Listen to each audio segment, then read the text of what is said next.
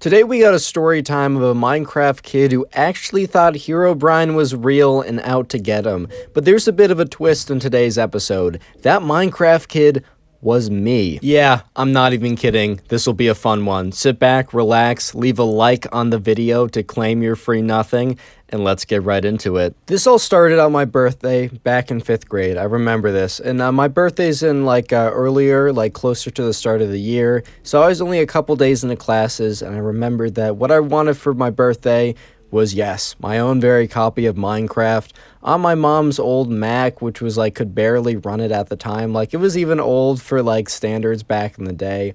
But anyways, I wanted a copy of Minecraft because I would always go over to my friend's house and they would be playing Minecraft, and I really liked the game, even though I never actually had a copy myself. And to be fair, back in the day, I kind of did enjoy watching people play the game. I kind of explained it now as I enjoyed, how you'll watch people play a game as you're kind of watching me play Minecraft right now and still have some decent amount of enjoyment from it, if not a different type of enjoyment. I had enjoyment from watching my friends play it, but I also wanted to play too. So I remember it was the morning of, I don't know what birthday it was, but it was my birthday morning. I walked downstairs and yeah, I booted up my computer and, there it was. I opened up my birthday card and it was a code for the Mojang store to download Minecraft. And I went in there and I downloaded it. And I remember I opened up a single player world and I couldn't even move. I'm not even kidding. I had no idea what the jump mechanics were. Actually, I could move. I knew how to walk straight. I had no idea what the jump mechanics or the place mechanics or any of the other mechanics were. So I distinctly remember falling into a hole, it being very dark, and then me having no idea what's going on, and then it was time for me to go to school. And yeah, of course, as time went on, I got better and better at Minecraft. I didn't continue to not know how to jump, even though I did just miss a jump 1 second ago, so you might be questioning me. But, as time went on, I got better at Minecraft, I learned more about it, and I got super into it. I remember 5th grade was really the time when me and my friends were super, super into Minecraft. That was the game of the moment. I still really do appreciate the game. I don't really play it as much in my spare time as my spare time is filled with things I like to do. I don't have a lot of free time anymore, which is good because I'm, doing things I like. But I will always have a deep sense of appreciation for this game. And it's also the game of choice I use for basically every single background video. I haven't used non-Minecraft gameplay in a long time. But anyways, right, as I was gaining more knowledge about Minecraft, I was also looking stuff up. I remember I spent hours and hours on the Minecraft wiki, man. I probably gave that page hours of watch minutes, if that's even a website SEO thing. I used to stand there all the time, and I remember my first time, spawning the Ender Dragon. Of course, it was in creative, man. I haven't even done it, I've not beaten Minecraft legit, yet I'm pretty decent at PvP and pretty decent at parkour, and have played hundreds of hours of Minecraft. I've never beaten it legit, and I'm going to do that one day. Anyways, as I was investigating into Minecraft more and more, let me just say I was a very gullible 5th grader. I was someone who took everything at face value. There was a lot of things that I learned very late in the game that weren't actually true. I don't want to make any references just in case I have younger viewers who still believe in certain things that I'm not going to even get into. I believed in those things for a very long time. Let me just say that the one thing I believed in was associated with a certain holiday, but anyways, right, I digress.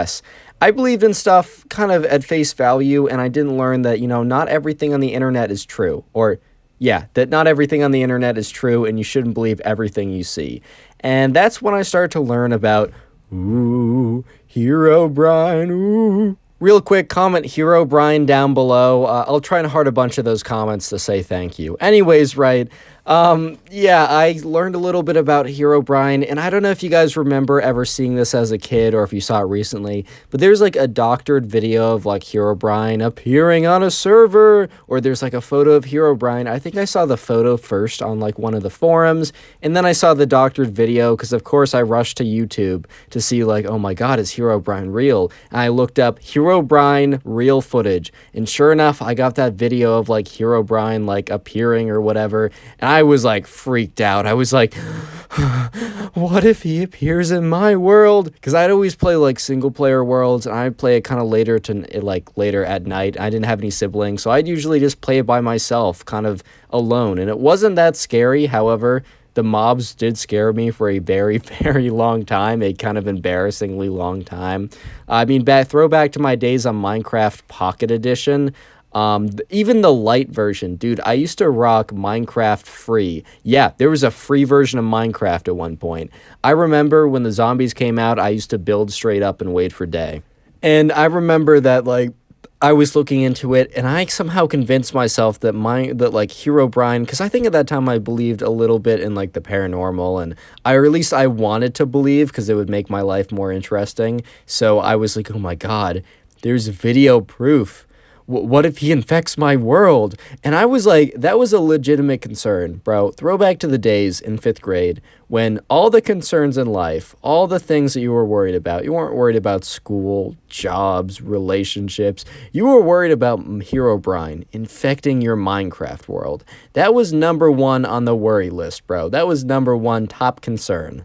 Yeah, that was my top concern at the time, and I remember I actually, like, began to freak out quite a bit about Herobrine, and instead of playing Minecraft, I just ended up doing more research about Herobrine, because I was so worried that Herobrine would come into my single-player world, and I don't know what he would do, but he would attack me or so. I don't even know, bro. He would do something, so instead of playing, like, Minecraft, I would go on the forums and go on websites and look at YouTube videos, and yeah, there's a handful of people saying it was fake at the time, but you gotta realize that back in the day, like, people really kind of believed it. Like, I'm sure most adults knew it was fake, and a lot of them just hyped it up for, like, content and fun, but more people believed it back then, because no one believes it now, but, like, people legitimately believed it back then, and it was, like, a legend at my school. I remember it. I learned about Herobrine, like, before I even learned about Minecraft. I'm not even kidding you.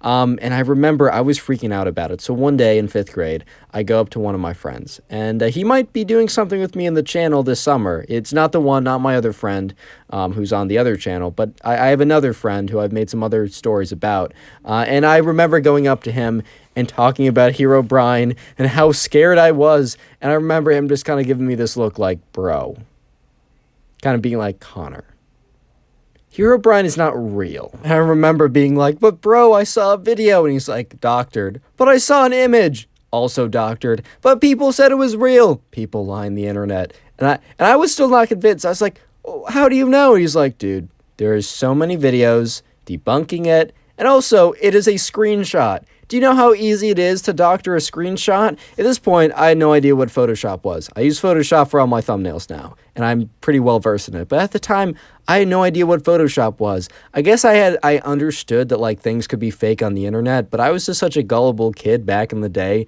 that I was like, what? It's on the internet? It must be true. Subscribe if you haven't already. Now go watch another video. There's some on screen, some to recommend it. Go watch one. I'll be very happy. Bye.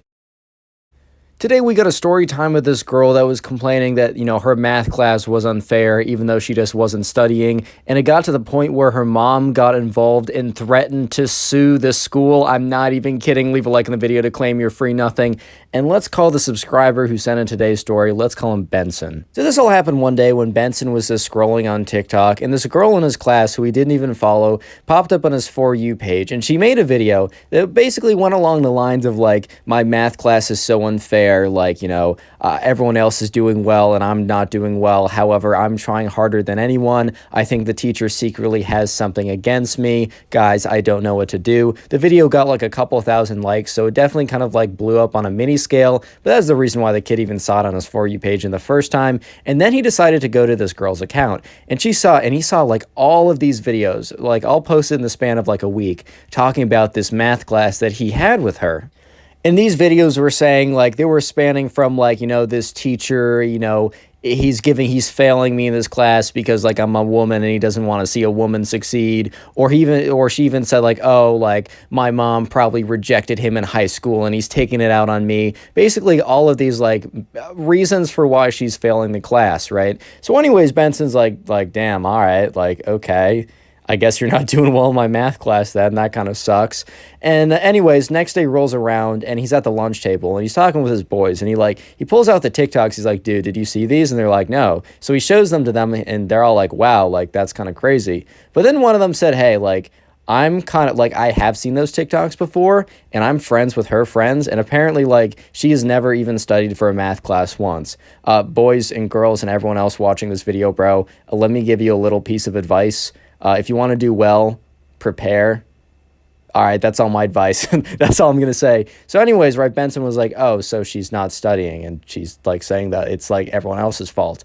Basically right. Anyways, eventually skip forward to math class of that day. Benson was kind of sitting there, not expecting anything crazy to happen that day, and he'd be wrong. Because that day in math class, Benson was kind of just sitting there trying to pay attention. I mean, the material was hard. I can't really blame this girl for not doing well in it. I've not done well in math classes back in the day. I understand what it's like. But anyways, right, Benson is sitting there trying to like pay attention when, you know, this girl like gets up and she's like, this math class is unfair and I've had enough of it. And the teacher looks at her and says, like, hey, like, it's not unfair. I'm going to need you to sit down and not interrupt the lesson. Kind of a fair response. And the girl's like, I know that you're specifically giving me a worse grade than anyone else because you don't like me specifically. And I don't know why, but I know it's true. And the teacher looks at her and says, I don't look at the names when I grade the papers. Like, I specifically cover up the names to make sure that I have no bias when grading these. And the girl kind of stops for a second because she's like, oh, snap, like maybe it's actually me. Nope, it's not actually her. She's like, no, that's not true, and sits back down and is like very quiet but obviously very angry. So anyways, Benson doesn't think much of it. Until something crazy happens the next day. He comes into class, and the girl, we're just going to call her TikTok girl because she made the videos on TikTok. At this point, TikTok girl is not in class, and Benson's like, oh, is she skipping? Dude, they're in 7th grade. Like, in college, people skip all the time. Hey, man, I've slept through a class or two. But in, like, middle school, you never skip a class. But anyways, Benson was like, oh, that's kind of weird. Like, she's never, like, no one ever skips classes. I don't know why she's skipping right now. But anyways, right, you know, it's about 5 minutes into class, and the teacher's like, hey, has anyone seen TikTok girl? Said her actual name, but you know what I mean. And everyone's like, no, I don't actually know where she is. So he's like, oh, I guess I'm going to have to mark her as absent. That's kind of weird. I've never had to do this before, but okay. So anyways, right, they're just sitting in class, the teacher's going about the day as usual, when the TikTok girl and the TikTok girl's mom storm into the classroom, and the TikTok girl's mom kind of leads the way and says, like, Mr. We'll say Davenport. Dude, I use that for the last name of every teacher, just deal with it. She's like, Mr. Davenport, I demand that you change my daughter's grade on the recent examination immediately, or I'm going to, like, you know, report it to the, I don't know, the principal or the administration that you're discriminating against her for some reason. And the teacher's like, whoa, hello, Mrs. TikTok girl, like, welcome to the class. Like, I didn't know that we had a meeting scheduled. Kind of like a little bit of a light joke. And she's like, I take this very seriously and you're joking around. Like, I know that, like, I don't know why, but for some reason, I know that, like, I know that my daughter did better and you're taking points away from her because you have a grudge against her for some reason. And, you know, Mr. Davenport explains very calmly that he said to her, you know, the TikTok girl earlier when she complained the day before that no, he covers up the names, you know, when grading the papers to make sure, first of all, he said he would never actually, like, why would he, like, give a preference to a student? And second of all, to make sure that he has no, like, subliminal bias or anything, he covers up the names. And, you know, the mom says, I don't believe you. I think you're making that up. If you don't change the grade on my daughter's paper right now, you're making a huge mistake. And Mr. Davenport looks at her and is like, kind of savagely, he's like, I guess I'm making a big mistake then. And the TikTok girl's mom is like, oh, have it your way. Grabs the TikTok girl's arm, is like, all right, we're leaving this school. And they just barge out of the classroom. At this point, like, Benson is sitting there in complete shock because it was like, it was strange enough already that the TikTok girl had an outburst in class, but the fact that she brought her mom in to demand a grade change in front of everyone, didn't send an email, didn't go to the administration, didn't schedule a meeting, just burst into class randomly and demanded a grade change is just completely crazy. However, it doesn't end here. Real quick, comment TikTok down below if you want to heart on your comment. It's the secret word of the day. I'm going to be trying to heart as many comments down below that say TikTok. But anyways, right, so at this point, Benson thought that was the last of it. He really thought his mom was going to go in, that the TikTok girl's mom was going to go in there and do kind of like a scare tactic, like try to like force a better grade out of it. But no, right, you know, one day Benson, or like a couple days later, Benson gets into his car and like his mom's like, so have you heard the news? And Benson, who's in like 5th grade, is like, what are you talking about? And she's like, did you hear TikTok girl, says their actual name, but did you hear TikTok girl's mom is like, gonna file a case against your math teacher in the school? And at this point, right, Benson's like, hey, bro, what? Like an actual case? Like, are you serious, dude? And, Benson's mom's like, yeah, like I saw it on Facebook. Apparently, it's very official. So anyways, right, it's the school is very weird for the next couple days. Like in the classroom, there's like legitimately a school lawyer present while like Mr. Davenport's trying to teach. And Mr. Davenport is not doing a good job teaching because he's under a lot of pressure right now. And sure enough, right, the TikTok girl obviously did not come to class during the whole thing. And it was kind of the talk of the school at the time. Like, Benson and his friends were at the table like, do you think, like, she's going to win the case? Do you think the school's going to go under? Do you think Mr. Davenport's going to be, like, fired or whatever? And, anyways, eventually, one day Benson gets into his car and his mom's like, so, did you hear the news? And Benson kind of looks at her like, dude, I'm in 5th grade. How would I hear any of this except if it's from you? And so Benson's mom goes on to say, so apparently, like, the case eventually got in front of a judge. And the judge completely rejected it, saying that it's on baseless grounds, and that in fact that they should be lucky that he doesn't fine them for a waste of the court's time and resources. And at this point, right, Benson's like, yo, that's crazy. So they lost the case. And Benson's mom's like, yeah, and it's not only that they lost the case.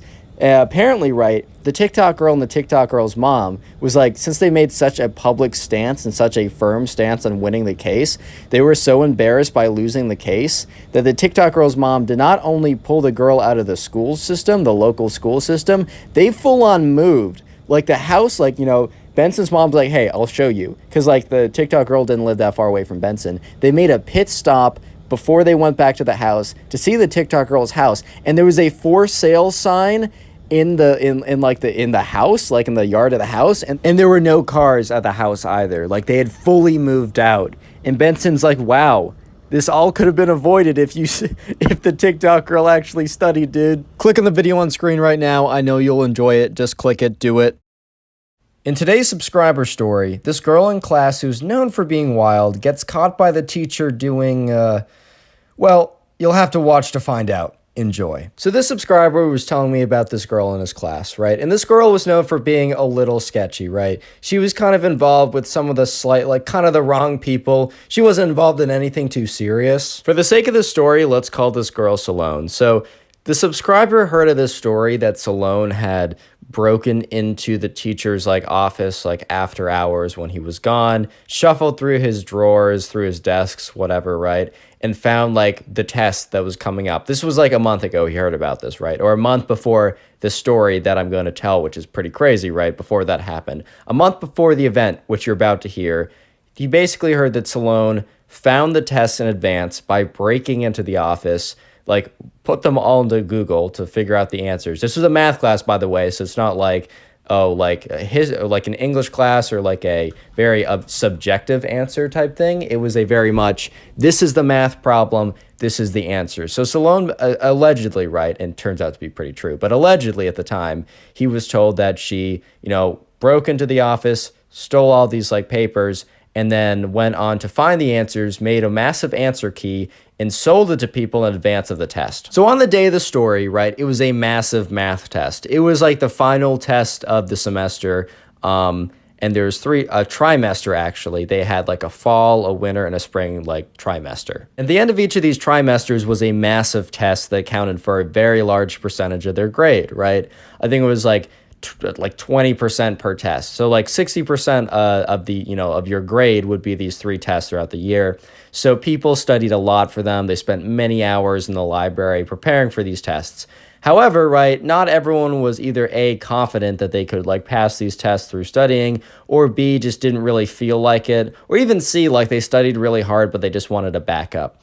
So basically, right, Cassidy, who had been rumored to be selling tests, was confirmed to be selling test answers. So this subscriber tells me that the day before the massive test, that he was hearing rumors that if you wanted an answer key that you would be able to get during the test to, contact Cassidy, give her $20 up front, and the day of the test, you'll receive the answer key, It'll be really like incognito, and like you'll be able to use it during the test, and you'll basically have all the answers then and there. And there's like no need to study or anything. You just gotta give her the $20 up front, and then she'll get it to you on the day of the test. The subscriber who sent in the story, which by the way, send in the stories to my Instagram. It's in the description. Anyways, the subscriber who sent in the story was pretty sketched out by this, which honestly, I cannot blame him, because like just like randomly someone is like, oh yeah, pay me $20 up front and I will get you the answers to this test on the day of the test. That's sketchy, bro. That's really sketchy. So while the subscriber didn't pre-order answers from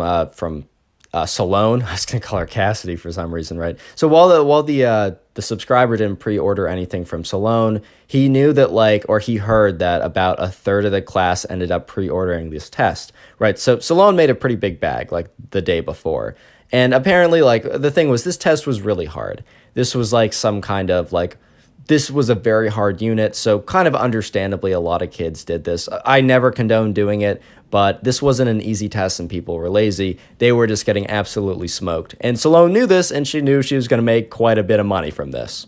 So it's the day of the test. They all walk in, and the teacher's like, all right, class, like sit down. We're going to wait 5 minutes for everyone to come before I hand out the test and we begin. So, right, everyone is there, and people kind of expected for, Salone to hand out the test answers like an hour before, or they meet in the morning, or they meet at like lunch, because this class happened to be after lunch. But no, Salone's like, don't worry, I'll get it to you before then. So everyone was, not everyone, but a third of the class, the ones who bought these like answers from Salone, were getting a little bit stressed out. And, the clock is running because they get 5 minutes before they start. And it's 2 minutes now. So 3 minutes have passed. It's 2 minutes before they start. And the teacher's like, all right, like still waiting for a couple people. Feel free to just like walk around, stretch. Like, don't be too worried, guys. This won't be too hard. Complete cap. It was like super hard apparently. But anyways, right.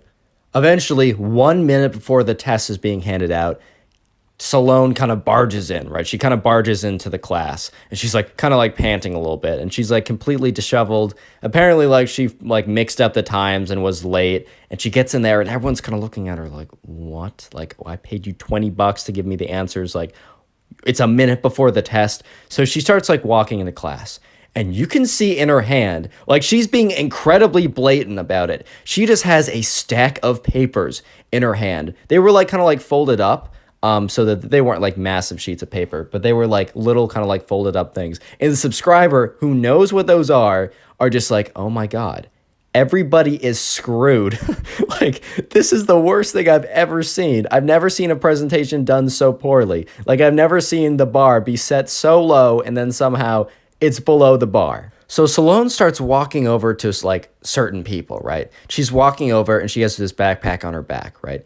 And she has about like 3 like folded up pieces of paper, and she looks at someone, just hands it to them. And they're just completely taken off guard because they just assume they're right. Like, they're like, no, this isn't actually how Salone's going to be passing out the answers to this massive test. Like on a piece of paper that the teacher sees a minute before the test is being handed out.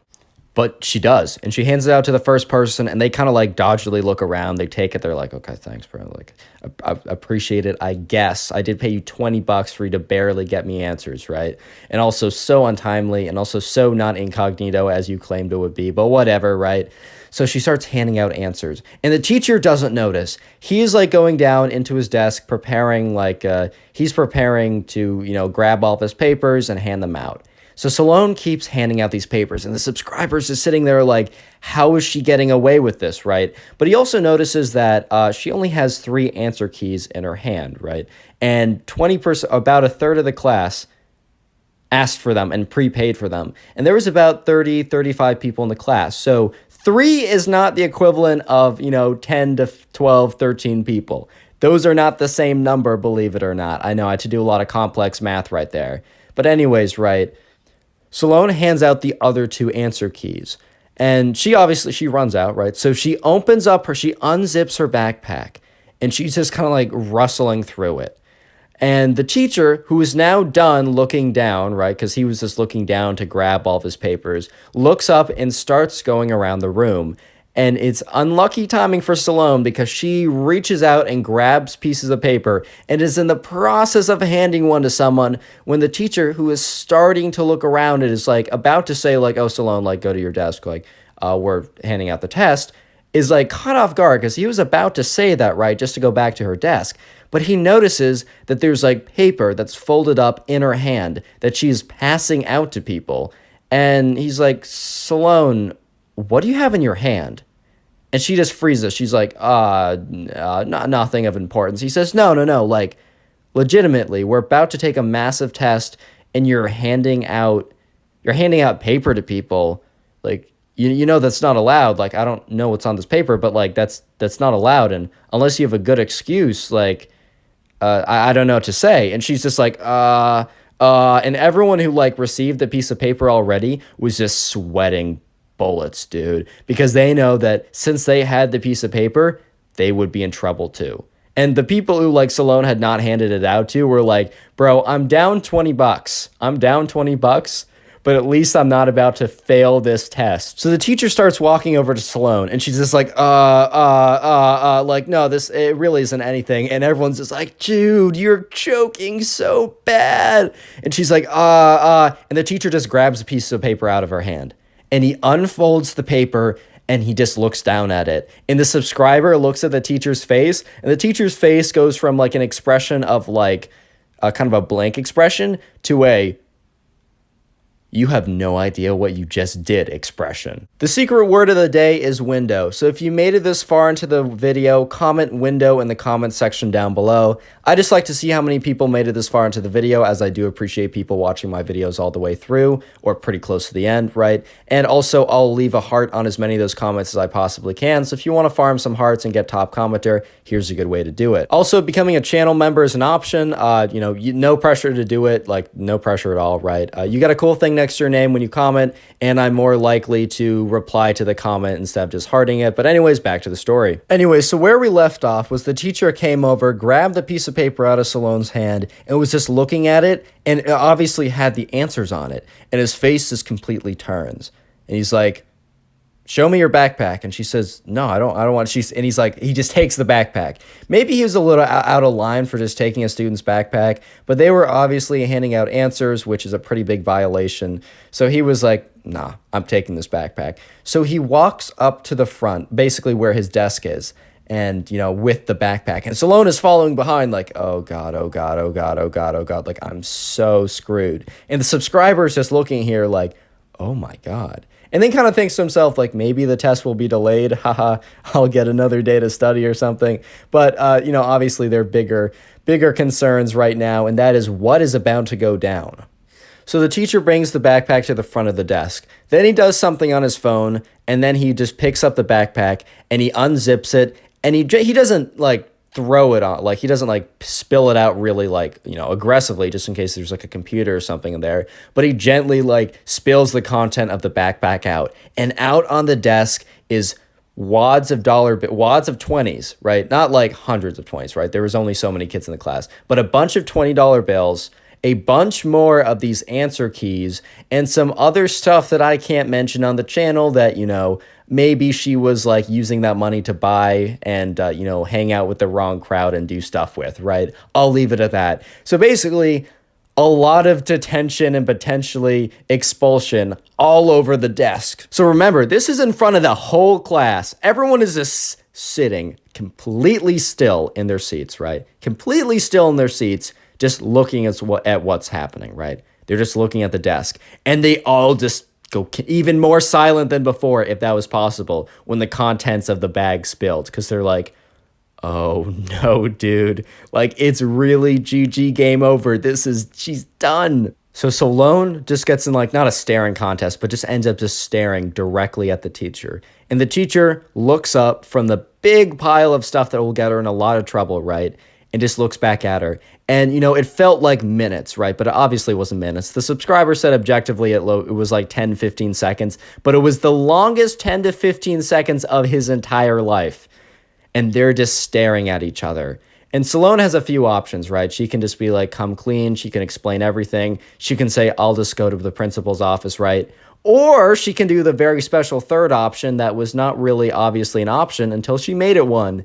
Salone looks at the teacher, turns around towards the door, and bolts out of the classroom. The whole class is even more stunned at this point than before because Salone literally just ran away. But as she bolts out of the classroom, she bumps directly into the principal, who's like a 6-foot, very big man. He's like kind of like built like a big bear, right? And the reason why the principal was at like the front of was right outside the door of the classroom was right before, the teacher opened up the backpack.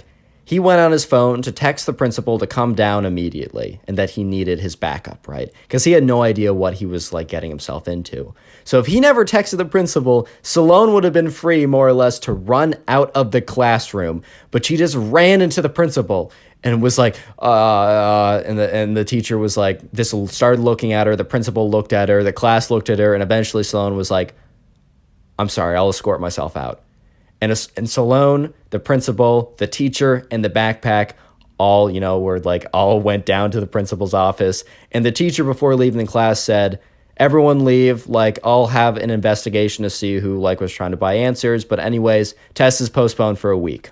If you want to support the channel, watch another video, and the easiest way to watch another story video is to watch the Storytime playlist, top link in the description. Peace. So subscribe! Yeah. In today's subscriber story, this girl gets caught by her teacher doing, I'm not going to spoil it, fellas. Enjoy the story. Here's this girl in my subscribers class, and her name's Olivia, right? And I'm trying to figure out a way to describe this without it sounding like a negative thing, because teacher's pet kind of sounds negative, and try hard sounds negative. But honestly, trying hard in school is a good thing as long as you have a good balance in your life. If anything, I do promote you guys, doing well in school. But it's kind of like, she was the one that everyone knew would always spend hours to prepare for any test, even if it was a little quiz. She would know everything inside and out. And this was true for every class: math, English, history.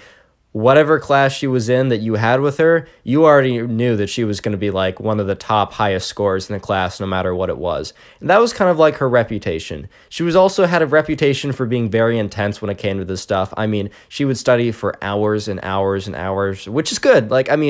Hours and hours and hours for everything, I don't know, but it's good to do well in the class. And I don't want any of this to sound like I'm not encouraging you guys to do well in school. If anything, that'd be hypocritical because I try pretty hard myself, But anyways, right, she also had parents that were kind of encouraged this behavior a lot, meaning that they were very kind of strict when it came to grades. They wanted her to go to a very, very top school. But because of that, they were very, very strict when it came to grades, and they had very low tolerance for anything below almost perfection, which is, in my opinion, pretty unhealthy and, will lead to a lot of bad situations, such as the following. So this subscriber was in a math class with Olivia, and this was probably one of the harder math classes one could have taken at this point. They were only in I think they were in maybe 9th grade or 10th grade, but right, this was one of the hardest classes you could take in that year. So, he was in that class, and, math was kind of his strong suit, so it made sense for him to be here. And, Olivia was trying to take all very hard classes and also do very well in all of them. But look, at a certain point, and especially in a lot of STEM classes, they get really hard. And they're really hard to just power through. Sometimes, you need to conceptually understand it or have a large background in math. And, it was a tough class. But Olivia was doing fairly well. And so is the subscriber. This was his forte, right? But there was a massive test coming up. And this whole event, this whole situation, as I'll call it, all happened during the time of this massive test.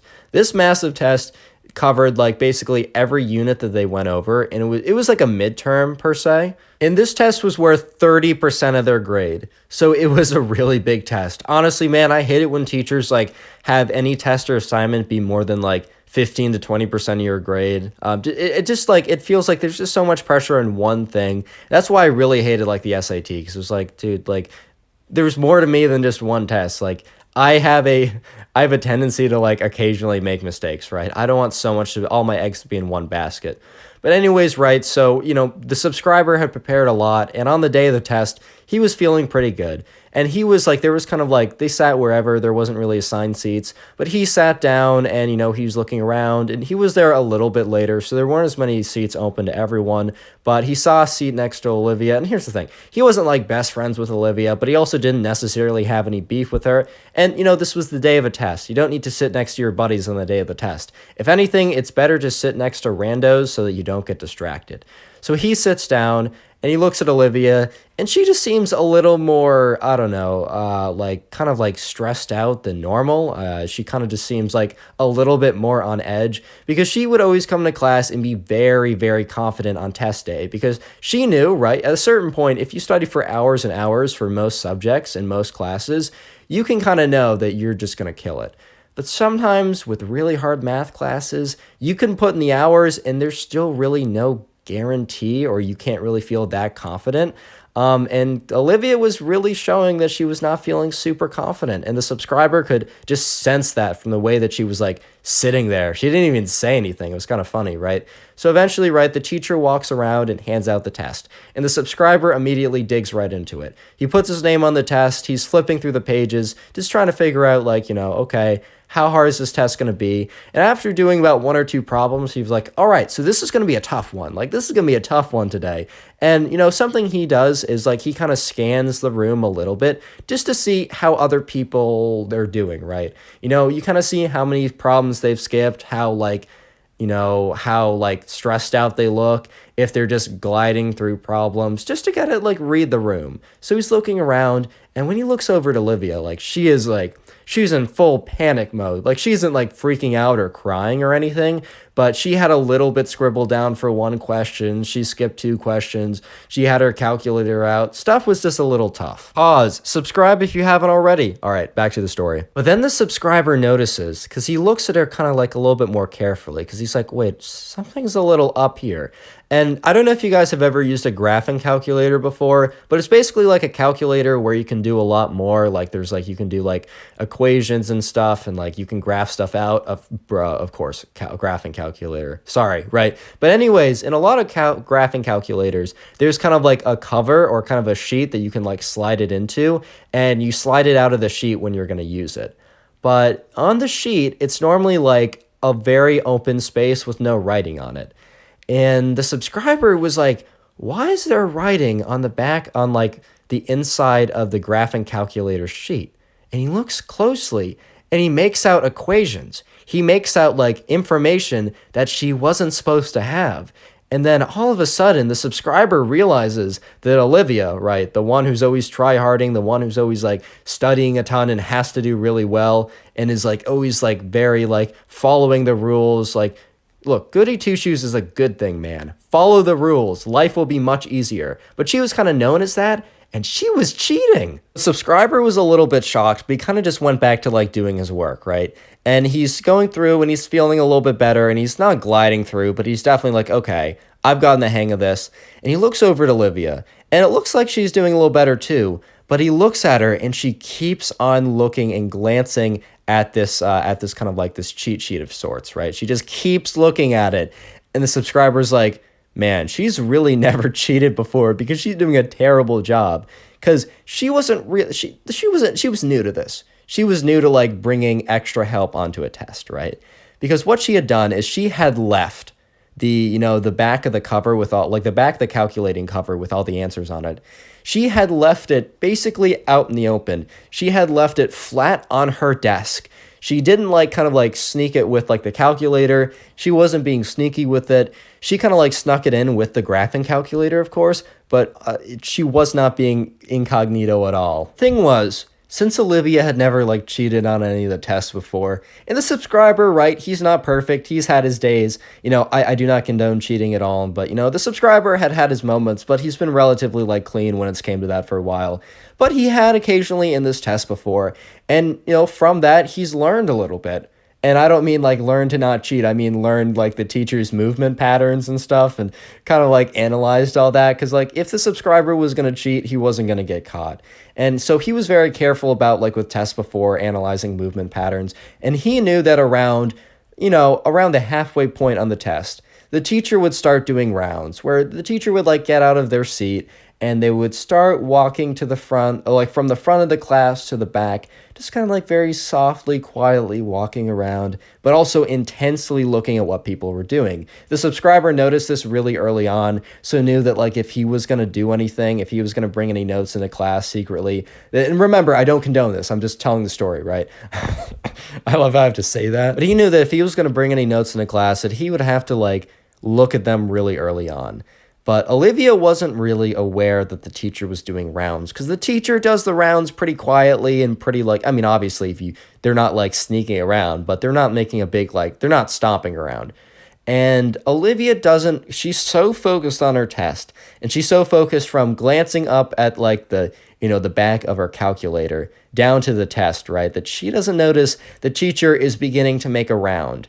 And the subscriber's like, oh shoot, she doesn't notice. Like, oh, she isn't aware of what's about to go down. Like, and the teacher starts making like going down the first row, and Olivia and the subscriber are in the second row, or kind of in the second row ish. The subscriber's like a seat over from her, so he's technically like in the third row, but he sees like the teacher goes down the first row. And the problem is the teacher does a weaving movement. So the teacher goes straight down the first row and then comes from behind in the second row to weave down straight on the first row to come behind in the fourth row. So Olivia, who did not notice the teacher going down the first row, will not be able to see the teacher come from behind.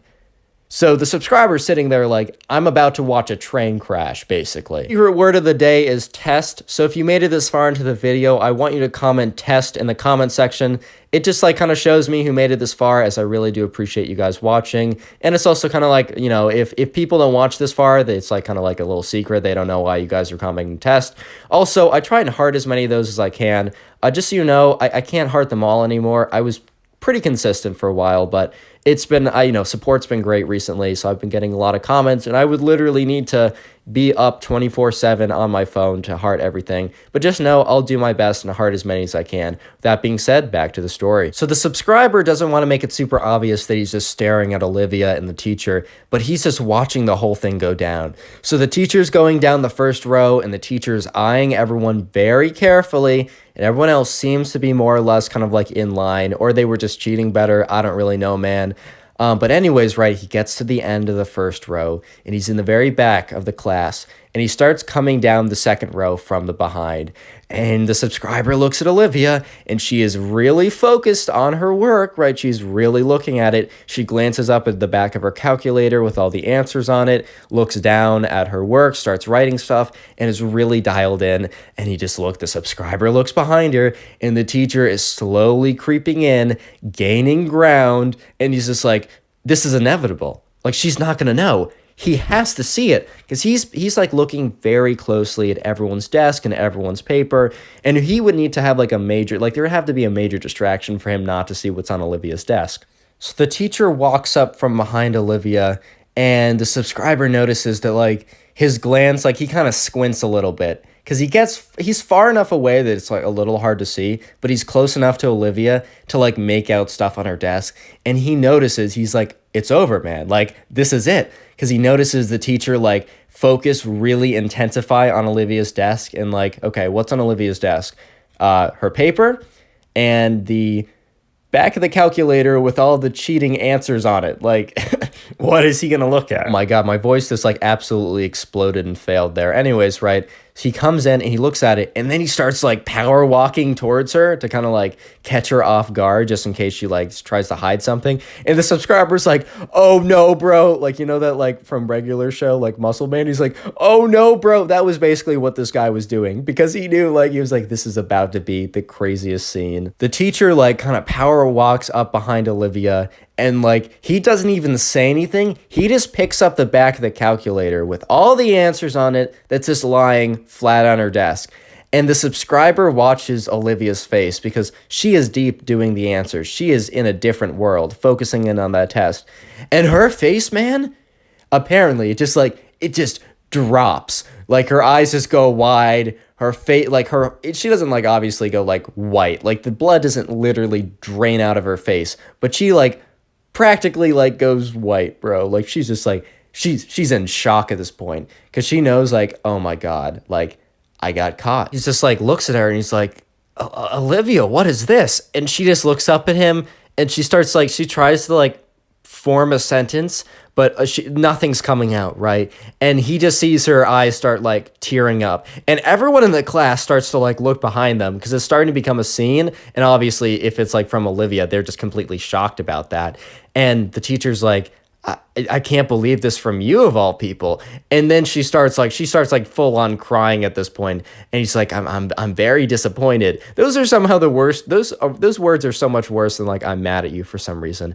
And he's like, oh wow, like come with me.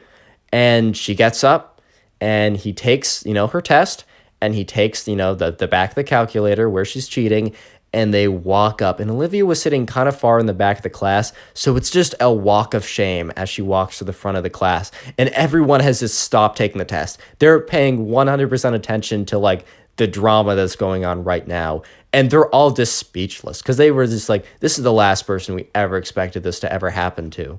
Subscribe if you haven't already, and watch another story video if you're bored. Peace. In today's story, the teacher makes the biggest mistake of their life by leaving their mic on. Enjoy. So the subscriber who sent this in, let's call him Jimmy, right? So Jimmy, good kid. He's in this English class, and this English class is happening over Zoom. I'm not 100% sure when this happened. Maybe he's still in a Zoom class. Maybe this was like over a year ago. But anyways, he's in this English class, and he's doing it over Zoom. And Jimmy's teacher, let's call him Mr. Savage, right? Let's call this guy Mr. Savage. Anyway, so Mr. Savage, English teacher man, right?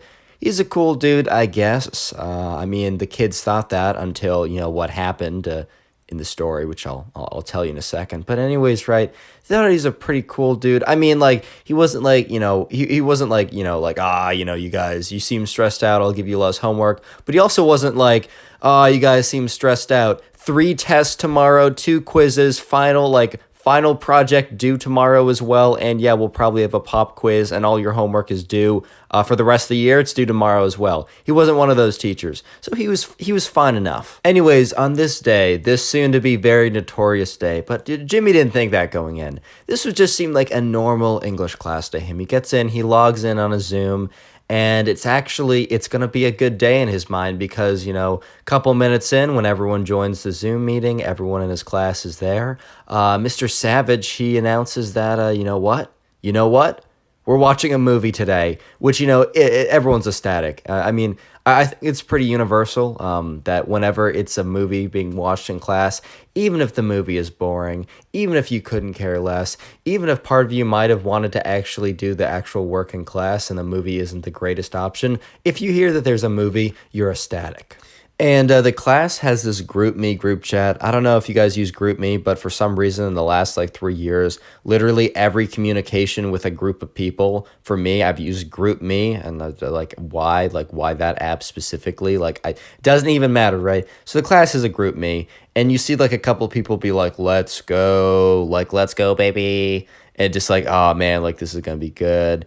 And they didn't even care what they were watching. Because the thing is, especially in Zoom classes, I don't know about you guys, but I think it's pretty common that, the attention levels were not at 100,000%, right? And especially if he's going to put on a movie that no one was really going to care about, right?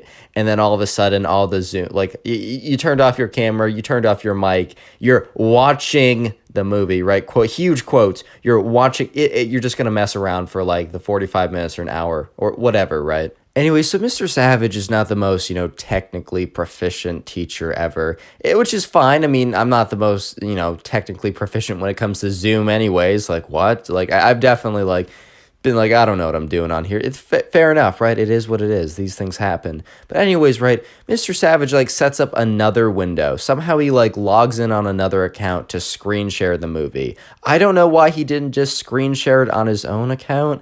Maybe he was planning on being busy doing something else. Wink. Not going to spoil it.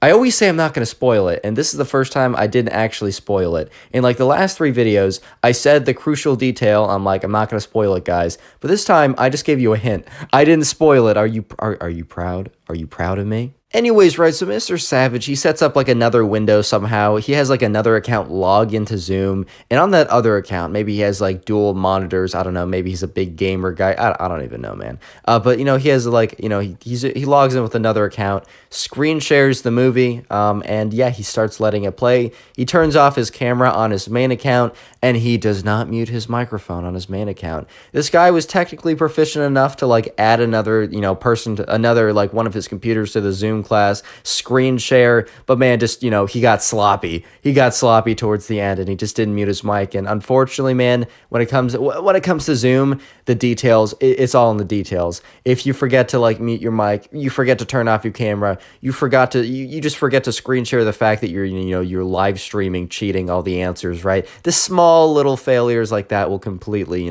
they'll get you. Right, so everyone's in class, everyone's just having a good time. The movie starts to play, no one is paying attention to the movie. As expected, right? This isn't some kind of like crazy revelation or something. And they're in the group me and everyone's like, dude, like this is great, this is sick. Like I really like wasn't feeling it anyways. The fact that we get to come in and kind of do nothing for an hour is pretty cool. And one person was like, oh, dude, like, I'm going to actually go leave for like 10, 15 minutes. I'm going to have my phone on me. So please text the group chat if he starts asking us questions. Or for some reason, I just got to be back, man. But, I'm going to take advantage of, the blessed opportunity I've been given by this movie being played and just go and like, I'm just going to go mess around for a little bit. Like, I'll see you guys around, guys. And everyone was all, in this group me was all just like, feeling very good, just having a very nice, cordial time. But then someone in the group me was like, LOL, like Mr. Savage, he didn't mute his mic. Ahaha, let's hope nothing weird happens. That kid jinxed it. I really hope they went and beat up that kid. I'm joking. I am joking. But yeah, that kid jinxed it. It's 100% his fault, actually. Like, if we're putting blame on anyone, don't put it on poor Mr. Savage. He doesn't know, he can't, like, decipher the difference between a rock and a computer. It's not his fault, man. It's this kid. It's this kid for setting him up. Anyways, things are pretty normal, right? And, Jimmy, the subscriber, I really hope I named him Jimmy earlier on because I have in my notes that I'm going to call the subscriber Jimmy. So if I didn't, his name is Jimmy now. Get over it. Get over yourself. Like, just deal with it is what I'm trying to say. Anyways, right, Jimmy, the subscriber, the guy who sent this in, you can send this. You can send in stories to my Instagram. It's in the description of the video. Anyways, right, things are pretty normal, but then, he does notice, right? He does notice a little rustling sound, like some movement is coming from Mr. Savage, right? Mr. Savage himself, like just a little rustling, a little movement is coming from, like, you can just hear, like, him moving around. Totally normal, like unlucky he left his mic on, like that's unlucky, right? But he just thought it'd end there, and he's like, Mr. Savage, like, starts like, if he gets on the phone or something, or I don't know, something embarrassing like that, like, or just a little embarrassing, right? Or maybe it's just the right call to like go in and tell him his mic isn't muted. But right now, like, no harm, no foul. Like, dude, it doesn't really matter, right? It is what it is. Like, I don't want to interrupt the movie because maybe if I interrupt it, maybe, I don't know, he'll start asking me questions and oh my God, I've not been paying attention. It's only been 7 minutes, but I have not been paying attention. But all of a sudden, right, instead of rustling sounds, because the microphone went mute for a while, right? And the sound of the volume of the movie was like took over again.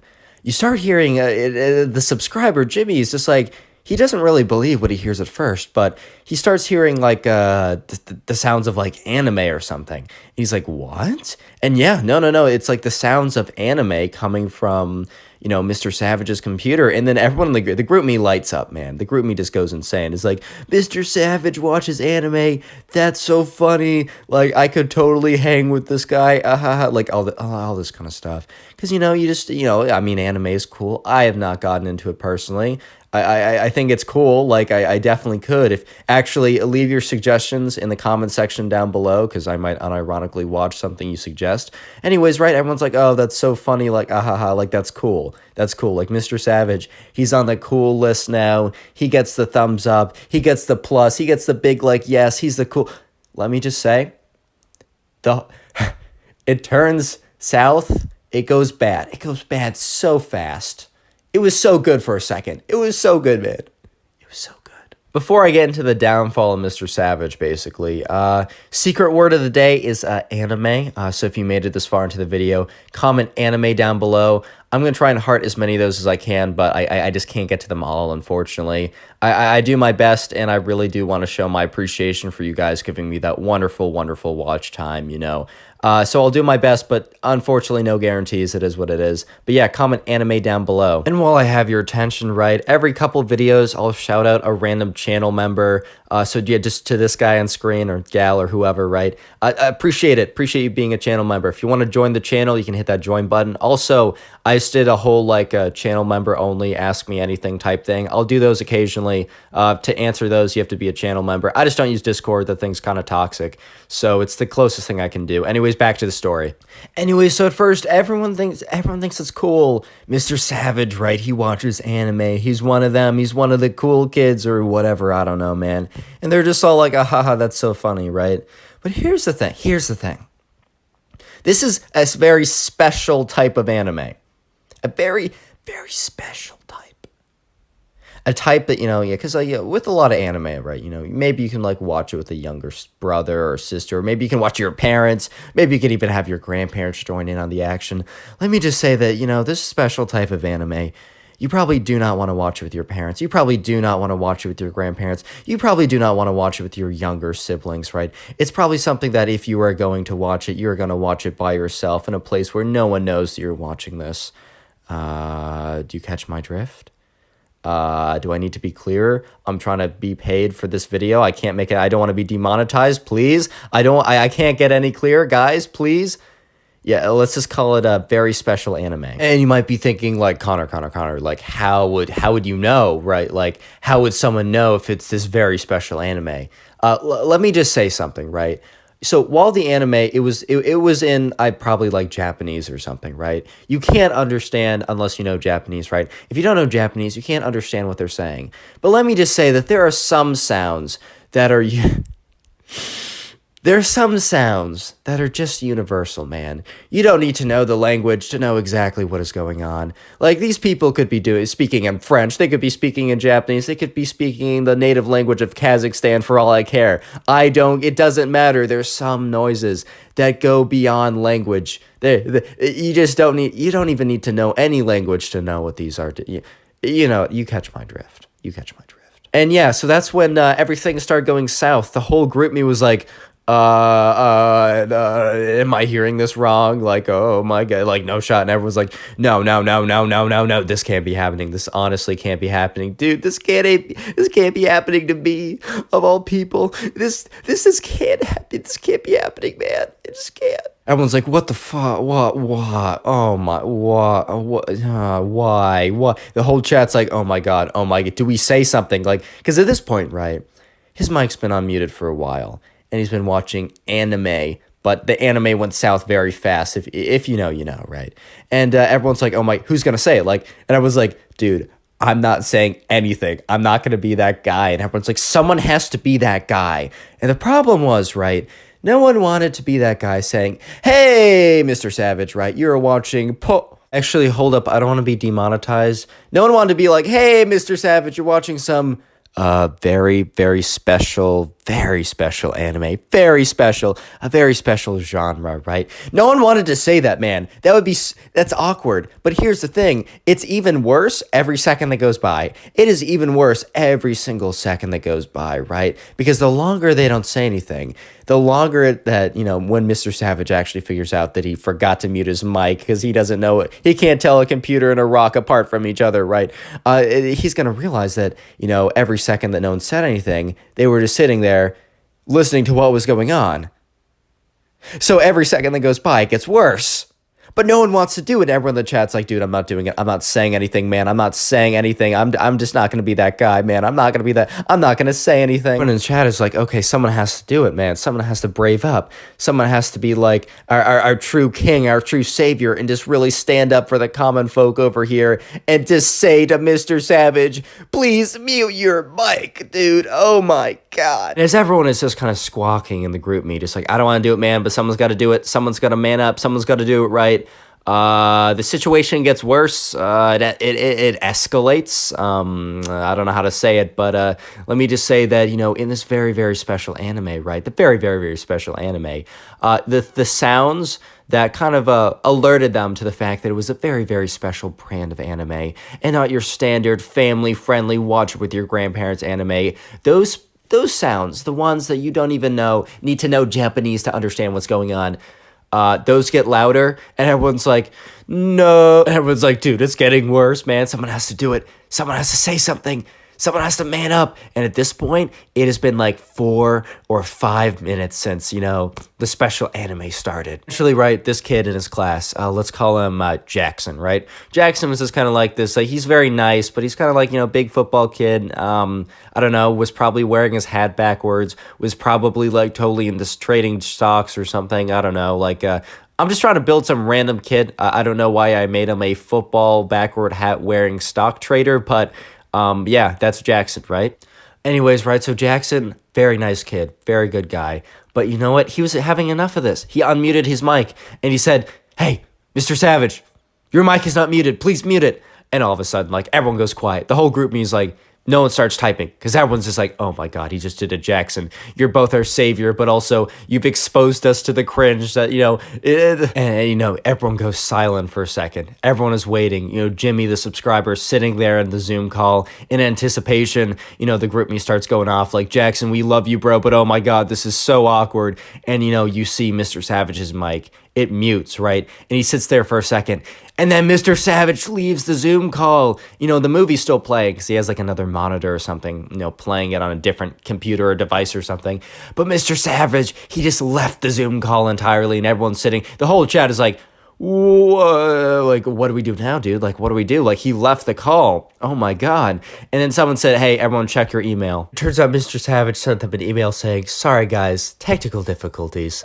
He left it at technical difficulties. All right, nice try, bro. Nice try. Subscribe if you haven't already. Now go watch another story video. Peace. How's it going, everyone? Welcome back to the channel. Today I have a subscriber story of a girl in his class where basically she was known for her Twitch streaming and her Twitch account, and she was caught doing something in class that she wasn't supposed to, but it ended up being pretty funny, and it was embarrassing for her, but it was funny for everyone else, and it turned out to be a pretty funny story, so I was like, hey, might as well tell it on the channel. If you enjoy story videos, make sure you subscribe to the channel with notifications on. Make sure you turn on notifications or you will not see the videos in the future. Also, leave a like in the video right now and you'll receive nothing in return. That's a pretty good deal. I talked to some guys and they said, wow, nothing? That's a really good deal, so leave a like. That being said, let's jump right into the video. This subscriber is in 8th grade when this story happens.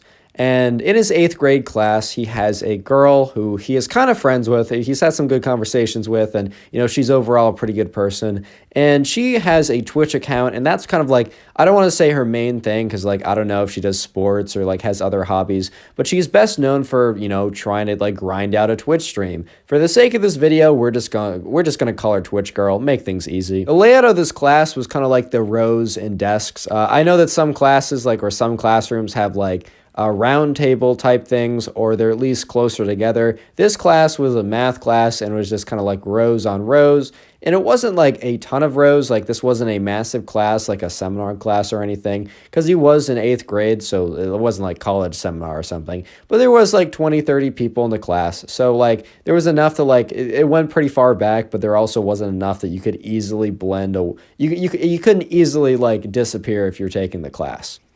So Twitch Girl, by the time this story happens, had been streaming on her account for about 2 months, and she would average like 10 to 15 viewers, which, if you don't know anything about Twitch, that's not too bad. Yes, it's not the numbers that top streamers get, but you need to realize that Twitch really has no organic growth platform. There's no real way to grow organically on Twitch anymore, or at least that's what experts have said. And so really 10 to 15 viewers consistently is decently impressive. I mean, that's a that's a decent handful of people sitting down and watching what you're doing. And she had been streaming a lot at this point. But the thing is, the class had just started up, and the reason why she'd been able to stream so much over the last 2 months was it was summer. So over summer break, she didn't really have anything planned. She didn't really have that many camps or anything. Her parents were kind of just like, you know what, we've been kind of setting up your summers before, but now we're going to kind of let you do what you want to do. We're going to to start giving you a little bit of freedom, right? So she decided to, try and, start a career online, as she saw a lot of, successful girls become really popular on Twitch. And she said, hey, that could be really cool as a job someday. So might as well start something now, which honestly, I think that's pretty smart. And I'm all for that. Obviously, I've been grinding on YouTube for the last 6 years doing different stuff. I respect that. I respect the grind. I remember when I got 30 views on a video in a day and I said, you know what? That's pretty good. And if I got 50, I celebrated.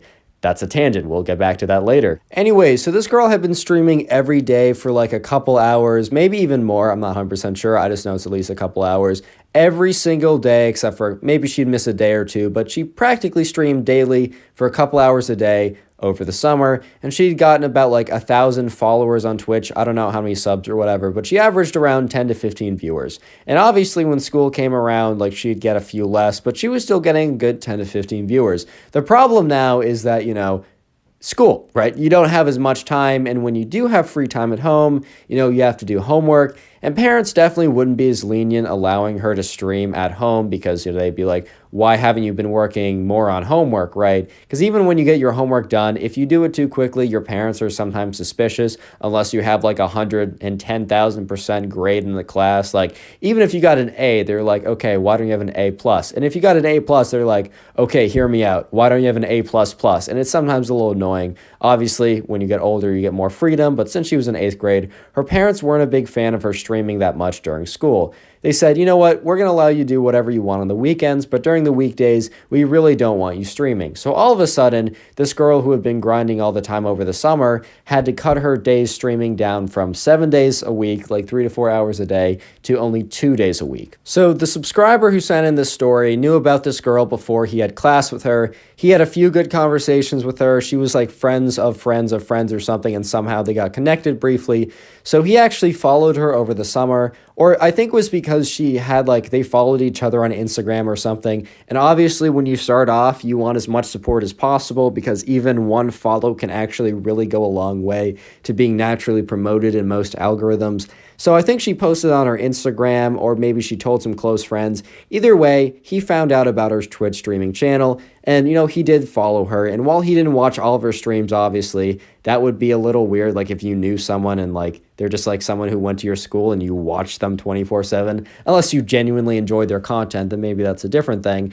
He would check in every once in a while, see what she was up to, say hi in chat to show some support, but, had notifications on, actually, just because he was, interested, if she was playing something or talking about something or reacting to something that he was interested in, maybe he'd tune in more often. So he turned on the notifications, but other than that, he didn't really, he didn't check in too much. He wasn't an avid fan, which is, totally fair. So he actually did think a little bit about it when, school was about to start, wow, she'd been streaming every day. I've been getting daily notifications. I'm pretty sure that's not going to continue, right? So anyways, he gets to his first day in this math class that he has with her. And he doesn't actually know who's in his class until he gets there. I think he could have checked the night before, but he just waited till he got into class. And he noticed that the Twitch girl was there. He says, oh, okay, this is pretty cool. I know that she's kind of cool from some of my friends, and I kind of followed her over the summer. So it's pretty cool that I now have a class with her. Right? So, they get in class together, and on your first day, so this class didn't have assigned seats. But if you don't know, in a lot of classes that don't have assigned seats, wherever you sit for the first week becomes your unassigned assigned seats. This is at least very true in college and pretty true in a lot of other places, right? And it was also true in the climate at this school, it was the meta. You the first seat you picked was kind of and if you stuck with it for a couple days, that was your unassigned assigned seat. So, right, he notices that the Twitch girl actually chooses all the way in the very back row. And, there's nothing wrong with sitting in the back row. I, enjoy a little bit of back row action as well. But then remember, I'm pretty active in my classes. I do give it some effort, and it is kind of notorious if you're in the back row is a little notorious because a lot of people who go in the back row do so to engage as least as possible without making it super obvious. If I had to give a pro tip, if you don't really want to do stuff in a class and you don't want to get caught, be in the middle row. Anyways, right, so this guy has now gotten his unassigned assigned seats, and let's skip ahead for 2 weeks, because nothing really happens for 2 weeks when it comes to him and the Twitch girl, but the subscriber notices that Twitch girl went live during the weekend, but she never went live any other time, because, obviously she's in class, and he just assumed that, she couldn't do it at night. One day, however, this was about 3 to 4 weeks into math class, right? It's a normal day. The professor's going on about something that has to do with math. He doesn't really know. He's taking a seat more or less in the middle, so he can space out a little bit. He can mess around a little bit.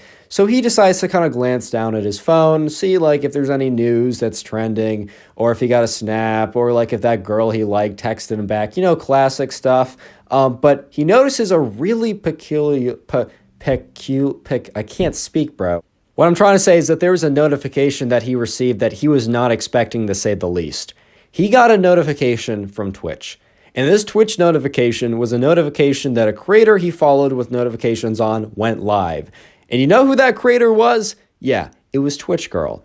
And he was like, okay, Twitch is obviously bugging out, right? There's probably just a glitch, or maybe she clicked a wrong button or something. And so he clicks into the notification to see, if what is actually going on. I'm going to interrupt the story for just 1 second. If you made it this far into the video, which I mean you did if you're watching this right now, I want you to comment Twitch down below. That's kind of like the secret phrase of the day to see who made it this far into the video. I just really appreciate it when people watch my videos, so I want to see who's not clicking off in the first minute. And yeah, I also try and heart as many of these as possible, so if you want to farm top commenter or whatever, just comment Twitch down below. And yeah, let's get back to the story. Right, so the subscriber clicks into the Twitch notification, assuming that it was a glitch or something, and he sees a live stream, and he's like, oh no, she must be going live by accident. And then he notices the live stream is just a screen capture of a desktop, and he's going to assume that this desktop is Twitch Girl's desktop, but he also notices that the Notepad app is open. There's about 5 or 6 other people watching right now, and he notices that there is stuff being typed in the Notepad. And in the Notepad, it says, hey, I'm in class right now, so I can't really talk or play games, but I'm gonna go live, I'm gonna continue the grind, and I'm just gonna do it through this Notepad app, so feel free to ask me anything, right? So this guy types in chat, and he's like, hey, haha, I'm in your class right now. And, after a 31-minute delay or whatever, he sees in the Notepad, she types hey, I'm seeing you right now, what's going on? And he types back aha, just math stuff, if you really need help, I'll catch you up later. She's like, haha, yeah, I'm so behind anyways. I thought might as well use this for good use. He doesn't respond to that because he would disagree, but it doesn't matter. He's not trying to start a fight. Anyways, right, so this actually continues for about a week or two. She keeps going live, she keeps doing the Notepad app, and, it's not really too interesting, and the viewership has dropped 50%. She's getting 6 to 7 viewers instead of 12, 13, 14, 15 like she did over the summer. Part of that is because people, are now in school, but she also probably believed that, and was probably true, that another part of this viewership drop was due to the fact that, she wasn't really, there was no face cam, there was no reaction, there was no voice, there was no gameplay. It wasn't as stimulating as the other broadcasts. She needed to add something more if she wanted to retain more of a viewership. So my subscriber just kind of assumed that she would keep this up for at least a little while. He also noticed that the viewership was a little bit down, so he kind of just assumed that she'd either give up or keep going like this just to grind for the sake of grinding. But one day, right, he's been clicking into the notifications every time he gets them, but one day he notices something interesting when he clicks into the stream. This is the first time that the Notepad is not open. He notices that once again the desktop is open, but instead he sees a game being booted up. I don't remember exactly what game it was. It could have easily been Minecraft or something like that, but he notices a game being played, and he's like, oh my gosh, she's getting more confident, she's getting a little cocky right now. And the game, I'm going to be honest, bro, the game was not being played well. But that wasn't because she wasn't skilled, because, when she was playing over the summer, she was pretty good. The thing was that she didn't bring in a mouse, because she just assumed that I don't know, she wasn't going to be playing games on this computer, but the computer did have a trackpad. So she was trackpad gaming. If you guys didn't know, when I got into Minecraft 2 summers ago, revived my interest, I was playing competitive Bed Wars and stuff, terribly of course. My KD was negative 0.1 or whatever, but I was playing on a trackpad, so I know the struggle. But anyway, she was playing on a trackpad, and while this was definitely more engaging and more interesting, and the trackpad just wasn't doing it. To be fair, like the trackpad was like preventing like it from making too much noise, but it also was taking away from the quality of the gameplay. So right now the subscriber's like, okay, she's getting, a little bit cockier, but this isn't the same thing as before. It's probably not as engaging. The viewership went up like on average by like 1. She got like 7 to 8, but the fact was the gameplay just wasn't that good without a mouse. So the next day rolls around, and once again, he gets the notification that she went live. And honestly, at this point, he's probably like lost like a grade and he's probably down a grade in this class just because of how much he gets distracted by these live streams. But anyways, right, he just keeps going at this point. He gets a notification that she's live, and he hadn't checked back, like he hadn't like turned around or really looked at her when he walked into class. He kind of just got to his stuff, fumbled in, and like kind of like sat right down. When the live stream went on, he noticed something new. And this was the thing that was like really like blew his mind, right? She had face cam on, and she had a mouse, and she had a microphone. For a second, the subscriber was convinced that she like pretended to be sick and stayed home, but then he like turned his body around and saw her looking at her computer with a mouse pad and a mouse in her hand with headphones in, and the headphones had like the gamer headphones with like the voice link command thing. And he was just like, there's absolutely no shot she's doing this. She cannot think she's going to get away with this, right? So he starts watching the stream, and he starts hearing a clicking sound coming from behind him, and he's like, oh no. And he looks up at the teacher, and the teacher seems to be far enough away that like he isn't noticing the clicking sound, because while the clicks are pretty annoying to him, he guesses that like the sound isn't as apparent, or he's just distracted enough not to be like distracted by the sound. But anyways, right, she's playing the game, and someone asks something in chat. So she decides that like, oh, I guess I'm far enough behind, like back in class, that no one will hear me. She starts speaking into the microphone, and like the dude like who was watching the stream had like the volume up. The sound started coming out of his phone, so he had to turn it down really quickly. And at this point, she was like not aware of how loud she was being because she had headphones in. And at this point, he looks up at the teacher's looking right back at her. She spoke too loud. So when the teacher looks back, he kind of notices that like she has a whole gaming rig out and is like clicking away and talking into something. So he starts walking back to her, and the dude is like looking back like, dude, what? But she was too in it. Like she was like locked into her stream. She was locked into the game. And then he notices that she starts responding to another comment in her normal voice. The fact that she had her headphones in and everything, she forgot about the setting she was in. And he just looks at her. She's like looking at the screen, clicking away. And then like the teacher stands above her. And it's like a second later, she looks up and just freezes. Anyways, punishment actually turned out to be not that bad. He basically like sent her down to the principal's office. She had to explain like what she did and why she did it. And basically all that happened were her parents were notified, and the parents took away her gaming setup for about a month. That might seem a little harsh, but it's kind of justifiable. I mean, she was in class like not even paying attention, like also distracting other people. Like, you hate to see it, and I'm all for the grind, but you got to be grinding at the right times in the right ways. Anyways, guys, if you enjoyed today's video and want to support the channel, consider watching another video. Just clicking on another video of mine really does help out the channel. You can do this by any of the videos on screen or in the recommended, but also consider watching the Storytime playlist, which has all the story times in one, and that will be first link in the description. See you in the next one. Peace. Today I got a story for you guys about this couple that really pushed the boundaries in class, and when I mean really push the boundaries, I mean, well, dude, you can read the title, man. But anyways, yeah, sit back, relax, and enjoy. So the subscriber who sent in today's story, we're just going to call him Liam. And by the way, you can send in stories and be featured on the channel to my Instagram. It's in the description, or it's just at ConnorPugs. But anyways, right, so the subscriber who sent in today's story, we're going to call this guy Liam. And I got this name selection, I chose this name because you guys left a comment. Someone left a comment saying use the name. So if you want me to use a name, go comment it down below. But anyways, right, Liam. So Liam goes to the school. I mean, he's a kid. You have to go to school. I mean, don't skip class. Go to school. Do well, guys. Yada yada. You already know. But anyways, right, there was this couple in Liam's class. There was this couple. And I don't know if I want to give them a name because that sounds like a lot of name. I'm just going to call it the girlfriend and the boyfriend. So if you hear me say the boyfriend or the girlfriend, I'm referring to the girlfriend and the boyfriend of the couple in Liam's class. But anyways, right, so Liam kind of sat towards the back of the class, and he told me that, like, Okay, yeah, he did try, but, sometimes he did goof off in class a little bit. He wasn't like a top student. He wasn't like, a super, he wasn't the top student, but he also like wasn't failing the class. He wasn't about to fail out of school. Like he did care still a little bit, but, he couldn't really be bothered to be like 100% focused all the time. So he sat in the back of the class just so, you could just kind of like mess around a little bit and kind of get away with it a little bit more, even though, he still did try a little bit. But in the back of the class, there's a whole host of people, right? Personally, I like the back of the class, even though I'm kind of a hardo in school sometimes. Like, I mean, I'm just being honest, man. Like, I do, if I enjoy the subject or even if I don't, I'll try and grind it out. I kind of see it like a video game sometimes. It's kind of fun like that.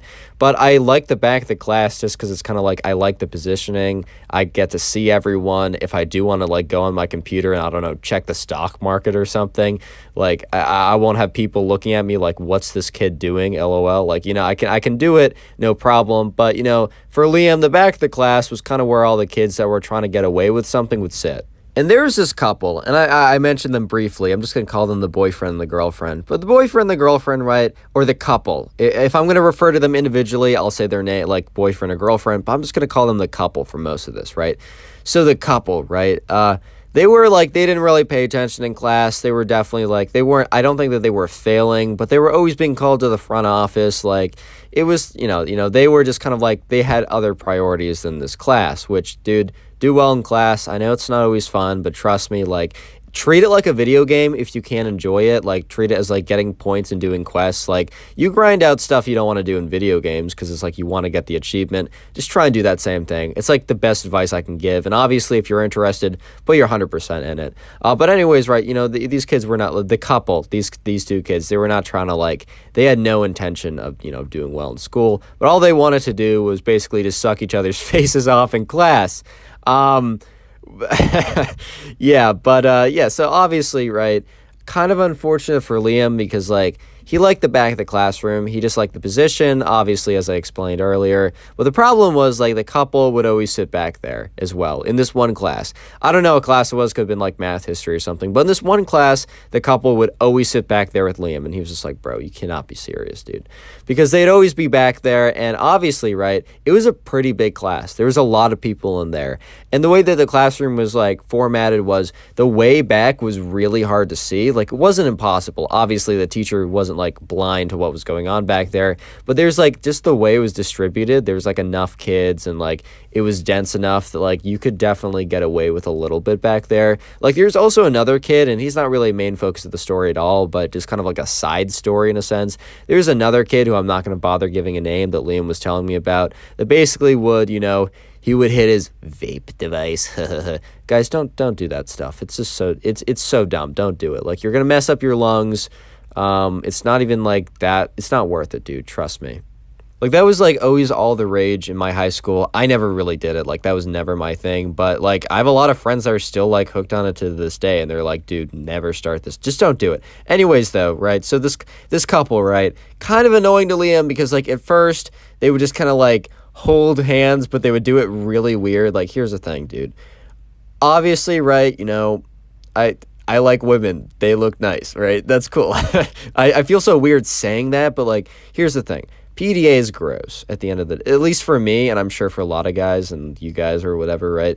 People are just like, enjoying each other. That sounds so weird. I'm sorry. People enjoying each other, right, in public. It's just uncomfortable, man. So, like, at first, this couple, right, the boyfriend and the girlfriend, they'd be holding each other's hands, but they'd be, like, rubbing each other's hands, which is just, like, an extra layer of just, like, what the fuck? Like, what? But it was just like a little extra layer of like uncomfortable for Liam. He's just like, bro, that's weird. Put that away. But eventually, right? When you can kind of like, there's definitely like people that will always ride the line. Like if you can get away with something, you're just going to be like, oh, can I just like do something a little bit worse, or can I be a little bit edgier, or can I ride the line just a little bit more? And this couple was definitely that couple, right? They were like, oh, we can get away with basically like fingering each other's hands. That was a very weird way of putting it, but basically rubbing each other's hands, massaging each other's hands, right? Gross, kind of weird and uncomfortable. But can we get away with like, I don't know, like giving each other like a back massage or something in class? And right, Liam, unfortunately, he likes the back of the room. He likes, occasionally going on, playing some games online, maybe like looking stuff up. So he really does not want to move to the front of the room. But, he is noticing that this couple is getting progressively worse and worse. So this couple really does just trying the next big thing. So, Liam gets there and he just notices another day. So this is like another day in class. Liam's just kind of chilling, and he notices like the boyfriend like giving the girlfriend like a back massage. And he's like, okay, how is this kid getting away with it, right? And he notices, and they're just kind of out of view of the teacher. They're just kind of like tucked away, and they're not obviously like grunting or doing like weird noises or anything, right? So they're chilling, like they like no one knows, and like Liam is just like, that's weird, dude. Like that's gross. Can you just not do that like here? But he doesn't say anything because the boyfriend is actually kind of scary. Like the boyfriend like definitely is like messing with the wrong crowd, and Liam just doesn't want to he just doesn't want to deal with it. He doesn't want to have to like have a fight with someone or anything. So he's just like, these guys suck and I hate them, but I'm not going to say anything about it because I don't want to get beat up, So as like gross and annoying as that was, it was like, Liam's like, dude, okay, whatever. Like, I'm just not going to pay attention to this. But a couple days later, right, Liam's sitting in class and he hears this sucking sound. He's like, you gotta be kidding me, dude. And he looks over, and sure enough, right, this couple is just like sucking each other's faces off just in front of everyone. And the other kids looking around are just like, there's like a couple other kids just like, dude, what the fuck? Like, what? Like, you're in class, man. But once again, they were far enough back, and they were here's the thing, they weren't like out of sight of the teacher. They were just getting lucky. A lot of things in life, man, are totally up to luck. And a lot of times, like, it's like, there's a saying. It's like, use what you have, or like take advantage of what you have, but respect that you have it. I think I butchered it a little bit, but like, I think luck plays a huge role in like a lot of things in life. And in this situation, these kids definitely weren't like in the front of the class where they'd be caught right away. But they were kind of getting lucky because they were just in the back, the teacher was distracted doing like, I don't know, the math or whatever on the board, not looking back there specifically. But once again, they were getting lucky. But the thing is, right, the problem is this couple, they conflated the fact that they were getting lucky with the fact that they were like completely in the clear. Like those were not the same thing, right? The fact that the teacher happened to not like find them doesn't mean that they were like completely incognito and the teacher would never find them. Anyways, right, the next day rolls around, or just another day, just either way, another day rolls around. And this is where this is where it really hits the fan, dude. This is where it gets really bad. And this is where the couple got, so cocky and so reckless from the fact that they've been getting away with so much that they decided to say, screw it. We can do literally whatever we want. And they took screw it a little bit too literally, if you know what I mean. But anyways, right, so just during this day, Liam is just chilling in class. He's looking at his computer, whatever. The teacher's teaching some math. Liam's not totally paying attention. I don't know how to say this without getting absolutely thunderbolted by YouTube. Well, let me just say that, they did a lot in that classroom. And the thing was, though, while they were, I don't know all the details, and I'm also not going to try and figure out all the details, but let me just say that, I'm going to leave it to your imagination, but they did something in class that they honestly should not have done.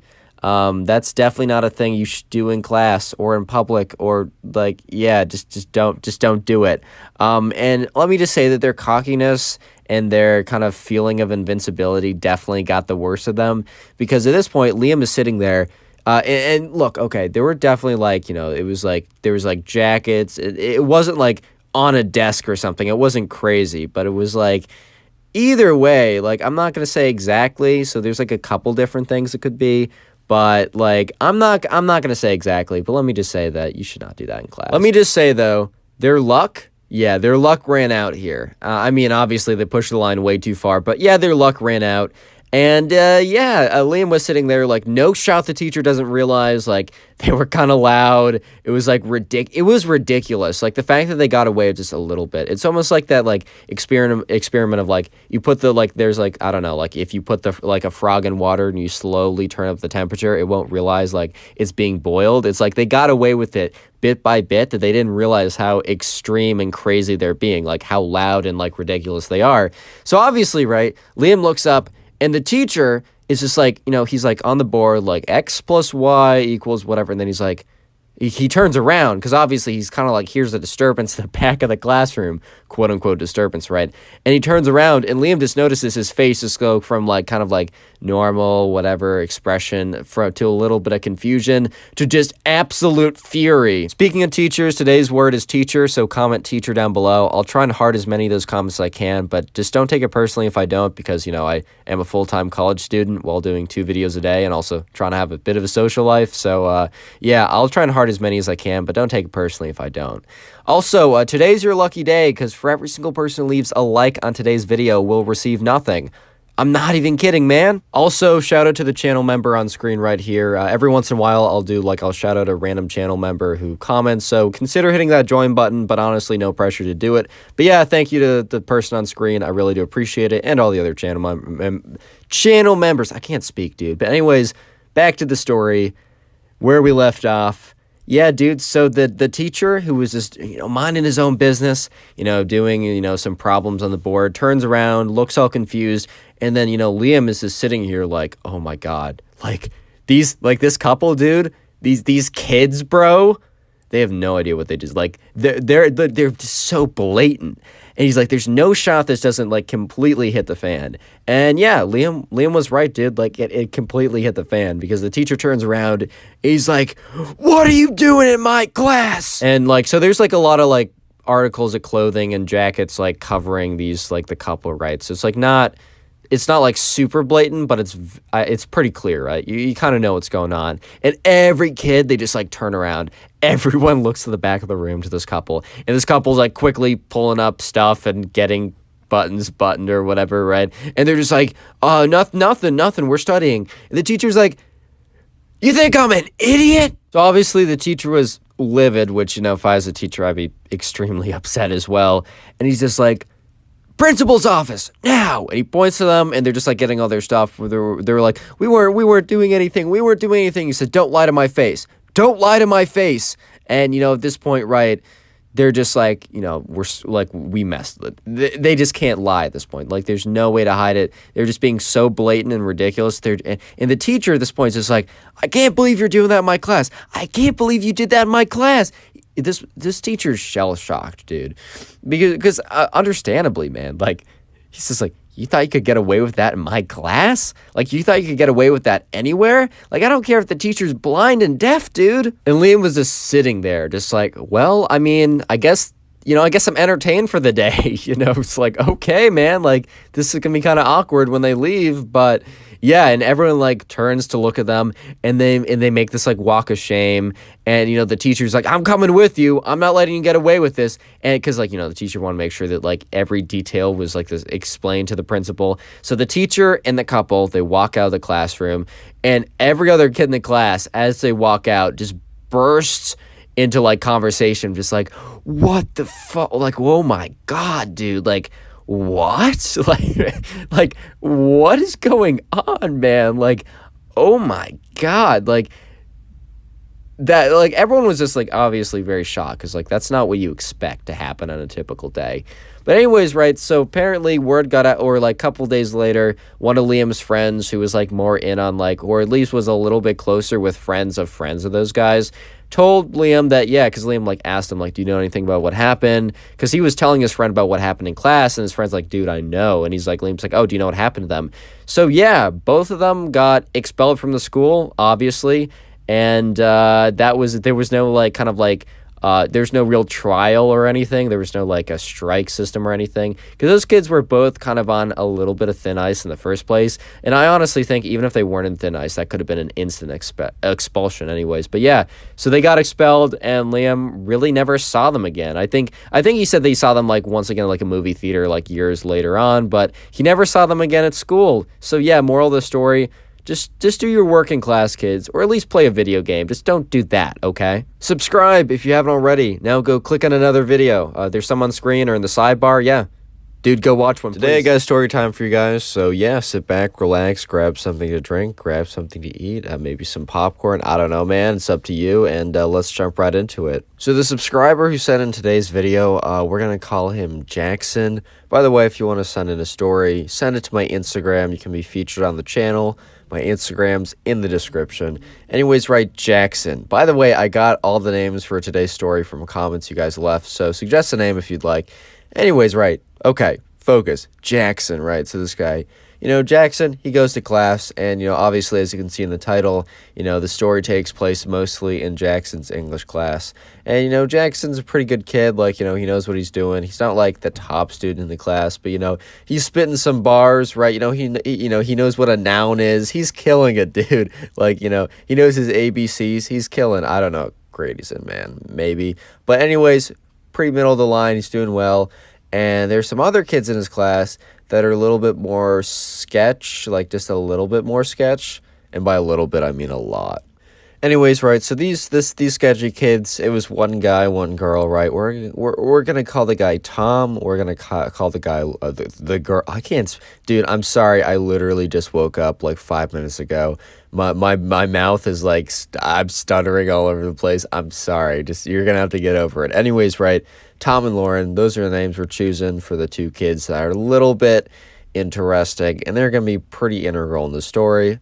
Anyways, right, so one day, Jackson's just sitting in English class, and, he's like kind of paying attention, kind of not paying attention, but, it's English class.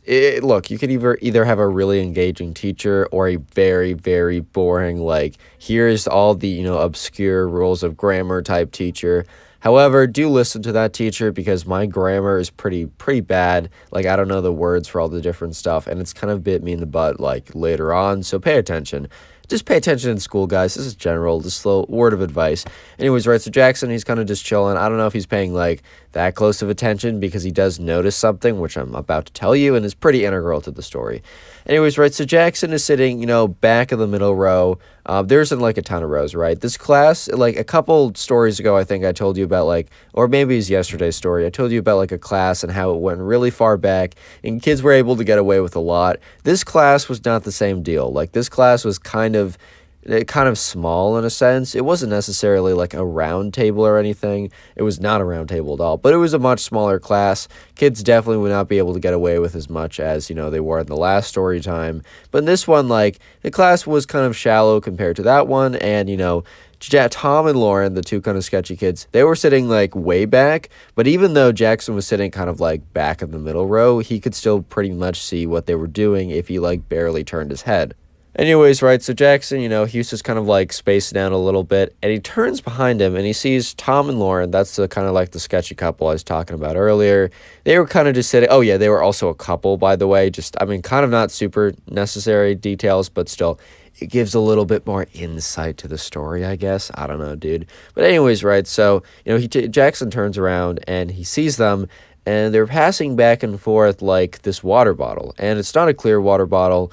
It's like one of those metal ones, and they're taking like really like small sips. And Jackson's like, why are they sipping on this water, dude? Like, why are they sipping on water? And it starts to like click in his head that, the fact that like, Lauren was like grimacing every time she took a sip of water, that, he started to like put two and two together and realized that they were not passing back and forth a bottle of water in this classroom. They were passing back and forth a bottle of Apple juice. Nah, yeah, you guys can figure it out. It's easier if I don't say more than I need to for like YouTube not thunderbolting my videos and such, but you know what I mean. So Jackson's kind of looking back at these guys, just like, dude, what are you doing? Like, kind of just looking back, like, bro, like, like, what's going on? He obviously isn't like, doesn't say like, hey guys, what are you drinking? It doesn't look like water. He's not an idiot, bro. He's not trying to get absolutely obliterated after class, right?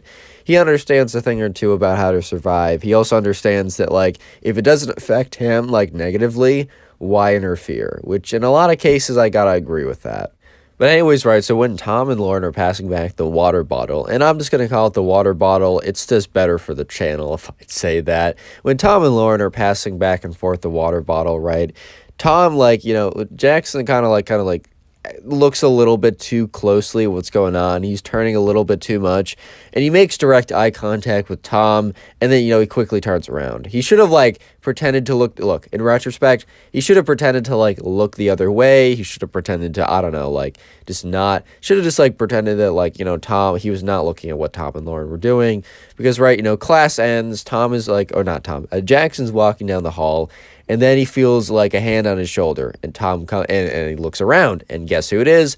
It's Tom. And also Lauren is like kind of behind him, but Tom's kind of taking charge of the conversation or whatever.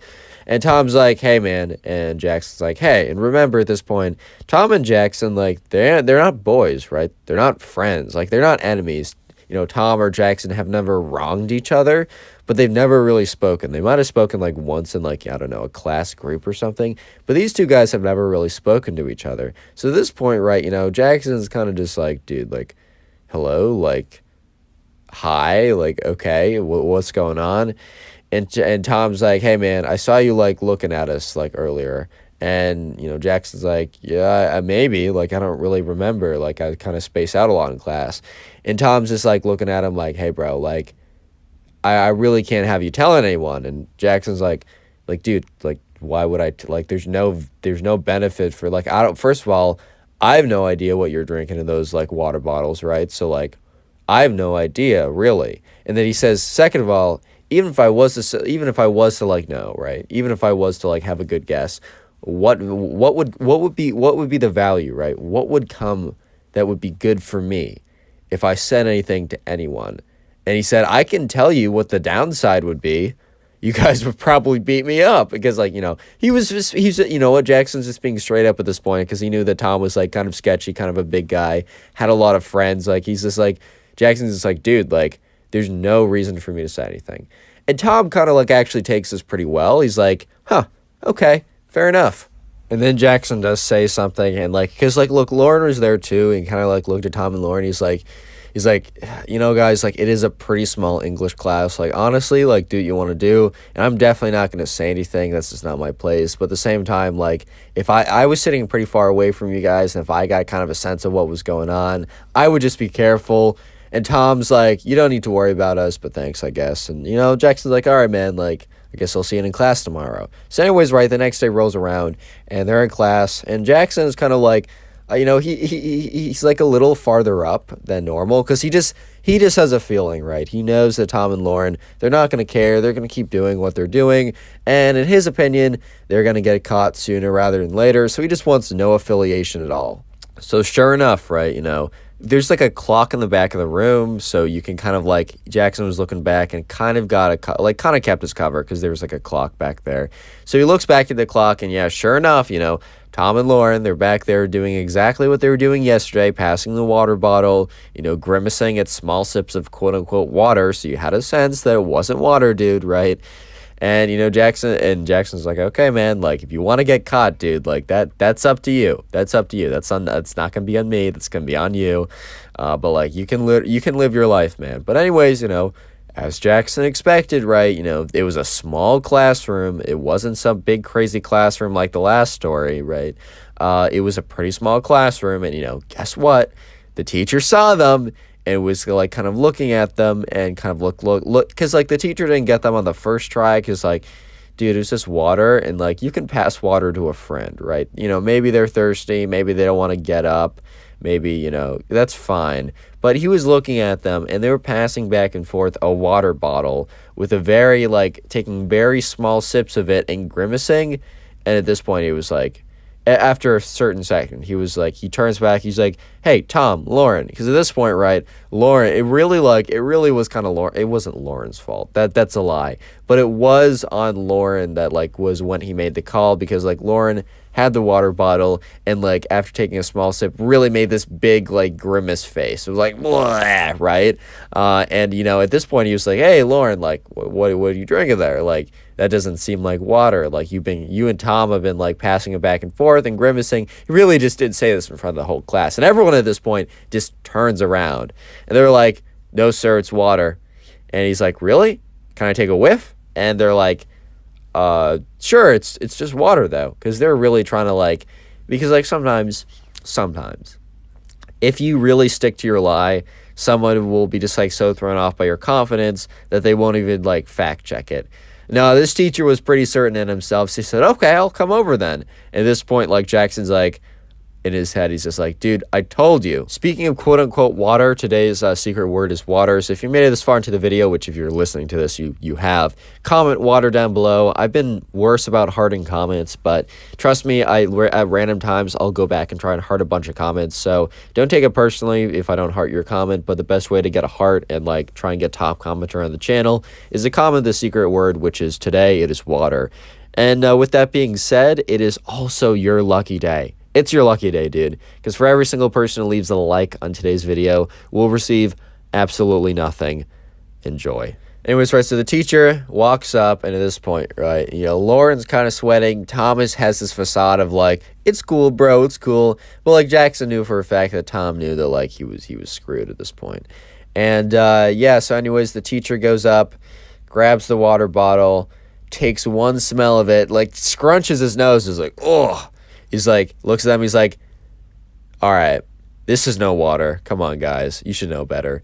And they just look at him. They're just like, they just don't say anything. They don't even try to fight it because, like, if it smells like that, dude, it's just not water. You just can't, like, say, oh, it's flavored water. Yeah, what is it flavored? Like, I don't know, drain cleaner flavored? Like, why would it smell like that? But anyways, right, yeah, so, you know, he's just like, you two, office, come with me. And, yeah, so it's kind of like a walk of shame up to the principal's office. And, yeah, so anyways, you know, Jackson obviously doesn't go to the principal's office with them, but he kind of hears through, like, the grapevine, he hears through some friends that Lauren is, like, suspended for 2 weeks, and Tom has a lot more on his record, had a lot more, like, had a much sketchier record, had a lot more strikes against him. And for this final strike, you know, he was gone. He got officially expelled from the school. They just couldn't handle him anymore. So, you know, Jackson was, like, walking out of class, and he didn't know this at this point. He was told this after the fact. So he's walking out of class, like, I don't know, 30 minutes later, and he's just, like, it's kind of like a free period, so he's just going to his locker room or his locker or whatever. And Tom comes up to him. He's like, dude, what the fuck? Like, he's just like, why? Why would you do that? And Jackson just looks at him with this, like, confused, dazed face, like, what are you talking about? He's like, bro, I got expelled. And Jackson's like, man, I'm sorry. Like, I'm sorry that happened to you. And then and the kid and Tom is like, bro, why would you say something? And Jackson's looking at him like, dude, what are you talking about? Tom's like, I know you said something. And Jackson's like, bro, what did I say? Like, when did I say it? And he's like, I don't know, but, like, we were doing it so, like, nonchalantly, like, there's no way that, like, the teacher, like, didn't know about it until, like, you said something. And Jackson's like, hey, man, I'm really sorry you got expelled. Like, but with all due respect, like, you guys were not nonchalant. That was a small classroom. Like, if I wasn't even, like, the first time, I was in a completely different row. If I noticed you guys, like, all the way up there, then, like, I definitely didn't, like, I like, it's super obvious. If I was able to figure it out, I wasn't even facing towards you guys the whole time. I'm surprised the teacher didn't notice it earlier because he's facing towards you guys the entire time.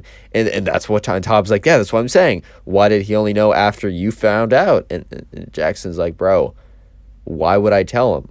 What would be the benefit? At this point, right, you know, Tom is just, like, he's just not, like, listening to Jackson. He starts getting really frustrated. He's just like, you know what? No.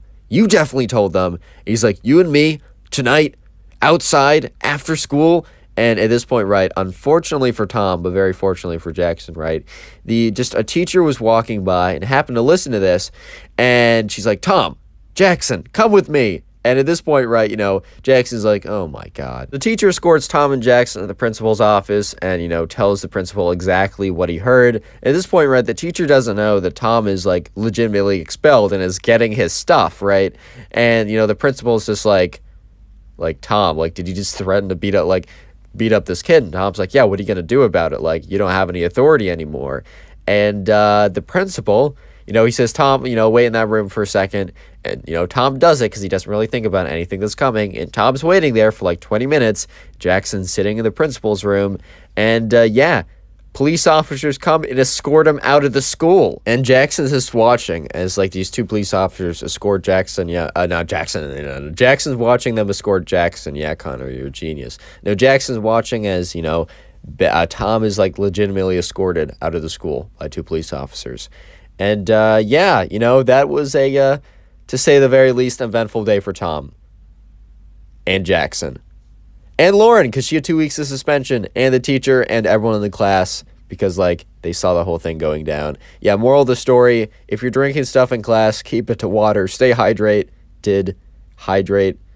Dude, my brain cells are in the last function right now. I'm so sorry. I'm just going to cut the video. Subscribe if you haven't already done so, and now go watch another video. There's some on screen, some on the sidebar. Click it or I'll Today cry. I got another Zoom fail story for you guys. So, yeah, sit back, relax. Hopefully you're not watching this while muted in a Zoom class, because this story might make you a little anxious that you're not actually muted and no one's just telling you that you're watching a video about a Zoom fail while in a class. But hopefully that's not the case. But anyways, yeah, sit back, relax, and let's get into the story. So the subscriber sent in the story. We're going to call her Sophia. And we're going to call Sophia's ex-best friend, which we'll get into in a second. We're going to call her Katie. By the way, I got both the names Sophia and Katie from suggestions in the comment section, so leave name suggestions down below. I actually do use them because I'm not creative anymore, because I'll just use, like, Ben every single time. But anyways, right, so Sophia, Katie, and some other friends, right? They're not super relevant, but they're just other friends in the mix. Sophia and her friends were friends with Katie in 6th grade, and they were pretty close. But, after about a year of being friends, like, I didn't get really specific details, but basically, Katie was acting a little weird. And not weird in the sense that, like, oh, haha, quirky, whatever, like something stupid like that. Weird in, like, a way that it made, Sophia and her friends pretty uncomfortable. I honestly don't know what that means. There's a lot of things that could be. Look, whatever it was, justified that, Sophia and her friends were like, you know what, we don't think Katie is a great match for us anymore. Which, honestly, it kind of makes a lot of sense after, the rest of the story, which I obviously know and you're about to hear. So I don't completely blame them. I will say I've never understood how you, like, drop a friend. I've definitely, like, had people that I was friends with in the past and I'm no longer friends with, and sometimes that had been pretty intentional. But, I just always feel that you just don't make an effort and then hope that they find other people. Like, I feel like, I don't know, that's the way I'd go about it. I don't know if I'm, like, some cruel, heartless being or something. But anyways, right, so Sophia and her friends, they basically just tell Katie, and I look, that might be a little harsh. I really don't know. Remember, this was in 6th grade, and, like, it's not the style I go about, like, splitting up friendships, but it is what it is. But anyways, right, they basically just say that, they got to find different people to hang out with. I'm assuming that, whatever Katie did justified this. But anyways, right, Katie was, not very happy with them, and she just said, okay, and then proceeded to block all of them, which, it wasn't the most mature thing ever, but at the end of the day, this did occur in 6th grade, so hey, dude, like, I remember in 7th grade, this is like a mini story that I might make a full story someday. If this video gets 6,000 likes, I'll tell this story, because it's pretty bad. It's pretty cringe, bro. But in 7th grade, there's this girl I really liked, and her ex-boyfriend came to this dance and danced with her, and I was, like, so sad that I blocked her on Snapchat, and then unblocked her the next day, and she texted me, hey, did you block me? And I was like, no, and it was, oh, God. That story somehow was much worse, and I only gave you a sneak preview, but look, we were all cringe and overreacted back in the day. Anyways, though, many years go by after this point, right? So Sophia and her friends and Katie, this is many years in the future. I mean, it's not like 10 or anything. There might be in high school or maybe 8th grade or, ninth grade, 10th grade, something like that. Anyways, they all attend the same school. And this is the year of Zoom classes. So, that was probably like a year ago, 2 years ago. Maybe, oh my God, it's been like 2 years. It's actually really uncomfortable. God damn, that's crazy. Anyways, right. So, in this class, Katie had been, she was having like a lot of she was not doing well, basically. She was not doing well in school. She was definitely her grades were like pretty terrible, which doesn't mean that, you're a bad person or anything. And sometimes it even doesn't mean that you're not trying, but she was definitely not trying because she was too busy trying to get attention is what I garnered, basically. So, Sophia, and her friends would be sitting in class and then, they were just sitting there. And then all of a sudden Katie would be pretend would say something someone would for example, here's an example, they were in class and the teacher said, hey, can anyone can someone solve this math equation or whatever? And someone would, they'd unmute their mic and they'd be like, hey, yeah, I can give that a try. Is the answer whatever, right? And the teacher would say, no, try again. Obviously, right, Katie didn't understand what the actual answer was. She had no idea what was going on. But when she heard the teacher say that, the answer was wrong, she would unmute her mic to, laugh a little bit and then quickly mute her mic. It was obviously very intentional just to, get attention, even if, she definitely took the whole concept of, all press is good press or all publicity or attention is good publicity and attention. She took it to the extremes for this one because, the class really didn't like her because she would do stuff like that. But anyways, right, one day Katie was in class and, she gets bad grades because she doesn't try and focuses too hard on, trying to, get attention and, doing a lot of stuff like that. And she's in a breakout group with a bunch of people. And, Sophia isn't in this breakout group, but she has, a friend that was in this breakout group that told her about what happened later, because, she knew that Sophia and Katie used to be friends way, way back in the day. And so basically, right, this friend of Sophia was in a breakout room with Katie, and Katie was talking about, oh, why do I get such bad, she legitimately said, quote unquote, why do I get such bad grades? And everyone was just kind of silent because it was she doesn't pay attention. She's obviously on her phone the whole time, which, look, if I'm being honest, dude, Zoom is hard. Don't get me wrong. Zoom is hard to pay attention on. But if you're not even trying and if you have bad grades and you're not trying, that's fine. Do what you want to do. But you have to at least know that that's why you're getting them. You can't be why is this happening? It's dude, that's on you. Basically, right, the breakout room was silent, but, Katie wouldn't stop kind of her, her tirade, her rampage about oh my God, I don't get it. I don't get why I'm getting bad grades in this class. It doesn't make any sense, guys. And she kept on going about how it makes no sense, how she thinks she's being cheated out of a good grade, how it's she's definitely smart enough so the grades don't reflect her inherent intelligence or something weird like that, until someone spoke up. This wasn't the friend of Sophia who spoke up, but someone spoke up basically saying, I don't know what your work you're doing or how you've done in quizzes, but it's pretty apparent that you're kind of not paying attention in class. And, Katie kind of just looked at them and said, that's not true. I pay really close attention. I'm actually one of the best in class, which was just completely not the case. Yeah, you could say that that's a little subjective, if they're good in class, if they're doing a good job. You could say that that's subjective, but this was not subjective, to put it lightly. No, she was very, very blatantly going on her phone, not paying any attention. And when she did pay attention, it was to have mini outbursts, laughing at people or pretending that she didn't know her audio was off or something. So the next day or a couple days later, at a later point, right, they're in a Zoom class and, Katie's there, Sophia's there. And basically what happens is Katie had been she'd been laughing at people, but she tried to make it look like a mistake, whereas very obviously not a mistake. But at this point, right, Katie started to push the line a little bit. So basically, right, this was I don't know, a history class or something, or some kind of class. It doesn't even matter, right?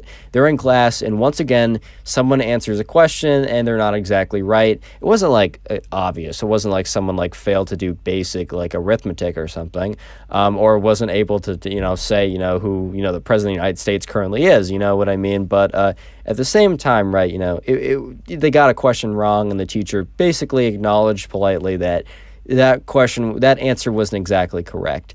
And Katie unmutes her mic and says, "Effing idiot." I'm trying to keep this swearing to a minimum because I like getting paid. I like money. Unlucky, it is what it is. But she just said that fully and then remuted. And, the teacher was pissed. She's like, Katie, can't say that in class. Like, that's so disrespectful to your students. Like, also, like, refrain from using that language, especially in like a derogatory way to your fellow classmates. And she's like, she actually says, "Katie, I'd like you to leave the class." Because it's pretty hard to send someone to the principal's office over Zoom. There was no Zoom principal's office. But yeah, Katie was asked to leave the class. She exited the Zoom meeting, and there was an email sent to the principal or whatever. And probably Katie got something. I don't know exactly what she got. I got no inside scoop on that. But anyways, right. Katie, wasn't really deterred by that, which is kind of interesting. But let me just say that, this is kind of alluding to what's about to happen. But the teacher was getting really, really fed up. This teacher was not having it, dude. This teacher, Katie had been doing these outbursts. Katie had not been trying in his class. Katie had been, making fun of other kids. Katie had just had a terrible attitude the whole time and had been honestly disruptive, not trying, making fun of other people.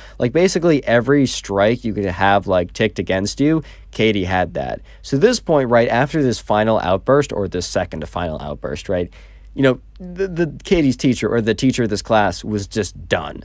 This guy was done. So anyways, right, on the eventful day, the fateful day that made this a very interesting story, right?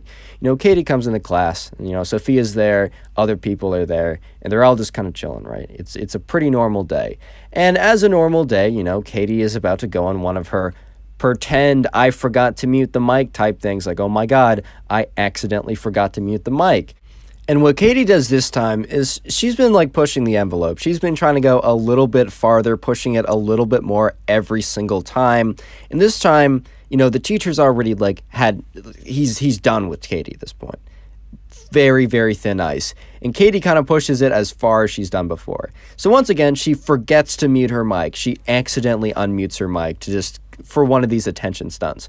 And what she pretends to do, she pretends to not know that, she's unmuted, and she gets on the phone with a friend or whatever, but obviously she has it up to her ears. So honestly, odds are no one was on the other side. But what she starts doing is she starts just bad-mouthing first the teacher, and then second starts going through random students in the class, basically calling them an idiot or stupid or annoying or ugly, just going through the whole thing. And this is the farthest she's ever gone, because she's name dropping people and pretending that her mic isn't muted. Dude, it's just an attention. She 100%, because she did this every day basically, but never this bad. And she was already on extremely thin ice at this point.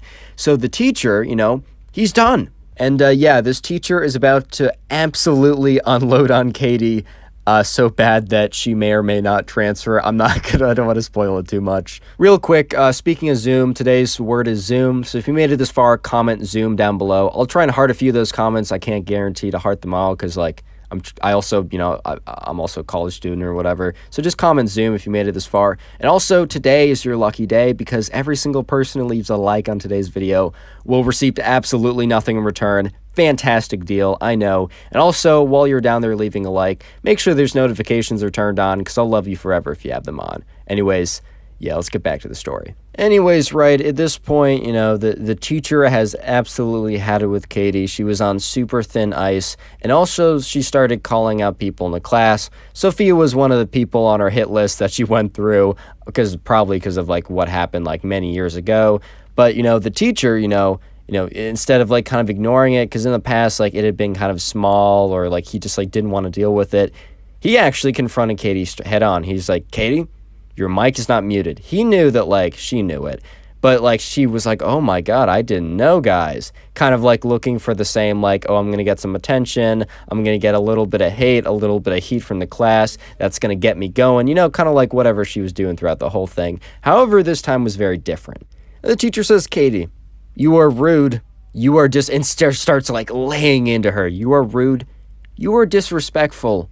And do you want to, I've heard you in the breakout rooms. I've been in those breakout rooms when you say, 'Oh, why are my grades so bad?' You want to know why your grades are so bad? And by the way, class, Katie's currently failing this course and goes on to because he's already screen sharing at this point, goes on to share the screen and show Katie's grades in this like kind of Excel document. At this point, right, Katie's completely flabbergasted. This teacher probably went a little bit too far. I'm gonna keep it a stack with you guys. Probably went a little bit too far, but definitely worth it. He goes in, he opens it, he's like, you know what, Katie, this is why these are your grades. You got a 0 on this, you never turned it in after I said for you to turn it in. You got a 50 on this because you didn't try. You got a 40 on this because you didn't try. You got a 30 on this because you turned it in a month late after I gave you a week extension. And he went through the list. And he's like, you know what? That's the last time I'm going to allow you to do that to any of the students. You are now forbidden from ever unmuting your mic. And at this point, right, he was still kind of ripping into Katie. But, you know, he noticed, and everyone else noticed, including Sophia noticed, that Katie just left the Zoom call. She just dipped. She was not expected to get ripped on so hard and completely, like, eviscerated in front of the entire class, dude. Like, she got completely exposed in front of everyone, and it was just, like, it was just too much at this point. So, anyways, right, allegedly, right, what Katie posted, because, like, later that day, she posted on her Instagram that she was dropping out of high school to pursue her musical passion. And everyone was like, dude, that's such a lie. Like, first of all, Katie had like 6 followers on SoundCloud and she had like 1 beat on there. It was something she did like 2 years ago for like, I don't know, like she was not doing that. And, you know, it turns out that, you know, Sophia actually looked into it. And, you know, because Katie didn't come back the next day, Katie didn't come back the day after that. And in fact, Katie never came back to that class. And on her Instagram, she was talking about how she dropped out and is pursuing her musical career. But Katie did a little bit of investigations. And it turned out that, you know, after a couple weeks, she literally just transferred to the nearest, like, school. It was all online at that point, so it didn't really matter the distance. But she just transferred. Yeah, imagine getting obliterated so tough in your Zoom class that you can literally never go back. Unlucky. Don't forget, you can always submit your stories and be featured on the channel, Instagram, down below. And yeah, subscribe if you haven't already. And now go watch another video. There's some on screen or on the sidebar. Click it or I'll cry out. Story time of a girl getting caught doing something in class that, you know, well, she probably shouldn't have been doing because, yeah, as you saw in the title, she got expelled for it. And anyway, sit back, relax, and let's just jump right into the story. Anyways, right, so we're going to call the subscriber who sent in this story, and you can send in stories to my Instagram. It's in the description. We're going to call him Paul, and I got the name Paul from the comment section. So if you want your name, your friend's name, or just a random name to be featured in the story, don't forget to leave a comment with a name in it. Anyways, right, so Paul, he was in history class, and this just seemed like a normal day in history class. He was just sitting there, he was chilling, having a pretty good time. And there was this girl in Paul's history class, and we're going to call her Janet, also a name I got from the comment section. Anyways, right, so Janet was, you know, she was kind of known as not like a bad girl, because that sounds kind of cringe and weird, but she was known as being kind of like someone who's like kind of rode the line of the rules and had gotten in trouble a lot before. So kind of to Paul's knowledge, Janet was kind of on like her last strike or whatever, or she was very close to just being like kicked from the school entirely, right? So anyways, you know, Paul's just sitting there in history class, and he happens to sit down in a seat that is like middle to back, so like farther towards the back, but not the very far back of the classroom. And Janet, who was in like 5 minutes late, and when, you know, Janet went through the door, history teacher who already kind of like started the lesson kind of looks at her like, come on, dude. He doesn't give her that hard of a time just because, like, this is kind of common. He knows that she's on, like, really thin ice, and she also knows that she's on really thin ice, and obviously being that late every single day is going to have an impact on your grade. At least in his class, it's part of the participation, which was a pretty big part of the grade. So he didn't really chew her out since he kind of knew that she was going to be punished either way. Like, she was going to receive punishment in the form of a bad grade, or at least a bad participation grade. And the rest of her grade wasn't looking that good either. She was just she wasn't doing that hot in school as well. But anyways, moving on. She gets into class, and there's like a seat, and the only seat really left is next to Paul. And Paul and Janet weren't necessarily best friends, to say the least. They weren't enemies, but they definitely were just barely acquaintances. So since Janet got in late and the only seat was next to Paul, she like quickly hurried in and sat, you know, next to Paul.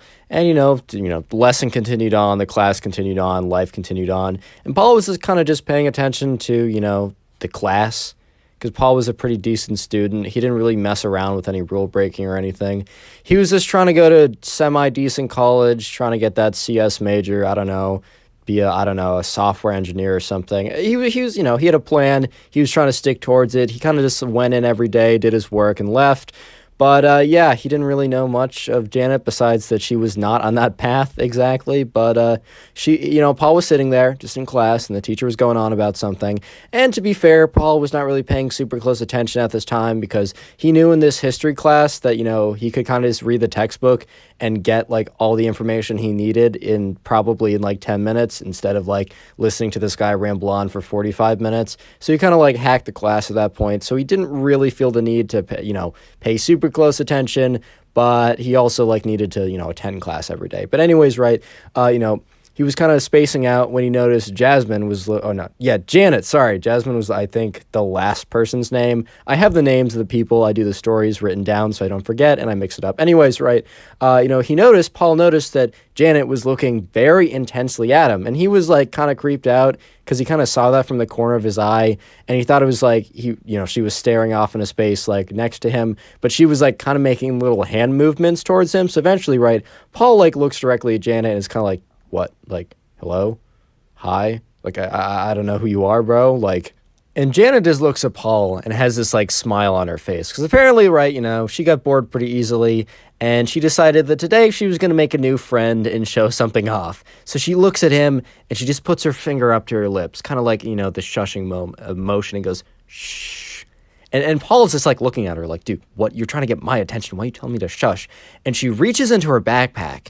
At this point, Paul is just like, okay, let's hope that's just a pencil or maybe a pad of paper. Maybe she's really buckling down. Maybe, I don't know, maybe she's like actually going to start paying attention in class. She's going to even pay more attention than me. She's going to turn her whole life around at this point. No, she takes out a water bottle. And let me just say that this was pretty clearly not a normal water bottle. And she's looking Paul right in the eyes when she takes out this water bottle. So Paul already knows that like something is like up. This is not like a water bottle. She wouldn't like shush him if it was just like, well, okay, the water bottle was actually normal. The water bottle itself, correction. But obviously whatever was in the water bottle was not like normal enough for her to be like, shh, don't tell anyone I'm drinking water. Like no one cares, bro. Like no one will care. Obviously, right, Paul was putting two and two together and realized that there was certain liquids in there, certain apple juices made for adults, right, that probably was something that Janet didn't want everyone to know about, even though she probably wanted some people to know about because she was telling Paul basically because, attention, bro. Everyone likes a little bit of attention, but obviously in this case, too much attention, and she gets a strike against her, which is probably her like 100th strike, and she'll probably get kicked out or expelled or something. So she's being a little sneaky, but still wants that good old sweet attention.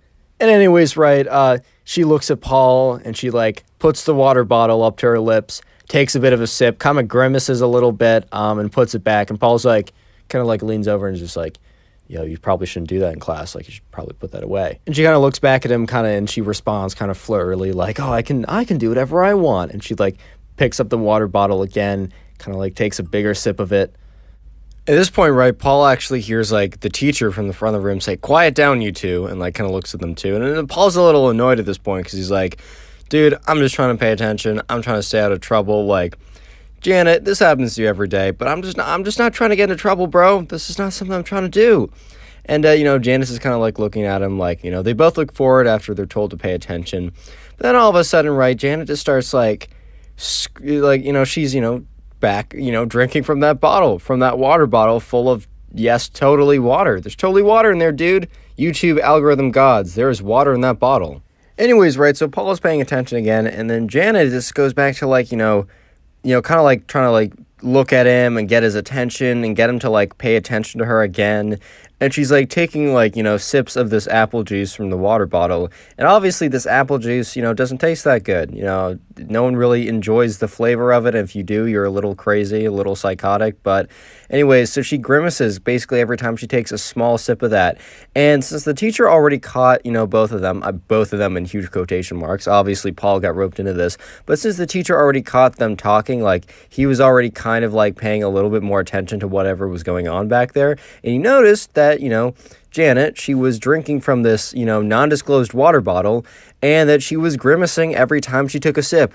And let me just say that normally when you drink water, you normally drink it in a big swoosh, big glug, and you also don't grimace while doing it. I don't know, man, maybe water is hard for you guys to get down, but for the average human being, that's not the reaction you have when you drink water. So all of a sudden, the teacher was getting a little bit suspicious.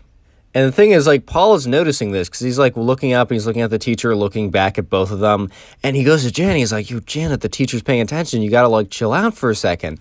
And Janet's not paying any attention to him. And, in retrospect, she definitely should have, because within, 30 seconds, the teacher goes, hey, Janet, Paul, I'm going to come over there for a second. And they're just, confused. And, the teacher starts walking towards them. And this was, remember, in the middle of class. And Paul's like, no, I'm not roped into this, dude. I'm not roped into this. And, the teacher goes up to Janet and is like, what's in that water bottle? And she's like, water? And he's like, all right, let me see. And she says, no. And he's like, why would you not let me see? And she said, it's just water. Why would you want to see? And he's like, if it's this water, why wouldn't you let me see? And, begrudgingly, Janet, gives him the water bottle. The teacher just puts it up to his nose, takes a sniff, kind of closes his eyes, shudders a bit. And he's like, all right, Paul, Janet, principal's office. And Paul's like, dude, I was just sitting here. And he's like, it's not what I look like. Look like you and Janet were talking a lot, maybe even passing back and forth this water. And at this point, Paul is mad. Speaking of water, today's secret word of the day is water, so comment water down below if you made it this far. I'll try and heart some comments to say water. I can't guarantee I'll get to a lot, as I got a lot going on right now. And also, today is your lucky day, because for every single person who leaves a like on today's video, they'll all receive nothing. I'm not even kidding. Leave a like on the video and you'll get nothing. Fantastic deal. And also, up on screen is a random channel member who left a comment. I just do this every once in a while to say thank you to the people who are channel members. If you want to do that, hit the join button next to the sub button. And yeah, back to the story. Anyway, so Paul and Janet are walking up to the principal's office, and Paul looks at Janet why? Why am I here? He doesn't even say anything because, I don't think the principal would have, allowed for them to have, a long conversation as they're walking up pretty quickly. But he just gave her a look. Just kind of a look of, dude, I'm not supposed to be here. And Janet kind of gave him this look back dude, I'm sorry, but I'm screwed. And, so they get to the principal's office. The teacher drops them off and basically explains real quick what happened. He's like, I saw them both talking to each other. And Janet was, drinking out of a water bottle. And there's probably some, there's pretty obviously some adult apple juice in there. And I don't know if Paul was too, but he was definitely conversating with her, and they could have been passing it back and forth when I wasn't looking. And I'm going to leave it up to your discretion to whatever to do, Mr. Principal Man. And yeah, peace. Teacher leaves. They're both sitting there. Principal just looks at them like, well, what do we have here? What went on, guys? Let me know. And so the principal kind of just asks them, hey, from your point of view, what happened? At this point, right, Janet was in a situation where she knew at this point it was practically over for her. It was done. She was kind of done because she had so many strikes against her. The principal knew her on a first, last, and middle name basis at this point. And, she knew that, she also couldn't get out of it because the teacher had confiscated her water bottle. And she said, oh, it was just water. Obviously, they'd check it and it would be very clearly not water.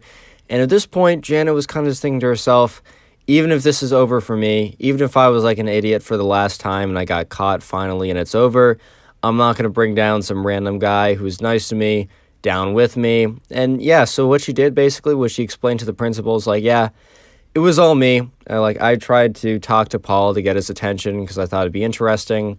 And Paul had literally nothing to do with this. He's obviously a good kid, and he has nothing to do with what I do. I'm going to pay the price for whatever I'm going to pay the consequences are 100% on me. They shouldn't be on Paul. I feel bad that he's even here. And Paul kind of just looks at her wow, I appreciate that. And the principal looks at Paul and is just is this true? Did you really have nothing to do with it? And Paul's like, yes, I was just there. I really had nothing to do with it. Janet's telling the truth. And the principal's like, all right, Paul, sorry you got roped into this. You can go. And, as Paul's leaving, he looks at Janet and kind of just mouths the words thank you. Just to show a little appreciation. Because Paul was well aware that this was probably one of the last times he'd probably see Janet, especially in school. This was definitely the last time he'd see her in school. And therefore, maybe the last time he'd ever see her, right? And yeah, sure enough, the next day rolls around and Janet's not in class. And eventually, he asks one of his friends who kind of knows a little bit more about what's going on in the school. And yeah, it turns out, Janet got kicked from the school. She had so many strikes against her, even though she kind of like did the right thing at the end. She was really just way too far gone. And Paul kind of got a little sad. Like, obviously, like, Paul didn't know this girl, and also this girl almost got him in trouble for doing nothing, basically. But Paul really did respect the fact that, when she went out at the end, she didn't just go out trying to pull down everyone because she knew that she was going down. She, respectfully got Paul out of the trouble that he didn't deserve to be in. So Paul was a little sad. He's like, you know what? She was actually not that bad. Of course, Paul knew nothing about what else she did or who she was as a person, but he had that one bad experience, but then that also really one good experience. And yeah, moral of the story is just do class in class, okay? Just do class in class. Subscribe if you haven't already. Now go watch another video. There's someone screen, someone recommended. Do it or I'll cry. So this kid took something he should not have taken during class. At first it was kind of fun, but then it goes terribly wrong. Yeah, this is probably one of the most interesting stories I've received in the second, so sit back, relax, and let's get right into it. So we're calling the subscriber Ben, because we're doing it for the memes and for the culture. And if you want to submit a subscriber story just like Ben did, you can do so on my Instagram or the Discord server. All that stuff is in the description of the video. Anyways, right, so Ben, Ben's in high school. I think he's a junior in high school at this point. And Ben, he kind of self-admitted to me in the story saying, he wasn't the greatest kid in high school, and this actually happened a couple years back. He's in college now. He's kind of gotten his act together,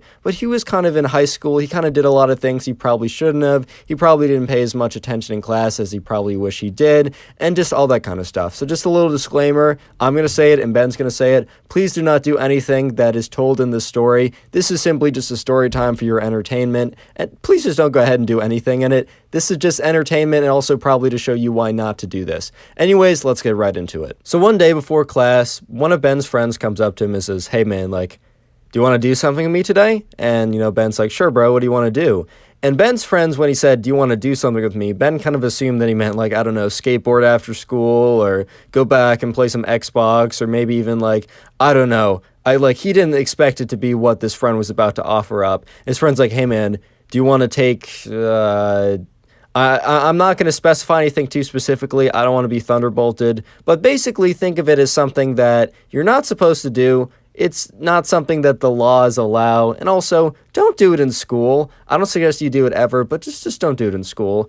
And at first Ben was like, "Bro, like, I'm in class. Like, I'm about to go to class in like 10 minutes. I don't know how I feel about that." And Ben's friend, which Ben told me in the DM, saying, "You know what, this was, in retrospect, this kid was not a great kid, and he wasn't he's not still friends with this guy," as he kind of realized, nah, this kid shouldn't be my friend. But at the time, this was Ben's friend. And Ben's friend's like, "Dude, you hate that class. You never participate anyways. Like, you don't even say anything in that class, and you're never called on. So what's the harm if you just decide to have a little fun in that class?" And Ben at the time, and he said in retrospect, "Don't do this. Like, this was so stupid." Ben was like, "Yeah, you know what? Screw it. I'll do it." So anyways, Ben takes the item from his friend, and his friend's like, "All right, bro, like, I got class in 15 minutes too, so I thought it'd just be funny if we both, did this.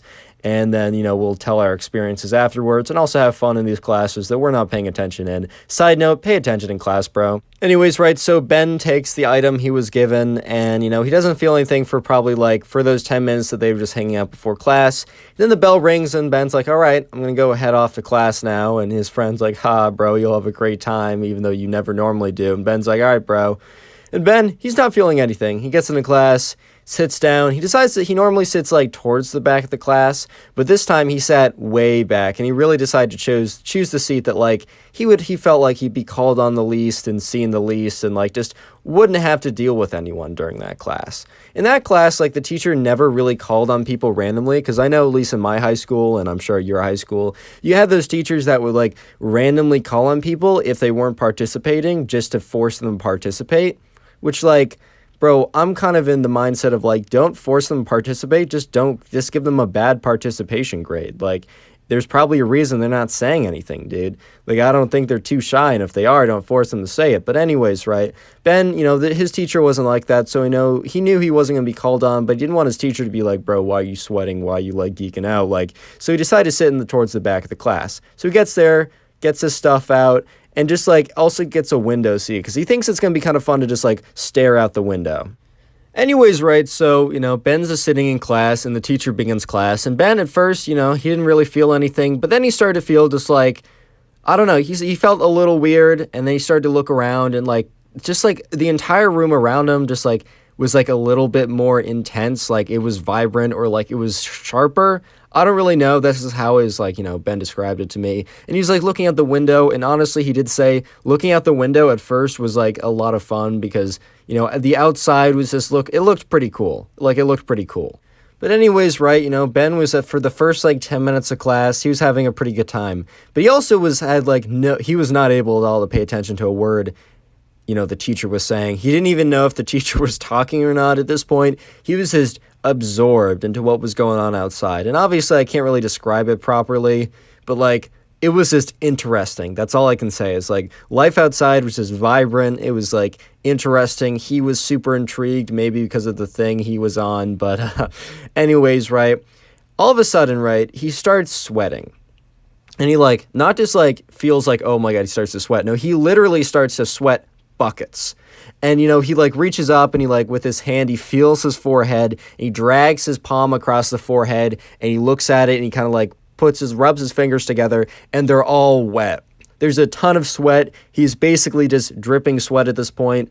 And while that itself isn't that big of a deal, he starts to like overthink. And if you don't know, like sometimes when you're doing these things, allegedly, like you'll start to overthink and panic over things that don't even really matter. So anyways, he started to think, oh my God, like everyone can see that I'm sweating. Everyone's going to think that, whatever, right? Even though honestly, no one could really tell. And even if they did, they probably would just thought the kid was hot. It was, I mean, not like that, but like they would have just thought that like, I don't know. Cause it was the very beginning of junior year. Like it was still summertime. And at this point, right, Ben is just like, I need to get out of here. Like they're going to figure out that it's me. Obviously he's not thinking 100% straight at this point. So in his kind of like his state, he comes to the conclusion that asking to go to the bathroom and hiding out in the bathroom is the best plan possible. Obviously, right, the best plan possible would have been just sit back there, don't say anything, don't do anything, and when the bell rings, get your stuff and don't sprint out of class, but power walk out of that class.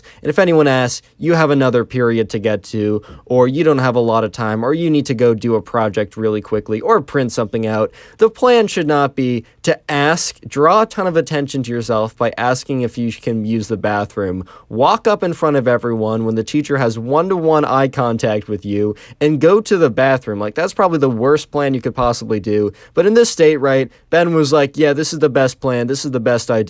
So anyways, right, Ben raises his hand. Just going to do the secret word now, just because it gets really interesting after this point. I don't want to interrupt the flow. So comment class if you made it this far. C-L-A-S-S. Yeah, comment class if you made it this far. I just want to see how many people made it this far into the video. Also, I will do my best to heart a bunch of those comments. I am working on a pretty big project, which I think you guys are really going to enjoy. And yeah, while you're down there, leave a like on the video. You'll literally receive nothing in return. It's a fantastic deal. And of course, if you haven't already done so, join the Discord. It's in the description. Anyways, right, Ben raises his hand, and he kind of feels like he raised it normally, but his hands like shot right up. Because at this point, he's not really aware of like how weird it is. Part of this story was told to him by a friend, because this story is basically a combination of what he remembers and what like his friend, who kind of realized early on that something like weird was going on. It like kind of like what his friend was observing the whole time. But anyways, right, he shoots his hand straight up, and it's like super like abrupt and just like whoosh, goes right up. It is super stiff, straight up, like getting as much attention as possible. And the teacher, remember, this is still early enough into the year, so he's like, the teacher's weirded out by this, but he's like, okay, maybe this Ben kid is just like, that's just how he raises his hand. Because remember, Ben's not the greatest student, so he's never really raised his hand before to answer a question, but everyone kind of turns around to look at him. And at this point, right, Ben realizes kind of that like, okay, maybe this wasn't a good idea, because everybody turned around to look when the teacher said, yes, Ben, because everyone's like, Ben raised his hand. They all look back, and they notice how his eyes are wide, he's profusely sweating, like he's just looking at them back, because like at this point, he doesn't say anything, because he's like, oh my God, they're all looking at me, maybe this wasn't a good idea. And the teacher says it again, yes, Ben? yes? At this point, Ben doesn't hear the second yes. He's just staring back at everyone else in the class that's staring at him right now, and he's just like... Ben is just like, oh my God, they're all looking at me. They're all looking at me. But then he snaps back into it when the teacher, like, he realizes the teacher walks up to him. He had no idea the teacher was walking up to him. But the next thing he notices, Ben looks up, and the teacher's standing right above him, and is like, Ben, is everything okay? And Ben is like, yeah. Can I use the and he can't get it out. He can't get the word bathroom out correctly. He's like, can I use the bath? Can I go to the bath? At this point, the teacher's just looking at him like, kind of concerned, dude. He's like, Ben, are you good? And he's like, yeah, I'm good. Can I just use the? I'm good. Can I just use? And at this point, the teacher's like, all right, Ben, come with me. And Ben's like, and Ben doesn't really even know what's going on at this point, bro. He has no idea. He's just like, oh, part of him was even like, maybe the teacher's bringing me to the bathroom. Nope, the teacher was not doing that. So Ben stands up, kind of like shakily, and is like, and the teacher's like, all right, come with me. And he like grabs Ben's hand to guide him. Because at this point, right, the teacher's like, all right, this kid is not just like in his normal state. This kid is not just like nervous and can't spit it out, right? This kid's got to come to me. So he grabs Ben's hand, and Ben's like walking to the front. The thing is, Ben doesn't remember walking to the principal's office. But what Ben does remember is, the teacher grabs his hand and then like colors and flashes, and he looks at people's faces, and then all of a sudden, right, boom, he's in the principal's office. Ben's friend who witnessed the whole thing said that like Ben was like walking like weirdly down the aisle and was like looking directly at people, like giving them these big wide-eyed crazy stares, and like everyone's like, yo, what is going on? And at this point, everyone knew that like something was up, that Ben was definitely not acting like his normal self. And probably because Ben was, influenced to act not like his normal self by a outside force that may or may not have been something that he took voluntarily. Like, they kind of got the drift is what I'm trying to say. But anyways, back when Ben kind of like remembers, like kind of snaps back into it, he's sitting at the principal's office. At the desk, the principal is facing him. And also, Ben's teacher is on the other side with the principal. At this point, Ben is just like, what? Ben is just like so confused and scared because he has no idea like how he like teleported there. He just feels like he just like kind of like, I don't know, materialized at that point. And the principal's like, Ben, I need you to talk to me. Like I need you to like I need you to hold a conversation with me. Ben, is everything okay? And Ben looks at them and just says, yeah. No elaboration. No, nothing more. No, like, I'm good. I just, like, I don't know. I don't know. He could have even said that, I don't know, he had, like, a panic attack or something, or maybe he was really dehydrated. Like, all the excuses that might have worked, he just couldn't even he couldn't think of them. And he wasn't even going to try to say them, right? He was just like, Yep, I'm good. Yep. Well, kind of looks at the teacher and it's just like, all right, like, something's up.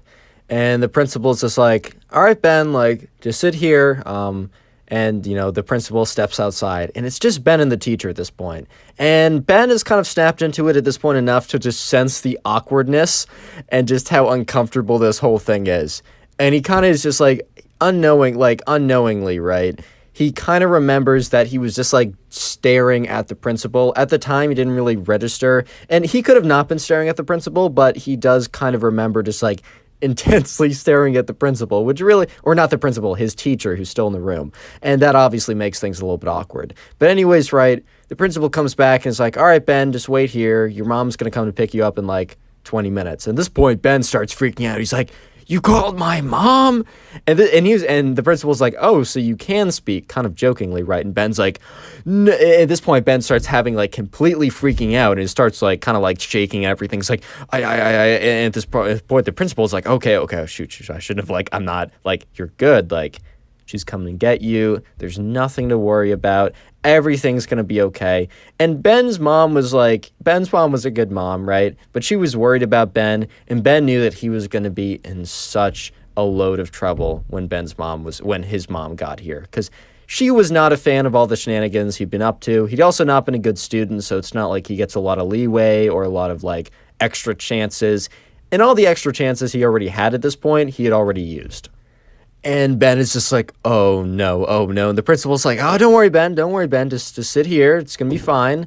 And they all kind of just sit there awkwardly. And the principal and the teacher are kind of like looking at each other and like talking a little bit, and just like one of the nurses of the school comes in. It's just like, hi, Ben, like, my name is nurse whatever. He has no idea what her name was. He can't remember. He barely remembered the nurse even coming in there. But she's like, hi, I'm nurse whatever. If you need anything, let me know. I brought you some water. At this point, right, Ben didn't even realize, but he was beyond parched. Like, he was so thirsty at this point. So he took the water and downed it in like, he feels like it was like 1 second, but probably it was like 10 or 15 seconds. And the nurse is like, oh, you're thirsty. Like, let me go get you some more. So the nurse goes out, gets Ben some more water. He downs that as well. And eventually on the third cup, he's like kind of like sipping the water and no longer is downing it. And time goes by and it kind of feels slow and fast at the same time in his recollection. But eventually, right, Ben is sitting in the chair and he hears the door open. And at first he thinks it's like another staff member or another nurse, but he turns around and he looks, and it's his mom. But anyways, right, Ben just looks directly at his mom's face, and he recalls that, like, she wasn't, like, angry or scared or mad or happy. She was just pretty expressionless, and she was like, all right, Ben, come with me. We're going home. And the principal is like, all right, I'll give you, like, a report of, like, what happened. Like, if you have any questions, let me know. We can fill you in. And his mom's like, yeah, okay, that's good. And she's just kind of like, all right, Ben, come with me. Let's go. And Ben is like walking with his mom. And his mom just isn't saying anything. And that's probably for the better, because Ben probably couldn't formulate a response anyways. And yeah, so, he gets in the car, sits in the back seat. He always sits in the front. But today he was like, I can't face my mom right now. I just can't honestly talk to anyone. And they get in the car, and the drive back is like pretty chill. It's like pretty just like nothing's happening. And then, all of a sudden, Ben realizes they're not going to his house. They're driving to like the nearby hospital, and he's like kind of freaking out at this point. And Ben's mom's like, Ben, don't worry about it. Just chill out back there. And so they drive to the hospital, and they get there, and Ben's just sitting in the waiting room, just like looking around, staring at people. And, eventually, this nurse comes up to Ben and is like, hey, you're going to come with me. And, Ben's mom walks with them, and they go in there, they do some testing, and, Ben's just kind of sitting there just like wide-eyed, looking everywhere. And eventually the doctor most likely goes and tells, Ben doesn't remember this specifically, but he assumes that the doctor went up to Ben's mom after doing some like blood work and tests and stuff. By the way, getting the blood from his arm was very difficult because he was freaking out the whole time. But eventually, right, they do some testing or some, I don't know if it was like pee in a cup. Either way, somehow they test him, figured out what it was. And they're just like, and Ben's mom's like, okay. She apparently took it very, very well. And the doctor's like, he's going to be totally fine. Just like hang out with him for a while. Basically just make sure he doesn't go outside or anything. Just keep him in the house. And, Ben's mom's like, okay, all right, Ben, come with me. And they go back in the car and they drive back. And, Ben's just kind of sitting on the couch. His mom puts on a movie and he kind of just sits there and eventually goes to sleep. And when Ben wakes up, he's like, kind of looks around. He's like, oh, shoot. Because then he remembers everything that happened the day before. And he checks his phone and it's like 4 p.m. in the afternoon. So he's like, oh, okay, whatever. It's like, I must have like been asleep for a couple hours. Then he checks the date and he has to look at it for a little while. He's not been asleep for a couple hours. He's been asleep for like 25 hours at this point. And he goes into the kitchen and his mom's at the table and he's like, Mom, I'm so sorry. And his mom's like, Ben, it's okay. Just promise me, you'll never do anything like that again. And Ben was so shocked. He was sure that she was just going to chew him out. And Ben was even said like, of course, this was like a terrible idea, but I'm kind of shocked that like this is it for the punishment. She's like, Ben, like, I don't know, like you're going to do what you want to do. Like at some point, like, I can't make up the decisions for you. Like, you got to make the mistakes on your own. I'll always be here for you, but, like, it's kind of on you.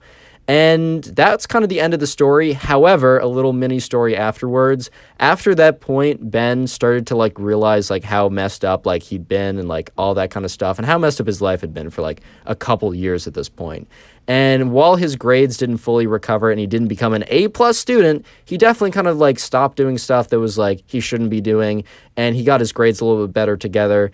And he got into he had no plans on going to college, but he filled out an application and went to his local community college, and he is currently a sophomore, and I think I don't know exactly, but he's doing pretty well, he told me. And yeah, this is just a story from his childhood that was very interesting, so I appreciate the submission. Subscribe if you haven't already. Now go watch one of the 4 videos on screen right now, or some videos in the recommended. Click one of those and I'll be happy forever. Today we got a story of another Zoom class disaster. This is probably one of the most interesting ones I've been sent in a while, so yeah, sit back, relax, grab something to drink, grab something to eat, and let's just get right into it. Anyways, right, so the person who sent in this story, we're going to call her Allie, and I get all the names from the comments, so leave a comment of some names you'd like me to use. And if you want to send in a story as well, you can either send it into my Instagram or join the Discord server and send it in there. All that stuff is in the description.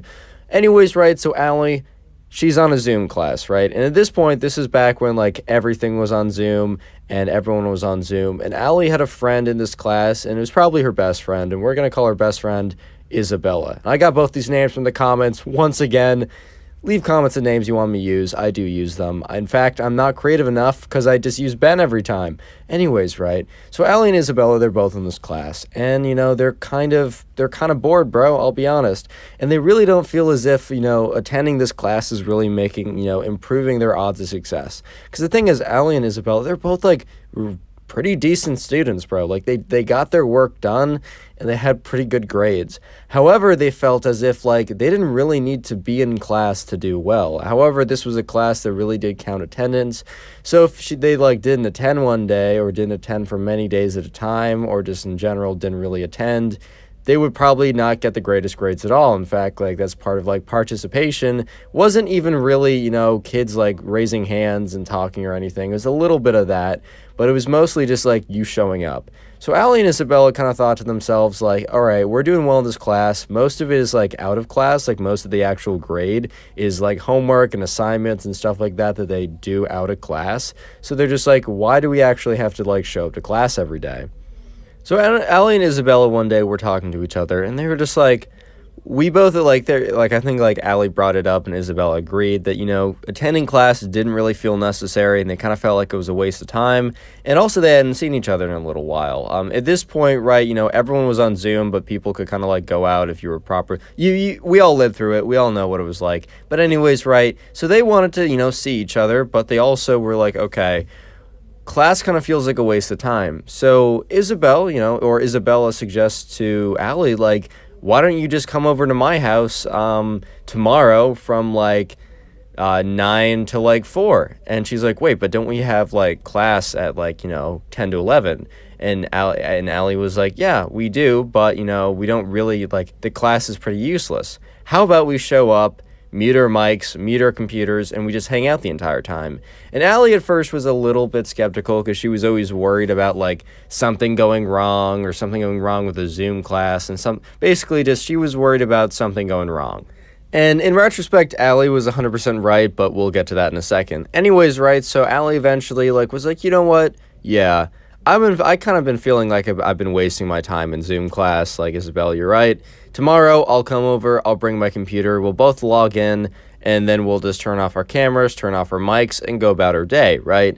And so anyways, right, the next day rolls around, and Allie goes over, and, Allie's mom just doesn't really think much of it. She kind of just lets Allie do what she wants, because, like, Allie's mom had the whole idea of, like, or had the whole parenting concept of, if your kid is doing well, let them do what they want, and if they're not doing well, give them guidance. And Allie's grades were really good, and she never got into trouble, so Allie's mom kind of didn't look into anything Allie did and was like, all right, well, if you're going to make a mistake, well then, yeah, I guess that'll be a learning experience, but as of now, do what you want, really. So yeah, Allie went over to Isabella's house, as they lived in the same neighborhood and it was not far of a walk, and she showed up, and Isabella's like, all right, are you ready for your day off, basically? And she's like, yeah, this feels a little weird, and I'm still a little anxious, but I want to see how it goes. And Isabel's like, Allie, you got nothing to worry about. You got literally nothing to worry about. What could go wrong? First of all, if you ever trying to, like, do something that could get you in trouble and one of your partners in crime says what could go wrong,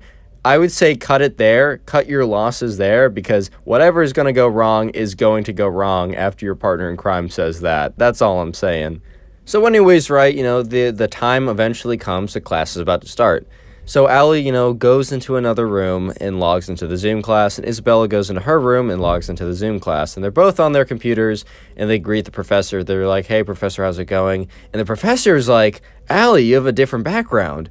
Like, because Allie had been in the same background every single day. And Allie, it was like, and she's like, oh, it's just a different room in my house. I wanted to change up scenery. The professor thought literally nothing of it, because honestly, that's valid, bro. I changed up scenery every once in a while during Zoom classes. Like, I get that. That's legit. So anyways, right, Allie's like, all right, well, thank you. And then Allie and Isabella both mute their microphones and turn off their cameras. But anyways, right, so they mute their mics, they turn off their cameras, and then they go into the same room together. And, Allie's like, oh, Isabella, did you check to see if your camera and mic are muted? And she's like, yeah, I did. Like, they're good. And Allie rushes over to Isabella's computer and checks, and sure enough, like, yeah, the mic is muted, the camera's turned off, and Isabella's like, Allie, why are you so spazzing out about this? Like, there's literally no reason. You're good. And Allie's like, I'm fine. I just really don't want to get into trouble. And Isabella's like, relax. We're good. And in fact, they were good. The mics were muted, the cameras were turned off. Most kids in the class were muted with their were muted with their cameras off anyways, so it didn't seem suspicious. And Allie and Isabella had a pretty good day. Like, they went through that class just hanging out, doing stuff. This is gonna sound lame, but I don't know what girls do when they hang out, bro. Like, I know what the guys do, because, like, I hang out with a lot of guys. And I don't know, whenever I do hang out with girls, it's normally a group activity and we'll do stuff. So I'm sorry, I'm not going to be great at storytelling for that. They engage in girl activities, which is probably, I don't know, solving quadratic equations, mining Bitcoin, playing with their abacus. That's probably my best guess at the moment, dude. I've literally no idea what they do. But anyways, they have a pretty fun day together. And eventually, like, when the class ends, they both go back to their separate rooms. And they unmute them, and they're like, oh, thank you so much, like, professor, whatever. And they turn off their cameras, and they leave, and yeah. So that's and they come back together, and Isabella's like, so that worked perfectly. And Allie's like, you know what, that went really smoothly. Like, I don't see why we can't do that again. And Isabella's like, oh, the plan is to do it again, Allie. You do realize that this is what we're going to keep on doing. And Allie's like, at first I was kind of wary about this. Like, I didn't know how I feel, but honestly, like, this kind of feels foolproof. Which, by the way, I said this earlier, if someone in your heist says this is foolproof, nothing could go wrong, or we're invincible, dude, you're in for a lot of trouble. That's all I'm gonna say. Real quick, if you hear this, comment Zoom. I just want to see how many people made it this far into the video, as I do appreciate the watch time. I'll try and heart a bunch of comments too. I'm busy building something right now, big secret coming up. You guys should really like it. Also, it's your lucky day, because I'll leave everyone who leaves a like on the video will actually receive nothing. And if you want 0 seconds of good luck, make sure to join the Discord in the description. Anyways, back to where the story gets interesting. So anyways, right, Allie and Isabella do this for a couple days. They don't just do it for a couple days, they do it for the rest of the week. And, whenever you do something successfully, you probably get a little sloppier. You get a little cocky, right? You don't really check as hard. You don't really check as closely. And, you guys can probably, by the title, realize that, this didn't go smoothly the entire time, that things didn't go well after a while. But anyways, right, so, this is just probably, I think, around 2 weeks into Allie and Isabella doing this every single day. They've had a lot of fun hanging out together, right? And there are other classes they take. They do not have one class. So whenever there is a class they do actually have to take, they'll actually do it in the room or whatever, because they're hanging out for the whole day, and they have separate rooms, so they could actually take classes that they have to take. With this class, they basically meet in almost every single day. This one they don't actually have to do. And Allie and Isabella are starting to realize that there's multiple classes they do that they don't actually have to show up and participate in to get a good grade. Because they're not slacking off, man. They're just kind of maximizing their time, They're trying to get a good grade, but also not, do stuff they don't want to do. But anyways, 2 weeks into the process, same class, same deal as always. Allie and Isabella, they go into separate rooms and they say, thank you so much. Like, or not, or like, not thank you so much, but they're like, good morning, professor or teacher or whatever. And then they turn off their cameras, they mute their mics, and then Allie heads over to Isabella's room. And as always, Allie walks into Isabella's room and Isabella's like, all right, like, do you just want to hang out for now? And they're like, yeah, sure. And Isabella's like, oh, actually, like, you know, there's this pretty cool show, like, it's on Netflix, I'll put it up. So basically, Isabella's still in her Zoom class, and the Zoom class, like, is on her Mac, and her Mac is on her desk, which is in her room. She also has a bed in her room, because she sleeps on, well, yeah, Connor, because she sleeps on the floor, bro. Congrats, great observation. No, but seriously, bed in her room. I'm trying to, like, paint the picture here, guys. I'm sorry. Bed in her room, and they both sit on the bed, but then there's also, right, there's also a TV that's, like, facing across from them. So, like, you can see the TV when you're on the bed, but also the desk is right across from the bed. So they're sitting on the bed, watching the TV, and also they're occasionally just like looking at the Zoom class, they're muted and their cameras are off. They thought. So right now, Allie and Isabella are both on Isabella's bed. They're both kind of like looking on their phones, but also watching a movie. And yeah, they kind of like occasionally look back at Isabella's desk, which is facing right across from them. They look at the Zoom class or whatever and kind of think nothing of it. And at this point, right, you know, Allie, she's just on her phone, looking at Instagram or whatever, when she gets a text notification from someone in her class. And she's just kind of like, okay, like, that's weird. And she opens up the text message, and when she reads the text message, her heart just drops. Because the message reads, yo, like, Isabella's camera's not off. Like, I can see you, like, on her couch, like, on your phone. Like, yo, you gotta fix that. And Allie's just, like, doesn't want to seem panicked because she doesn't want to, like, make a scene, right? But obviously, it's now apparent to her that Isabella, in her either cockiness/sloppiness, didn't completely turn the camera off correctly. She probably muted the mic correctly because, you know, that would have, like, given it away much faster, but did not turn off the camera correctly. So right now, the entire class, including the teacher, could see her and Isabella sitting far away on Isabella's bed on their phones, not paying attention. So at this point, Allie, like, leans over to Isabella and is like, hey, like, we got a problem. And Isabella's like, what? And Allie's like, don't freak out because we don't want to make a scene. And Isabella's like, what? And Allie's like, hey, I just got a text message and I'll just show you what it is. And Allie, like, takes her phone, like, kind of, like, shows it to Isabella, and Isabella's face drops as well. Because, right, they don't want to get caught. These two girls have never gotten in trouble before. They're just farming the system to get good grades and not pay attention, you know? And at this point, right, they're like, shoot. And Allie's like, I don't think the teacher's noticed us yet, because the teacher definitely is the type of teacher to call kids out if they would have done anything like this, right? So Allie's like, I guess the teacher didn't notice. And, you know, Isabella's like, well, the teacher is going to notice when we make a lot of commotion and run up there. Because, like, the teacher has, like, a view of all the screens. And unless there's, like, really... So their theory is, like, if there's sudden movement, like them running up to, like, turn off the camera, like, then he'll notice the sudden movement and call them out. But at the moment, the reason why they were never called out before is, you know, they were just sitting on the bed. For some reason, he didn't notice Allie walking into the room, but I guess that movement wasn't sudden enough or he just wasn't paying attention. But either way, it'd be a pretty big risk to go and, like, turn off the Zoom meeting. Either way, Allie kind of looked at Isabella and was like, I'm going up there to turn it off. I'll be sneaky. I'll be slow. Don't worry about it.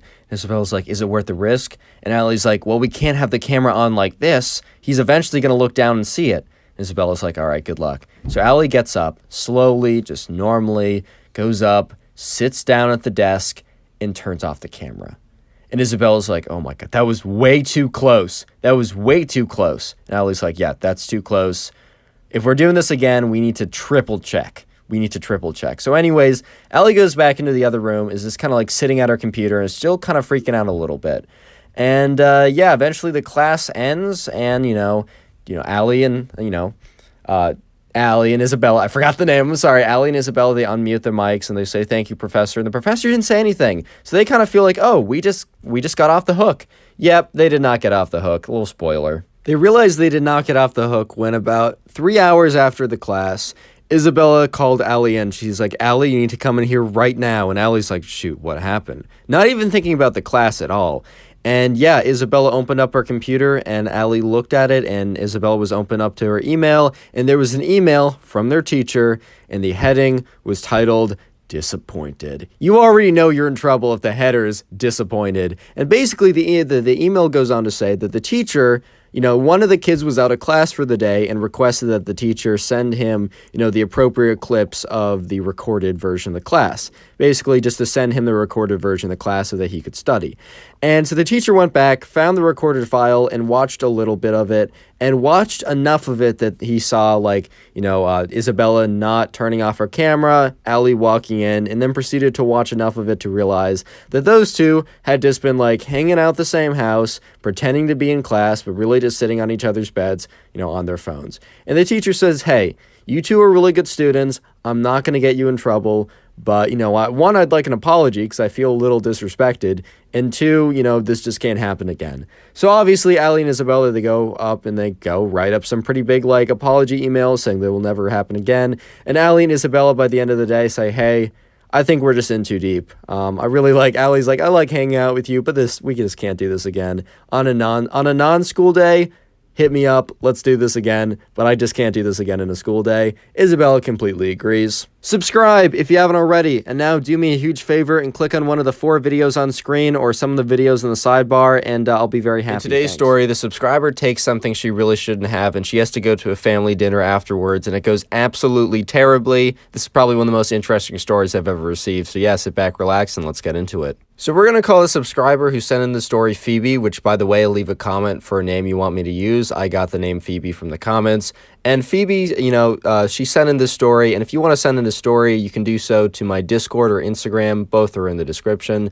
And yeah, so anyways, right, so this was just started off as a normal Saturday, right? Wonderful day, right? Who doesn't like themselves a good Saturday? So right, Phoebe's a good kid, but she tries some stuff every once in a while, and I will publicly say, do not try stuff like this, do not get into this. Maybe it won't go bad for you, but there's always a chance it will, and I just want you guys to do well. But I think this story is interesting and maybe an example of why you shouldn't get into this stuff. So yeah, anyways. So, Phoebe was someone who, would mess with this stuff every once in a while, but genuinely, wasn't doing it, every day or something like that. But anyways, right, Phoebe, one day, she was just it was one Saturday, so it was a weekend. She was just kind of hanging out until she got a text from her friend saying, hey, do you want to come over quickly? So they all lived in the same neighborhood, so Phoebe could literally just have a 5-minute walk. But Phoebe said, hey, what's up? Why do you want me to come over? And the friend is like, I have something cool to show you. And Phoebe's like, can you say what it is? And the friend just says, surprise, come over. So yeah, Phoebe, gets up, walks 5 minutes over to the friend's house and, greets the friend at the door. And the friend's like, hey, what's up? Come up to my room. But anyways, right, Phoebe, goes up to her friend's house and, the friend said, hey, come up to my room. So they both go up to, Phoebe's friend's room. And, Phoebe was kind of just looking around, just so what's the surprise? And Phoebe's friend says, take a look at this. And she reaches over to her backpack, kind of rustles around for a second, and opens up one of the interior pockets. There's a interior zip-in pocket in the backpack, reaches in and pulls something out. And Phoebe looks at it, and it's just a bag with little white dots inside. And Phoebe's just I don't know what that is. And, her friend's like, oh, Phoebe, do you want to have a fun experience today?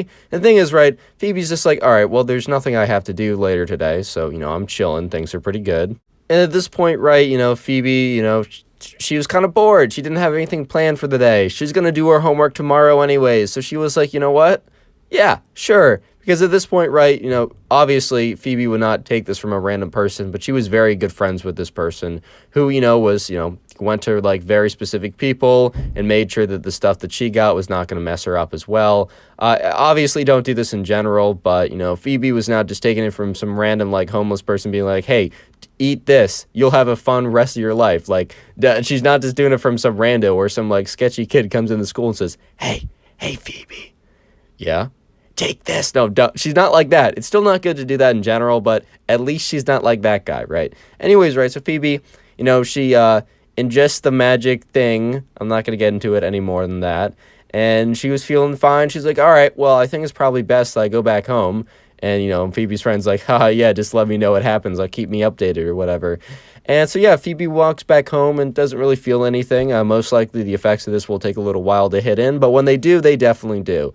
Anyways, right, so Phoebe gets back to the house, and, she sees her mom, like, grinding away in the kitchen, bro. Like, her mom is going, like, full force, like, getting food ready, washing dishes, and she kind of looks at her, and she's like, Mom, like, why are you going so, like, why are you making so much food? Is like, because like her mom wasn't someone who'd like make food for the week or anything. I don't know if that's a thing that parents do sometimes, because like I mean my mom does it like occasionally, like she'll make stuff for later, but like Phoebe's mom was making food what seemed like for like the entire week, and this was just not anything that was normal, right? So she kind of went to her mom. She's like, Mom, like, why are you making all this food?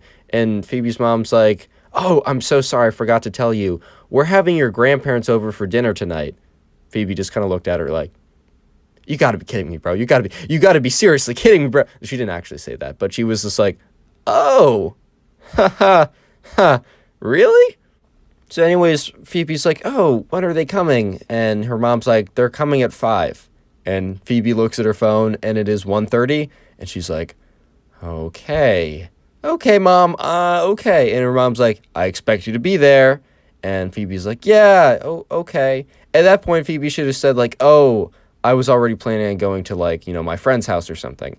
Or Phoebe should have just, I mean, it was a tough position for Phoebe anyways, but the fact that her mom didn't tell her beforehand, she might have been able to get out of it, but only might have. But obviously her mom was definitely wanted Phoebe to be there for, her grandparents' dinner. She doesn't see her grandparents often, etc. like that. But, yeah, so Phoebe went upstairs and was like, all right, I just got to get through this. It's in 4 hours from now, or 4.5 hours from now. No, 3.5 hours. I can't do math. I've been doing the secret word of the day kind of early, and that's because I don't like interrupting the flow of videos to get, like, really interesting kind of soon. So, yeah, comment grandma if you made it this far. I'll try and heart a bunch of those comments, and while you're down there, leave a like on the video. You'll literally receive nothing. It is a fantastic deal. But anyways, right, Phoebe goes upstairs, and she's just like, oh, jeez, like, oh, shit, like, oh, God. What am I gonna do, bro? Like, for real, what am I gonna do? And she's like, all right, plan is, I got 3.5 hours or whatever, and I'm just going to wait it out. I'm just going to deal with the effects as they come, and hopefully, by the time my grandparents come, and I'm not going to greet them any early, if they come early, I'm not coming down, right? But when they come at 5, as I was told, I will go downstairs, I will hold minimal conversations, I will go to the bathroom and just try and, like, if I need it, I'll just squeeze more time that I can just, like, slightly come down from this, right? I'm just going to do my best to make it through the night. That's all I got to do. And while Phoebe was sitting there, she realized that, like, stuff in her room was starting to just look weird. And she's like, all right, oh boy, here we go. Here it starts. All of a sudden, she hears her mom yell, Phoebe! But when she heard it, it was kind of like distorted and a little gargle, and she's like, oh, crap. Like, why me? Why now? And she yells back, yeah? And her mom's like, come down, please. At this point, Phoebe's like, okay, I'm not too far into this. I can make this. I can survive. So Phoebe walks down the stairs and is very carefully walking down the stairs, because they're looking a little colorful and a little strange, and she's afraid that she's going to step on a stair that doesn't actually exist, if you know what I mean. So she gets down there, and she just looks at her mom, and her mom's like, Phoebe, are you okay? And Phoebe's like, yeah. And Phoebe's mom's like, you're looking at me very strangely. And Phoebe's like, no, I'm not. And her mom's like, all right, whatever, right? Can you just, like, help me, like, just bring this outside, bring it into the trash, and just come back? Anyways, right, so Phoebe grabs the trash and is just looking at it, and it's all, like, colorful and weird, and she's like, oh, God. So she goes outside, and is just, like, walking, and it feels like she's walking for, like, 3 hours at this point, and, she's just kind of, like, walking around, and she completely forgot what she was doing with the whole thing of, like, trash in her hand, and she goes around, she's just kind of, like, walking, she's just exploring the outside, until she hears her name, Phoebe! And she turns around and her mom is like, what are you doing? And Phoebe kind of like snaps into it, kind of, and realizes that she's a bag of trash in her hand, and she's literally walking around in the neighbor's yard. And she's like, sorry, got distracted, and then like walks back, puts the trash in the trash, and is like, all right, Mom, I'm not feeling so well. I'm going up to my room. And her mom's like, okay then. Her mom's a little suspicious at this point. Because, like, she had never caught Phoebe doing anything in the past, but she had her own suspicions, and Phoebe was definitely acting a little strange at this point. And, yeah, she definitely had the right to be suspicious because Phoebe was acting very, very weird, to say the least. Like, she was definitely, like, she kind of, like, spacing out. Obviously was just walking around randomly in the neighbor's yard with a bag of trash. If that does not seem a little suspicious to you, then you're not paying attention. I don't know how else to say it. But anyways, right, Phoebe goes upstairs and is kind of just chilling for the next couple hours as kind of like her experience becomes more intense. And the problem was, right, she had no idea, like, she had no sense of time at this point. She had no, like, idea of, like, what time it was actually going to be. Because, you know, what felt like 10 minutes to her, you know, she checked her phone and it was like 4:50 or something. It was basically 5 o'clock, and she was at no point, in no way at all ready to go downstairs. But she's just sitting there, starting to panic a little bit, because she's realizing that she's in no condition to go downstairs. And she's not about to tell her mom, because her mom really has no explicit idea that she does stuff like this, and she knows that she's going to get completely whipped, like, completely destroyed. Like, she will get grounded for the next, I don't know, 5 years if her mom ever figures this out. So she's just sitting there kind of just nervous. And then all of a sudden she hears her mom yell down, "Phoebe, your grandparents are here." And she looks at her phone and it's like 5 minutes before. And she's like, of course, grandparents didn't even give me 5 more minutes to prepare. I mean, it's not like they knew, but whatever. So she goes downstairs and her grandparents are down there. And she's like, "Hi, Grandma." And her grandparents are like, "Hi, Phoebe." Because imagine, right? You're going to see your grandkid. You're so excited, and you walk in, and normally they just kind of look at you, smile, and say hello. But all of a sudden, they look at you with the wide eyes, look at both of you, and scream, "Hi, Grandma!"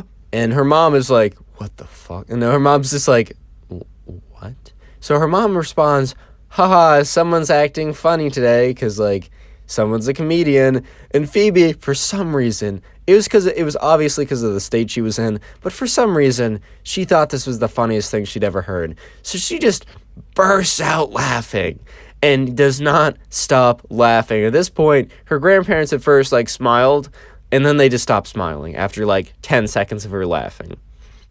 Because right at this point, her grandparents are like, "All right, something's up." And her grandmother, like, turns to, you know, her mom, and she's like, "Yeah, like, something's up. Like, I think we should call an ambulance." Her mom's like, "I have no idea what's wrong. Like, she's never like this. I think that's a good idea." And Phoebe at this point has no idea what's going on because she just can't stop laughing at this comment that she finds uncontrollably funny at this point. Obviously, in retrospect, it was not even funny at all. It had no humor. If anything, it was a comment out of concern. But she thought this is the funniest thing ever. And she just keeps laughing, and she has no idea what's happening as her own grandmother calls an ambulance. So she just sits there, and her grandparents and her mom are not acting like, "What's going on?" They're not freaking out. They're just very calm. They're like, "Let's go sit in the living room." So they all go over to the living room, and Phoebe's still kind of giggling a little bit at what's going on. And Phoebe's not paying attention to anything. She's kind of staring off into space and just, like, kind of looking around and kind of just staring off into, like, one of the paintings in the room. Because at this point, if you can only imagine, yeah, it's pretty interesting to look at for various reasons. But anyways, right, all of a sudden, Phoebe feels like her grandmother, like, grab her arm, not aggressively or anything, but just enough to, like, guide her. And Phoebe just kind of goes with it because she's like, "All right, whatever, it's just grandma." And they walk outside, and she's just like, "All right, whatever, it's just grandma and I walking out." Oh my God, there's an ambulance. And she looks at it, there's paramedics, there's an ambulance, there's flashing lights, and she's like, okay. Was I obvious? Was I that obvious? And she's starting to because she's starting to come down a little bit, and she's starting to realize, oh no, I did just laugh hysterically for 2 minutes at a joke that wasn't funny or even a joke. Yeah, I did scream, "Hi, Grandma," to both of them, and it was very weird. Yeah, okay, maybe I was a little obvious. But anyways, right, she's like, okay, I can't fight it now. She gets in, and she kind of, like, loses it again. Not, like, goes insane or anything, but just, like, doesn't really, kind of just, like, stares off into space. And the next thing she kind of realizes, she's in a hospital bed. They come back, they do all these tests. They say, "Hey, your daughter's on whatever, super funny juice, the whatever things, stuff, balls." Bro, I'm not trying to get thunderbolted. Anyways, and her mom's just like, And her grandmother and her grandfather just no reaction because, like, bro, they were vibing in the 70s. They already know what's up. And her grandparents just say, like, they go to her mom because her mom is, like, has no idea, like, oh, my God, this is the end of the world. And they go to her mom basically saying, hey, we brought her here because we want to make sure that, you know, whatever she had wasn't, like, infused, or I don't want to use the actual word, but, like, was attached with something else that would be potentially dangerous. And it doesn't look like it is. You know, you should definitely talk to your daughter and make sure she doesn't do this in the future. But, like, she's not a bad kid, obviously. I mean, her grades are good. She seems to be like she's a good kid, right? Don't take this the wrong way. But you should definitely talk to her, make sure she doesn't do this again.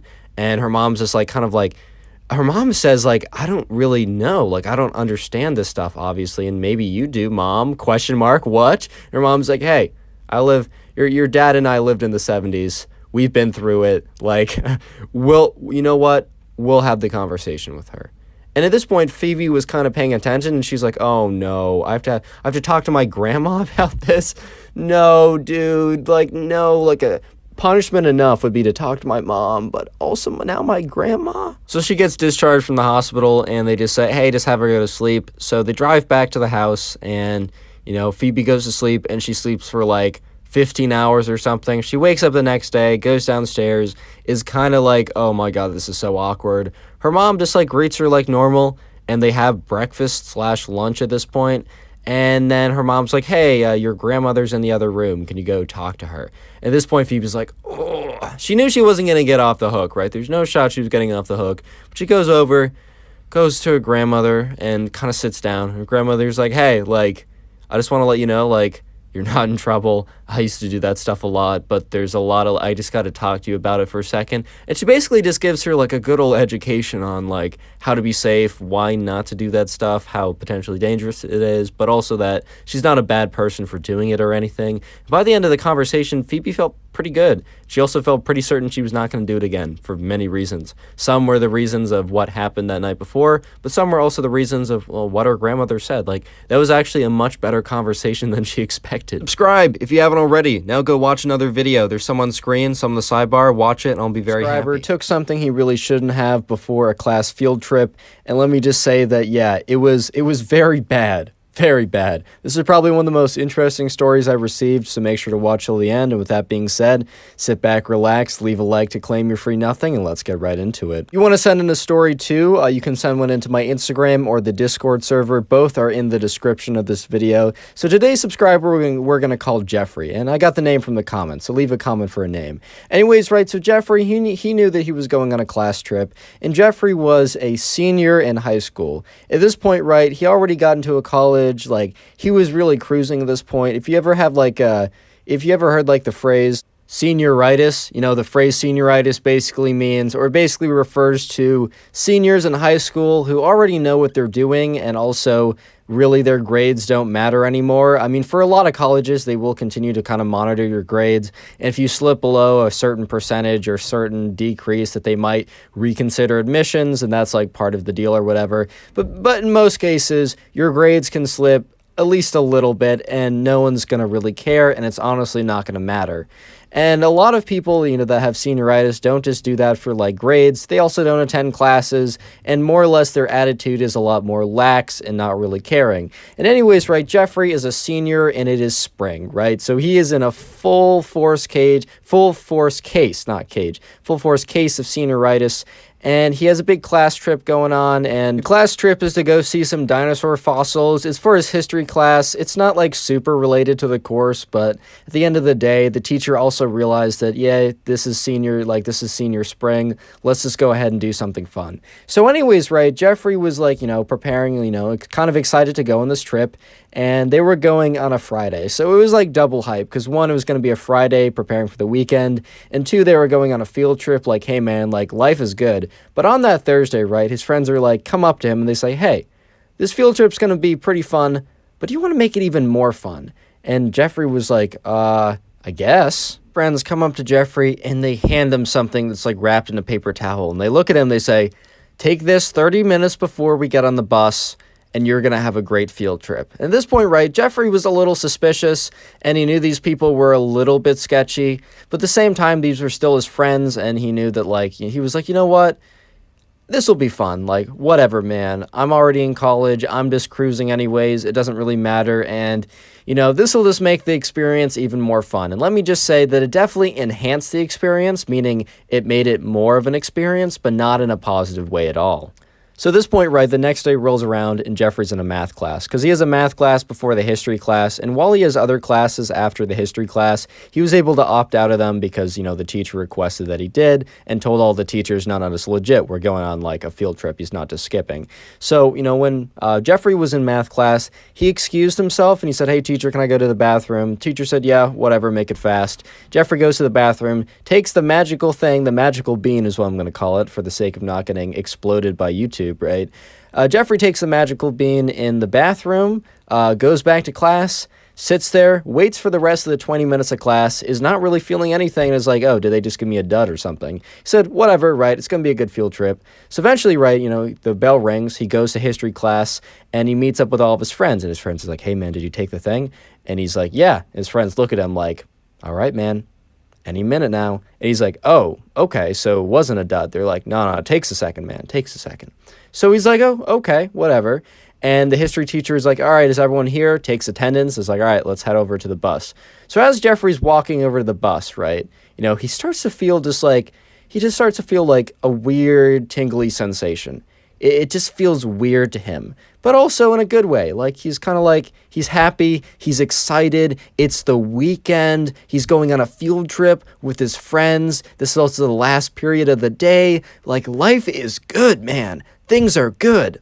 And he just turns to his friend and smiles and is like, life is good, man. And then his friend just starts laughing like, you're right about that, bro. Let me just say that this part was pretty good. This was a good part of the experience. And this is about where all the good parts of the experience end, right here. This is the end.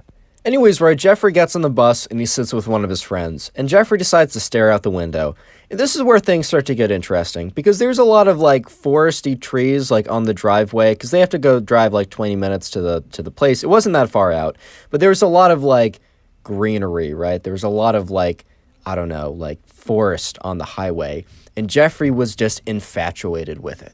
It was just so interesting to him because as the colors and shapes and just like whirled by him, they were obviously quite enhanced when he was viewing it, if you know what I mean. They were just so vibrant and they were kind of like making up kind of like a life of their own, bro. Like they were kind of twisting and turning, and it almost felt like they were there with them, like they weren't just a tree, like it was there as well, which was kind of a weird feeling, and he just couldn't stop watching them, even though he started to feel a little bit more and more uncomfortable as time went on, as if like these trees were trying to like talk back to him or something. He didn't like, he remembers not actually hearing anything from these trees, because when you hear trees talk to you, it's time to run, but no, he just saw them, he's just like, he felt like there was like, that they were kind of alive there with them more than like actually, technically being alive as plants are. And eventually, right, he's startled and he kind of like turns around because he feels this feeling on his like back, and it's like multiplied, and kind of like this feeling, kind of like this touch sensation radiates through his entire body. And he just realizes that his friend put his hand on his shoulder to say, hey, come on, let's go. And at this point, Jeffrey is just like, Jeffrey's on a different planet, bro. He's seeing colors, bro, at this point. No, but anyways, he's like, Jeffrey's like, oh, okay, that's good. And his friend's like, come on, man, like, let's go. We got this. And at this point, Jeffrey's starting to realize that maybe this was not a great idea. Maybe this was not the greatest idea he's ever had. And then perhaps, right, this could end badly. So the good thing about this trip that they were going on was that it was to a dinosaur fossil museum type place, but it was really like outside, outdoorsy, because they didn't like, these weren't like fossils that were chipped away from somewhere and were placed in a museum. This was actually kind of like an outdoor place that used to be like a swamp or a bog a very long time ago, and they got a lot of footprints, and the whole idea was you and your party would walk around in this enclosed area, and it was outside, and you're able to see all the dinosaur footprints. So it wasn't like, so basically, right, Jeffrey and his friends could venture out and not like be in a confined space where they'd be more likely to be caught or whatever. However, this also meant that Jeffrey and his friends could venture out. which is very bad. That's also not very good. So this is where things start to get interesting, and I don't want to interrupt the flow. So today's secret word is door. Yeah, it has literally nothing to do with the video, but it used to be the old saying, and I have you guys comment on all my videos, so I'm bringing it back for today. So comment door down below. I'm going to filter the comments by, comments that have door in them. I'm going to heart a bunch of them. If I don't get to your comment, don't take it personally. I got a lot of homework to do, but yeah, I'll do my best. Anyways, back to the story. Anyways, right, Jeffrey and his friends, they make their way to where the rest of the group is, and the entire group, with the teacher leading the way, moves kind of to, where the dinosaur, like, footprint museum type thing is, and the teacher kind of goes to them and says, hey, everyone, gather around. So they all kind of gather around. At this point, Jeffrey and his friends are barely able to follow directions or follow instructions, but they're able to follow this. And they also hear the next thing that the teacher says. The teacher says, all right, guys, I don't really have anything planned today. Feel free to wander around and look at what's cool. And this was both a good thing and a bad thing. It was a good thing because, Jeffrey and his friends could, escape, being viewed all the time, but also that meant they escaped being viewed all the time.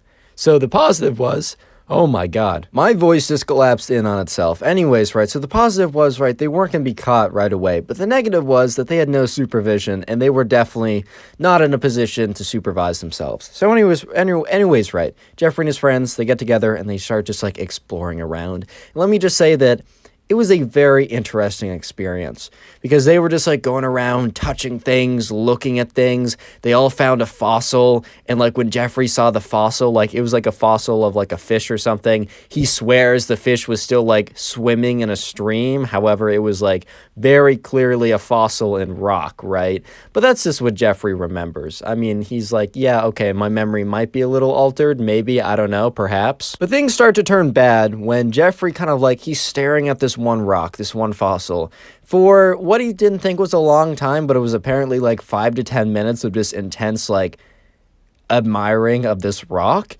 And once he's done, he looks up and he looks to his left, he looks to his right, he turns around him, and his friends are gone. No, and he like scans around like much like wider distance. There are people around him. He's not alone right now, but he doesn't recognize any of them. They're all tour groups from, there's like an old like couple with their grandkids most likely. There's like a married couple with like kids or whatever. None of the kids in his class, none of his friends, the teacher, they're all gone. They're all not there. And he starts to freak out. He's like, did they all leave me? Like, where did they all go? Anyways, right, so at this point, Jeffrey starts to panic because he's separated from his group and he doesn't know where anyone is. And obviously, he can't just, like, it would probably be pretty easy for him normally to be like, oh, let me just, like, find them. But at this point, right, he's not in the best condition to be finding anyone. He's kind of just struggling to get by as it is. So with this kind of induced sense of panic, all like how everything around him used to be like mysterious and interesting and colorful, it all kind of became like super stressful, and he became very anxious as like everything around him started like, it almost felt like it was closing in on him because like everyone he knew was like, they weren't around him, he was gone, and all of a sudden he was all alone by himself. So he starts wandering around, and he's just kind of walking around frantically. And, he kind of, like, looked around, and the people who looked back at him kind of gave him this face of, like, is this kid okay?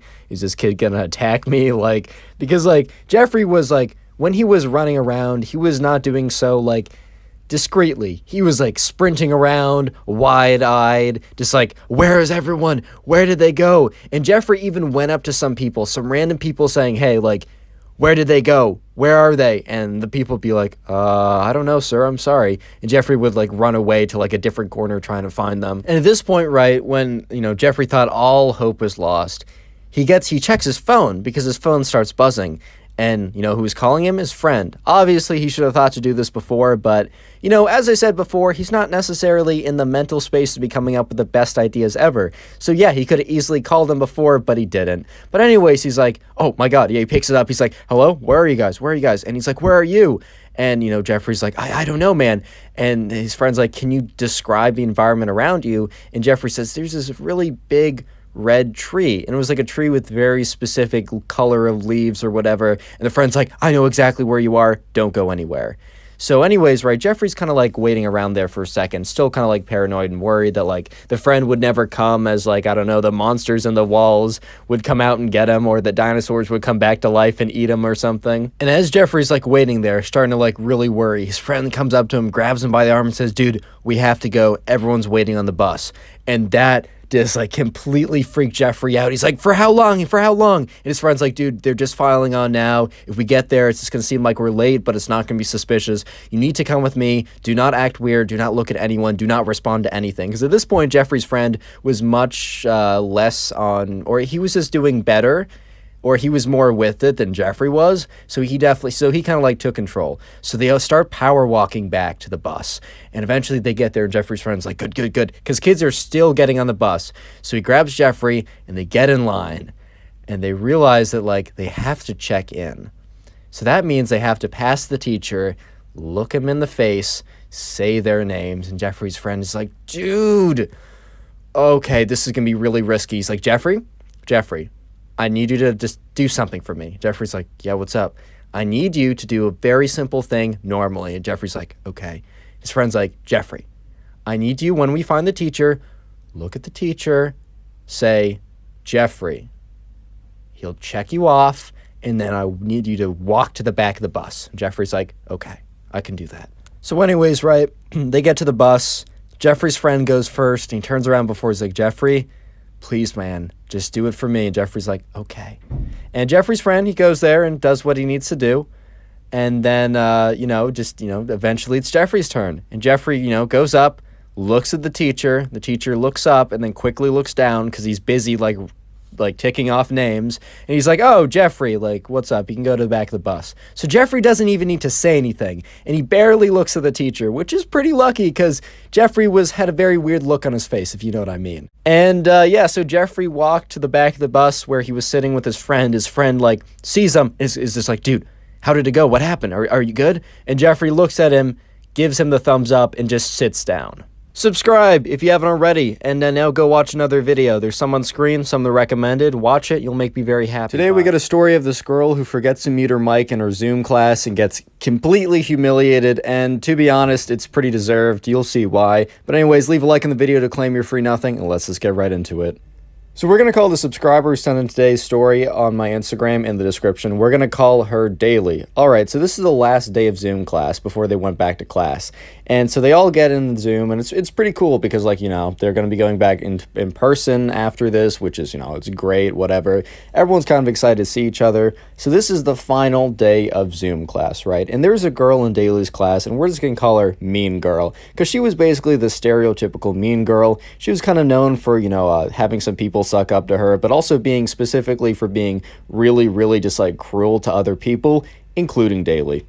Anyways, right, so they were having the last class period on Zoom, and, it was kind of standard behavior. No one was really paying attention because in Zoom class, let's be honest, it's pretty easy to, like, get distracted.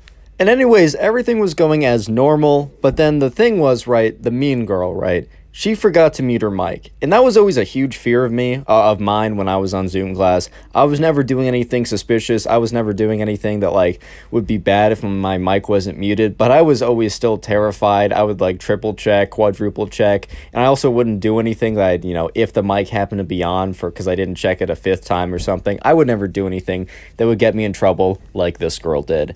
So anyways, right now, Daily's kind of sitting there spacing off. And she's looking, she looks up and she sees the mean girl, and she sees that the mean girl is not muted, which was kind of weird because, like, the mean girl had, like, spoken up to answer a question in class, kind of get those participation points.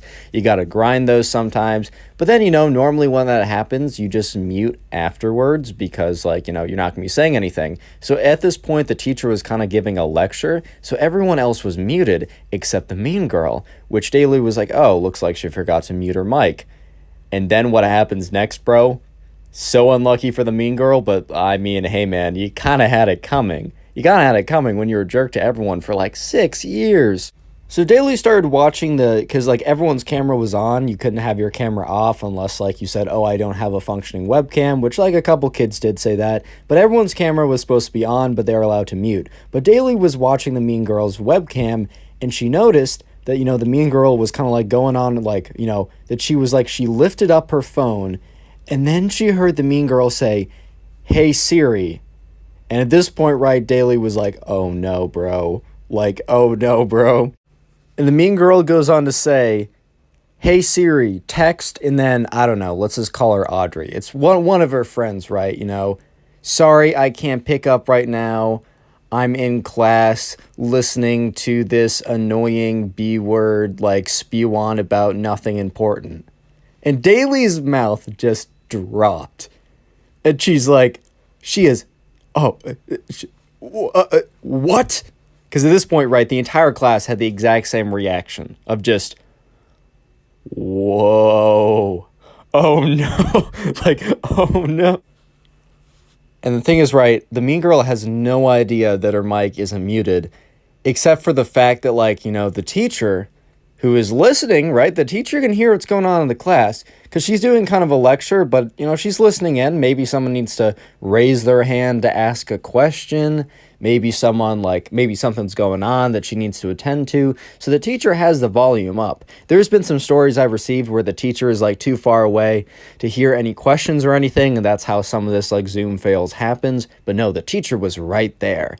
And the thing is, right, the mean girl doesn't realize her mic isn't muted until the mean girl starts to realize that the entire class goes silent, including the teacher. Look, I understand going on your phone during Zoom class. I even understand, like, maybe watching a video during Zoom class. Like, I get it, it gets boring, but I would never have the balls to do anything like this. I don't know if it's having the balls or just lacking the brains to do something like this, dude. No, seriously, imagine, like, bad-mouthing your teacher during your Zoom class when you didn't even check to see if you're muted. You just assumed it and just went full-on doing that. Dude, I could never. But anyways, right, so at this point, Daly's just sitting there, and she's just, like, completely shocked. She doesn't necessarily feel bad. Like, I'll be honest, like, she doesn't feel bad at this point because she's like, nah, this girl had it coming. But she looks up at the teacher, and the teacher just, is basically lost for words at this point. And, but not for long. The teacher will not be lost for words for long. Because, Daly, is looking at the mean girl and starts to notice that, like, the mean girl's face is starting to turn to a face of shock as the mean girl starts to realize that, her mic was not muted when she called the teacher, like, an annoying B word, bro. You can't be saying that, dude. You just can't be saying that. Anyways, right, so the teacher eventually breaks the silence. Because it's probably, like, it feels like an hour, but it's definitely only, like, I don't know, 30 seconds of silence, which is a really long time to be silent on Zoom class, especially when they're supposed to be talking, right? But anyways, the teacher, like, eventually says something, and she's like, "Mean girl," I don't know. I'm just going to say mean girl. Whenever the teacher says mean girl, assume the teacher's saying the actual name. But she's like, "Mean girl? Like, I need to talk to you in a private room." So, sure enough, right, the teacher makes one of those private Zoom rooms, like, that she normally, like, I don't know, would put you with a partner or something. And the teacher and the mean girl disappeared from the meeting. And everyone in class, like, half the kids had, like, their hand over their face. There's this one kid who was just laughing hysterically. Daly was just sitting there completely shocked, in a complete daze, like, what is going on right now? Real quick, if you made it this far into the video, comment Zoom down below. That's kind of the secret word of the day. I'm going to heart as many comments as I can that say Zoom, but just know I appreciate it either way. And by the way, while you're down there, make sure the notifications are turned on and you've joined the Discord server. Anyways, right, so Daly's just sitting there and the rest of the class is like, oh my god, like, did this really just happen? And the thing is, right, the teacher and the mean girl, they're gone for like a good solid, I don't know, they're gone for like a good solid 5 minutes. Like, it wasn't a quick, like, hey, you can't be doing that. It was like a berating. She got shellacked in there, dude. It was bad.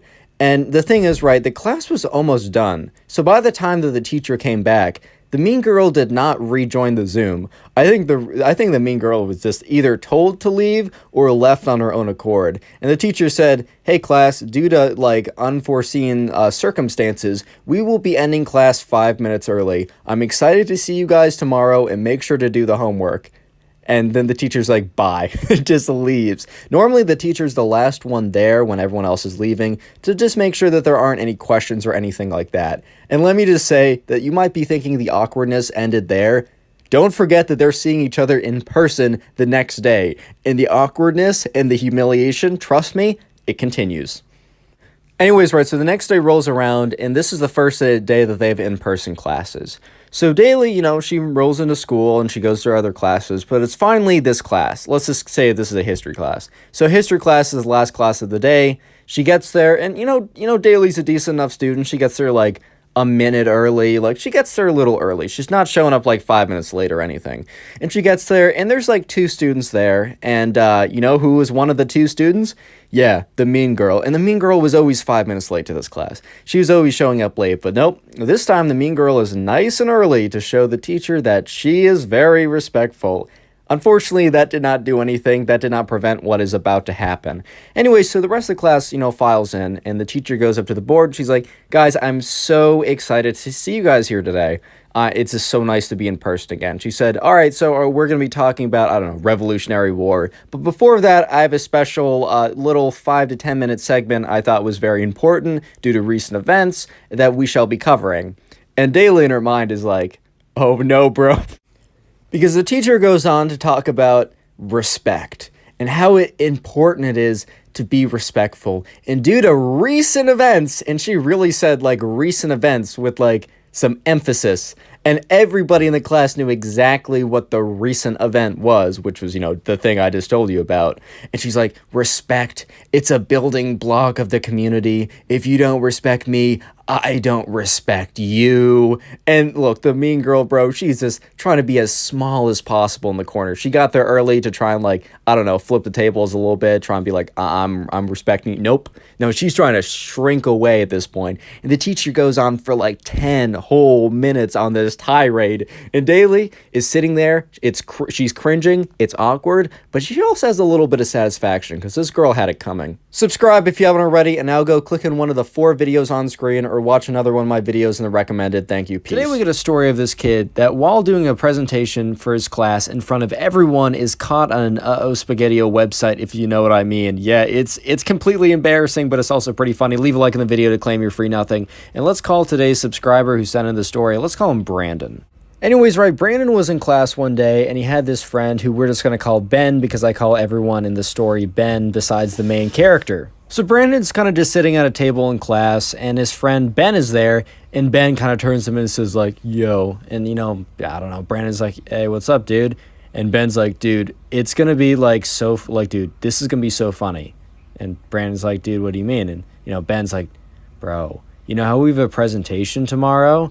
And Brandon's like, yeah, like, have you been doing that? And, Ben's like, well, no, because of what, you're about to hear. And Brandon's like, dude, you should be doing the presentation. That's a huge part of your grade. And Ben's like, chill. 1 second. At least hear what I'm trying to say. And Brandon's like, all right, what's going on? And Ben looks at Brandon and says, dude, I'm going to go up there. And you know how the presentation is like a PowerPoint presentation? And Brandon's like, yes. And Ben's like, bro, I'm going to go up there and I'm going to dude, I'm going to show the funniest thing on screen ever. Dude, everyone's going to be laughing. It's going to be so great. And Brandon's just like, what are you going to show on there? And Ben is like, dude, I'm going to show a very special website. I'm going to go on a very special website and just put on a very special video. And Brandon's looking at him like, you don't mean, and Ben looks at him and nods. And Brandon's like, bro, that is the dumbest thing I have ever heard. Why would you do that? And Ben's like, dude, it's going to be so funny. Just wait. And Brandon's like, no, you're not going to do that. That is the dumbest thing I've ever heard. One, I don't actually think it's that funny. It's yeah, I guess I'd laugh and people are going to laugh at how ridiculous it is. They're not going to be like, wow, this is the funniest thing I've ever heard. 2, you're going to fail the assignment. And 3, you're going to get in a ton of trouble. And Ben's like, bro, you're overthinking it, but I do need you to do one thing. And Brandon's like, dude, I am not helping you with this. I'm not joining in on this. I'm not going to have any part of this. And Ben is like, dude, please, you can do this discreetly. No one even has to know that you're doing this, but can you just film me when I go up and film everyone's reactions? You can be super discreet. You can just be like, I was being on my phone. It's totally fine. No one's going to even know. I'm doing this one way or another, but I really need someone to film it. And Brandon's just looking at Ben like, bro, you cannot be serious. Like, don't do this. This is ridiculous.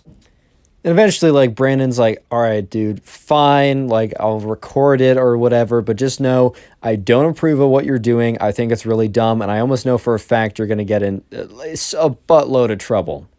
So anyways, right, the next day comes around and that's the day everyone's doing their presentation. And sure enough, right, Brandon is sitting there. He's gone up. He's done his presentation. He's done a good job. The presentations are really mundane. No one is really paying attention. And finally, it's time for Ben to go up there and do his presentation.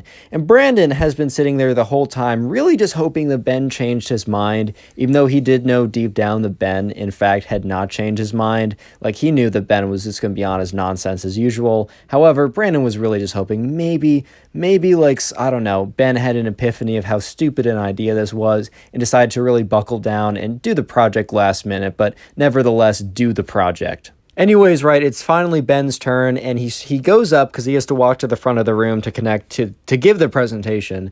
And as he's walking up to the front of the room, he stops at Brandon's desk and like whispers in his ear, like, start recording. And, Brandon's kind of annoyed because he was going to start recording either way. Like, he did make a promise to Ben that he'd record it. And now he just looks suspicious because, like, yeah, no one knew what was about to happen. But in retrospect, everyone's going to remember that, like, Ben went up to Brandon and whispered something to him before he did his big practical prank in front of everyone. So Brandon was a little annoyed, but he definitely, like, he whipped out his phone, pretended to be on it, but was recording the front of the room. And, so Ben is walking up there. Ben connects his computer to the projector, goes up and is like, all right, guys, here's my presentation. And he flips the thing on. The first slide is normal. It is like, all right, today we have a presentation on covalent bonds. Dude, I don't know what the class was in. Let's just say that. He's like, today we have a presentation on covalent bonds. So the first slide was going to be like a normal slide. And then, like, Brandon was looking at him like, oh, wait, did he actually do a normal thing? Brandon was just holding out a little bit of hope that Ben had come to his senses. But yeah, no. So Brandon is sitting there and watches as Ben has a little bit of a smirk on his face, a little bit of a smirk, because Ben is about to flip to slide 2. Sure enough, Ben clicks the thing on the projector. It goes to the next slide on the PowerPoint. And you know what it is? He somehow embedded a video in there, and he's like, all right, guys, now we're going to watch a very important video about covalent bonds. He clicks the play button, and I don't want to go into too much detail so that YouTube doesn't thunderbolt my stuff. But yeah, a video from a very forbidden website starts playing. And the other thing is, right, Ben made sure to crank up the volume, and also when he got control of it, to crank up the volume, not just on the video, but on the machine. So the video was full volume, the machine emanating the sound was full volume. So when this thing started playing, it was like blasting. And to be fair, like to Ben's credit, the whole class did start laughing.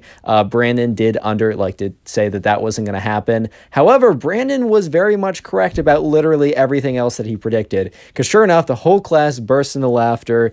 Ben is up there kind of feeling good because he just everyone's reacting positively, until Ben looks around and sees the teacher, who is understandably not acting as positively. The teacher is like, what is this on screen? What is this playing in my classroom? This is so against every rule here. Turn that thing off immediately and then go straight to the principal's office. And Brandon was sitting there all right, Ben, I told you, dude, this was going to happen and this was a bad idea. And the thing is, right, Brandon did hold his end of the deal and he was recording the whole thing. And the teacher, who is steaming mad at Brandon at this point, looks around at the classroom and sees that Brandon, or steaming mad at Ben, sees that Brandon has been recording the whole thing. And then all of a sudden, right, the teacher points at Brandon and says, you there, the guy recording this, go to the principal's office as well. And Brandon's like, I had nothing to do with it. He says, I don't want to hear it right now.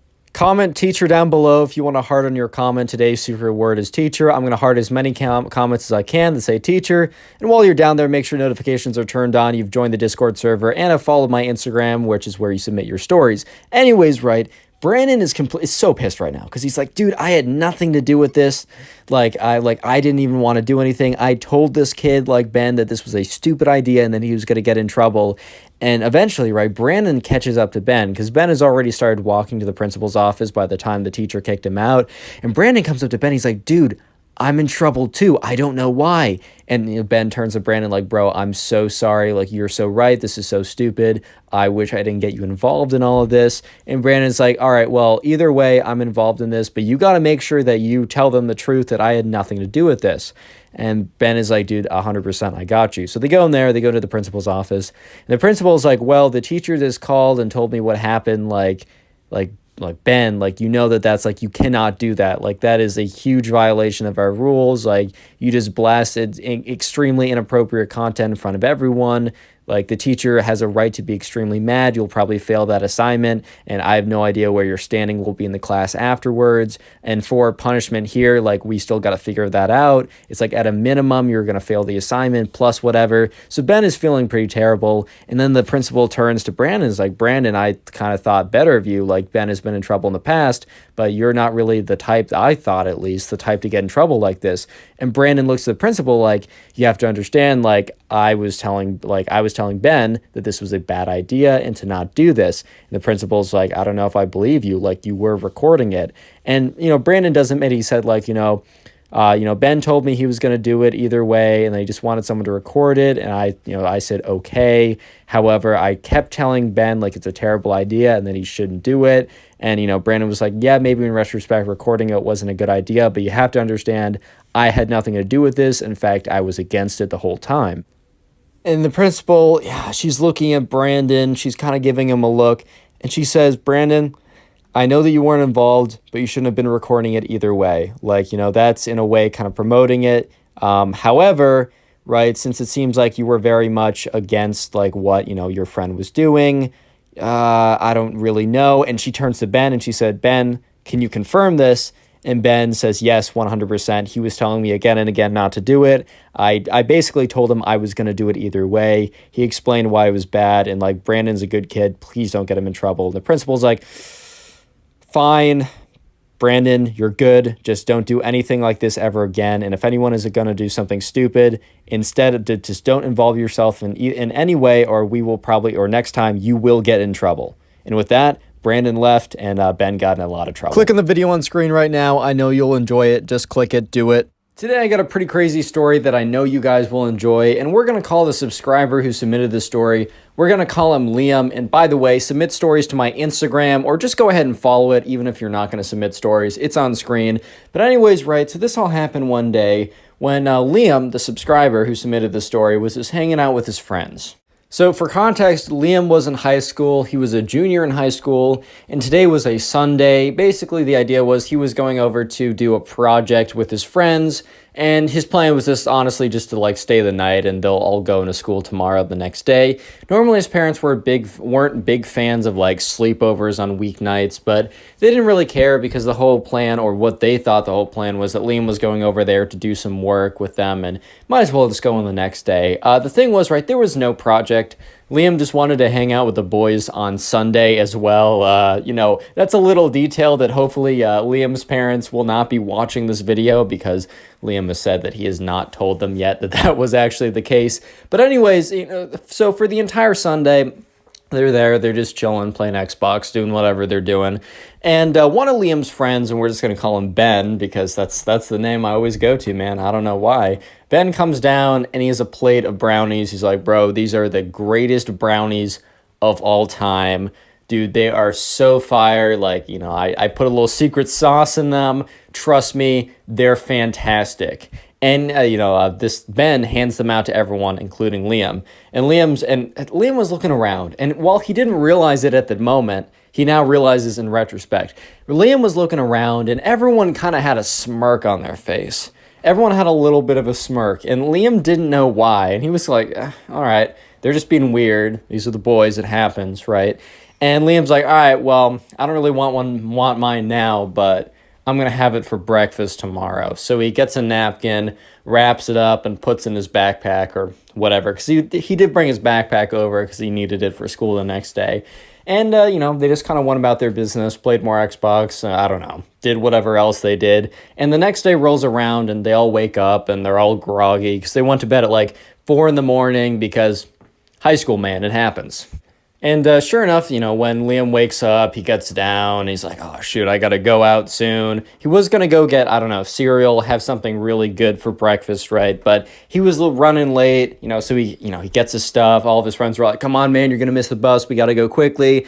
They all go out the door and they walk down to the bus stop. And, the bus stop's there. Yeah, the school bus stop's there. They get on, they sit down, and Liam sits with one of his friends. And so Liam is like, damn, like I'm kind of hungry. I wasn't able to eat anything. He's like, oh, wait, we're good. I have the brownie that I was given last night. Like, look, starting your day with sugar isn't the greatest thing ever. Like maybe a brownie, but what else was he going to eat? Like sugar cereal? I mean, it's not that much different. At least that was the justification Liam told himself. Liam, in retrospect, wished that he just wished he had no breakfast at that point, but you'll see why in a second. So anyways, right, the friend that Liam is sitting with watches as Liam takes the brownie out of his backpack, unwraps it, and like Liam actually looks over at him and says, hey, do you want any? And his friend smiles and says, nah, bro, I'm good. Like, are you sure you want to eat that? And Liam's like, yeah. And his friend's like, all right, man, like, okay, like you're going to have a fun day today. And Liam's like, in his head, he isn't getting it at this point. He isn't getting it. In his head, he's like, yeah, I'll have a fun day because I'll start the day with a great brownie. What? Like, okay, I guess. Like, that's fair enough, I guess. So anyways, right, Liam, bites into the brownie. It's a great brownie, by the way. It is fantastic. And Liam finishes it. He's like, damn, man, that was really good. You're right. I am going to have a good day. His friend is just looking at him and, like, laughing. And Liam's like, I guess we're all in a good mood today. Fair enough. So anyways, Liam gets off the bus and he goes to his first period class.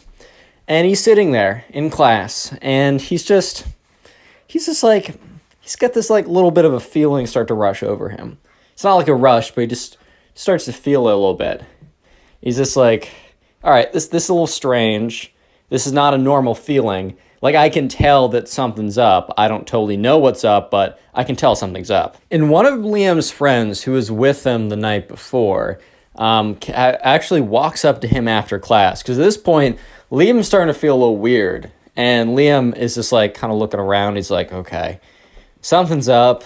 Maybe I ate something the last couple days that isn't sitting well with me. Because, like, I'm feeling a little weird. I don't really know how to say it. Like, my focus is a little strange. I'm just feeling a little strange, right? And one of Liam's friends, when he walks up to him, puts his hand on his shoulder, is like, hey, man, I heard you had the brownie this morning. And Liam's like, yeah, like, it's pretty good. Like, tell Ben, like, thanks for making them.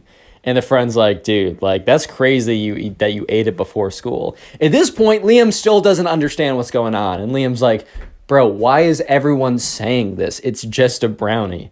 And Liam's friend has, like, the smile on his face starts to dissolve because he realizes, oh, wait, Liam doesn't know.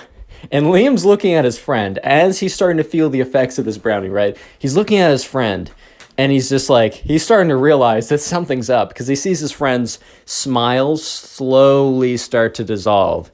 And Liam's like, no. And his friend's like, bro, I thought you knew. And at that point, Liam realized that this was no ordinary brownie. This was a brownie with a very special plant in it. A very special plant that makes you feel very special. And there was probably a lot in it because if you don't know, if you were to ingest this special plant in food, a lot of times you can ingest a ton of it and you'll have some pretty crazy experiences. I do not recommend at all. Disclaimer, a little disclaimer for everyone watching this. Don't do what's in this video, just entertainment purposes only. But yes, at this moment, Liam realized, oh no, dude.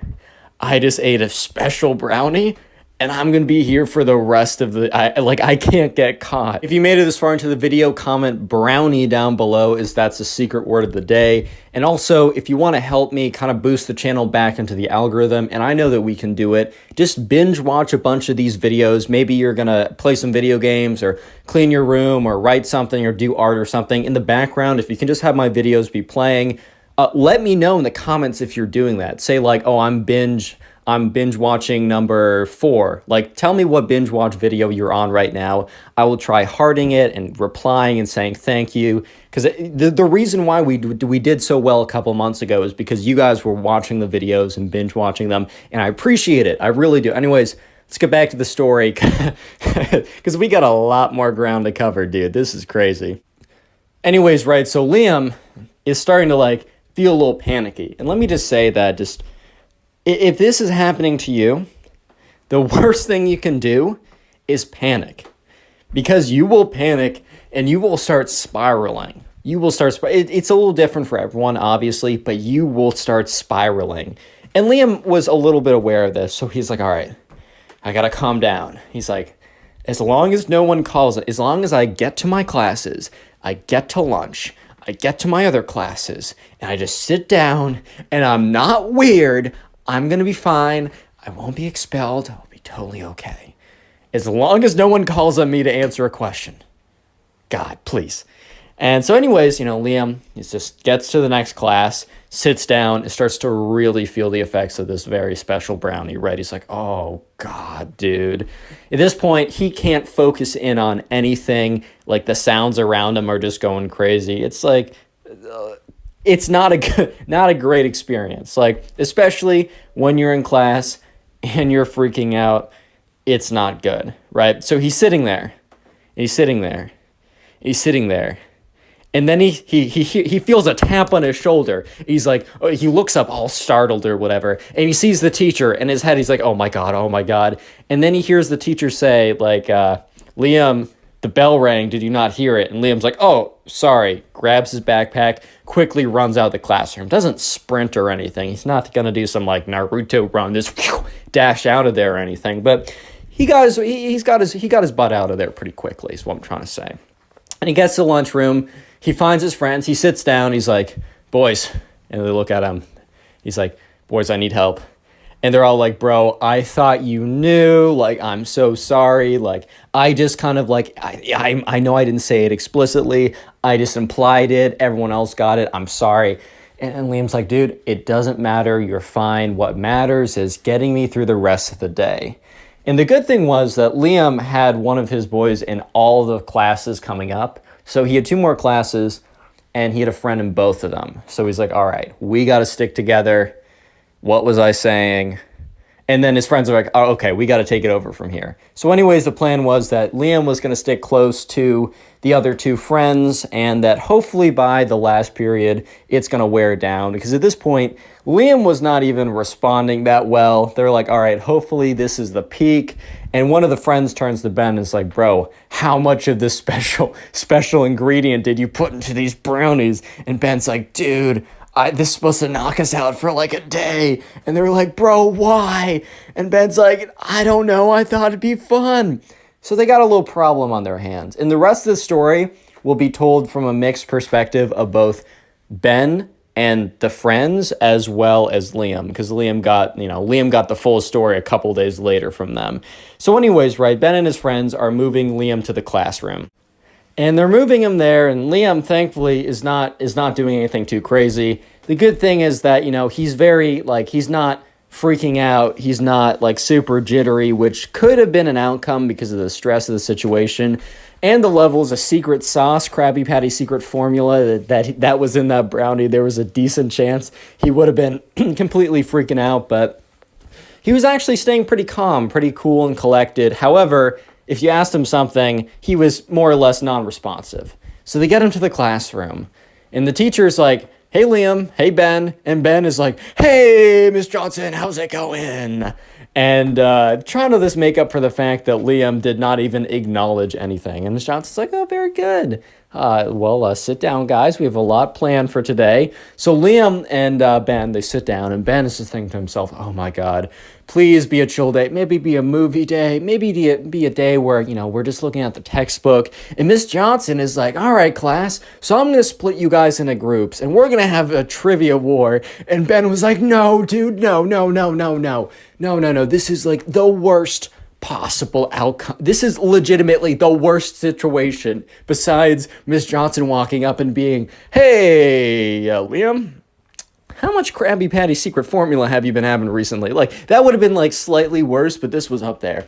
And so sure enough, Liam is like, please just let Ben to be on my team. Just let Ben to be on my team. And because, he was so unlucky for the rest of the day, maybe the gods just gave him a little bit more luck. And sure enough, Ben and Liam were on the same team. And so anyways, it's like a trivia battle. It's supposed to be super fun, and it's very low stakes. But anyways, Ben has been thinking to himself, Liam's not going to be responsive. And he's like, all right, maybe he's down a little bit more. Maybe he can understand. So Ben whispers to Liam. He's like, bro, when I tell you to say something, say it. And, Liam kind of looks at him, smiles a little bit, is like, all right. And Ben is saying to himself, there's a 30% chance this goes well. Please, God, help me. So anyways, the teacher starts going down the line, and they're doing the trivia, whatever. And it comes to Ben. Ben answers it. Ben actually knows the answers. He's pretty on top of his stuff. And eventually, she says, all right, Liam. And Liam kind of looks up. What is, and then asks a question. And quickly, Ben is like, all right, I know the answer. Turns to Liam, whispers, and says, say, and then the answer. And Liam looks up and is like, just says exactly what Ben told him to say. And the teacher's like, oh, very good. And then Ben is just like, oh my God, that was close. And eventually the class ends and off to the next class. So now Ben is handing Liam over to the other friend, and we're just going to call this friend John, because I don't know, I just came up with a new name. So John gets Liam, and John's like, yo, Ben, like, what's the state? And Ben's like, dude, I had the closest call today. We had a trivia battle in class. I had to give him the answer.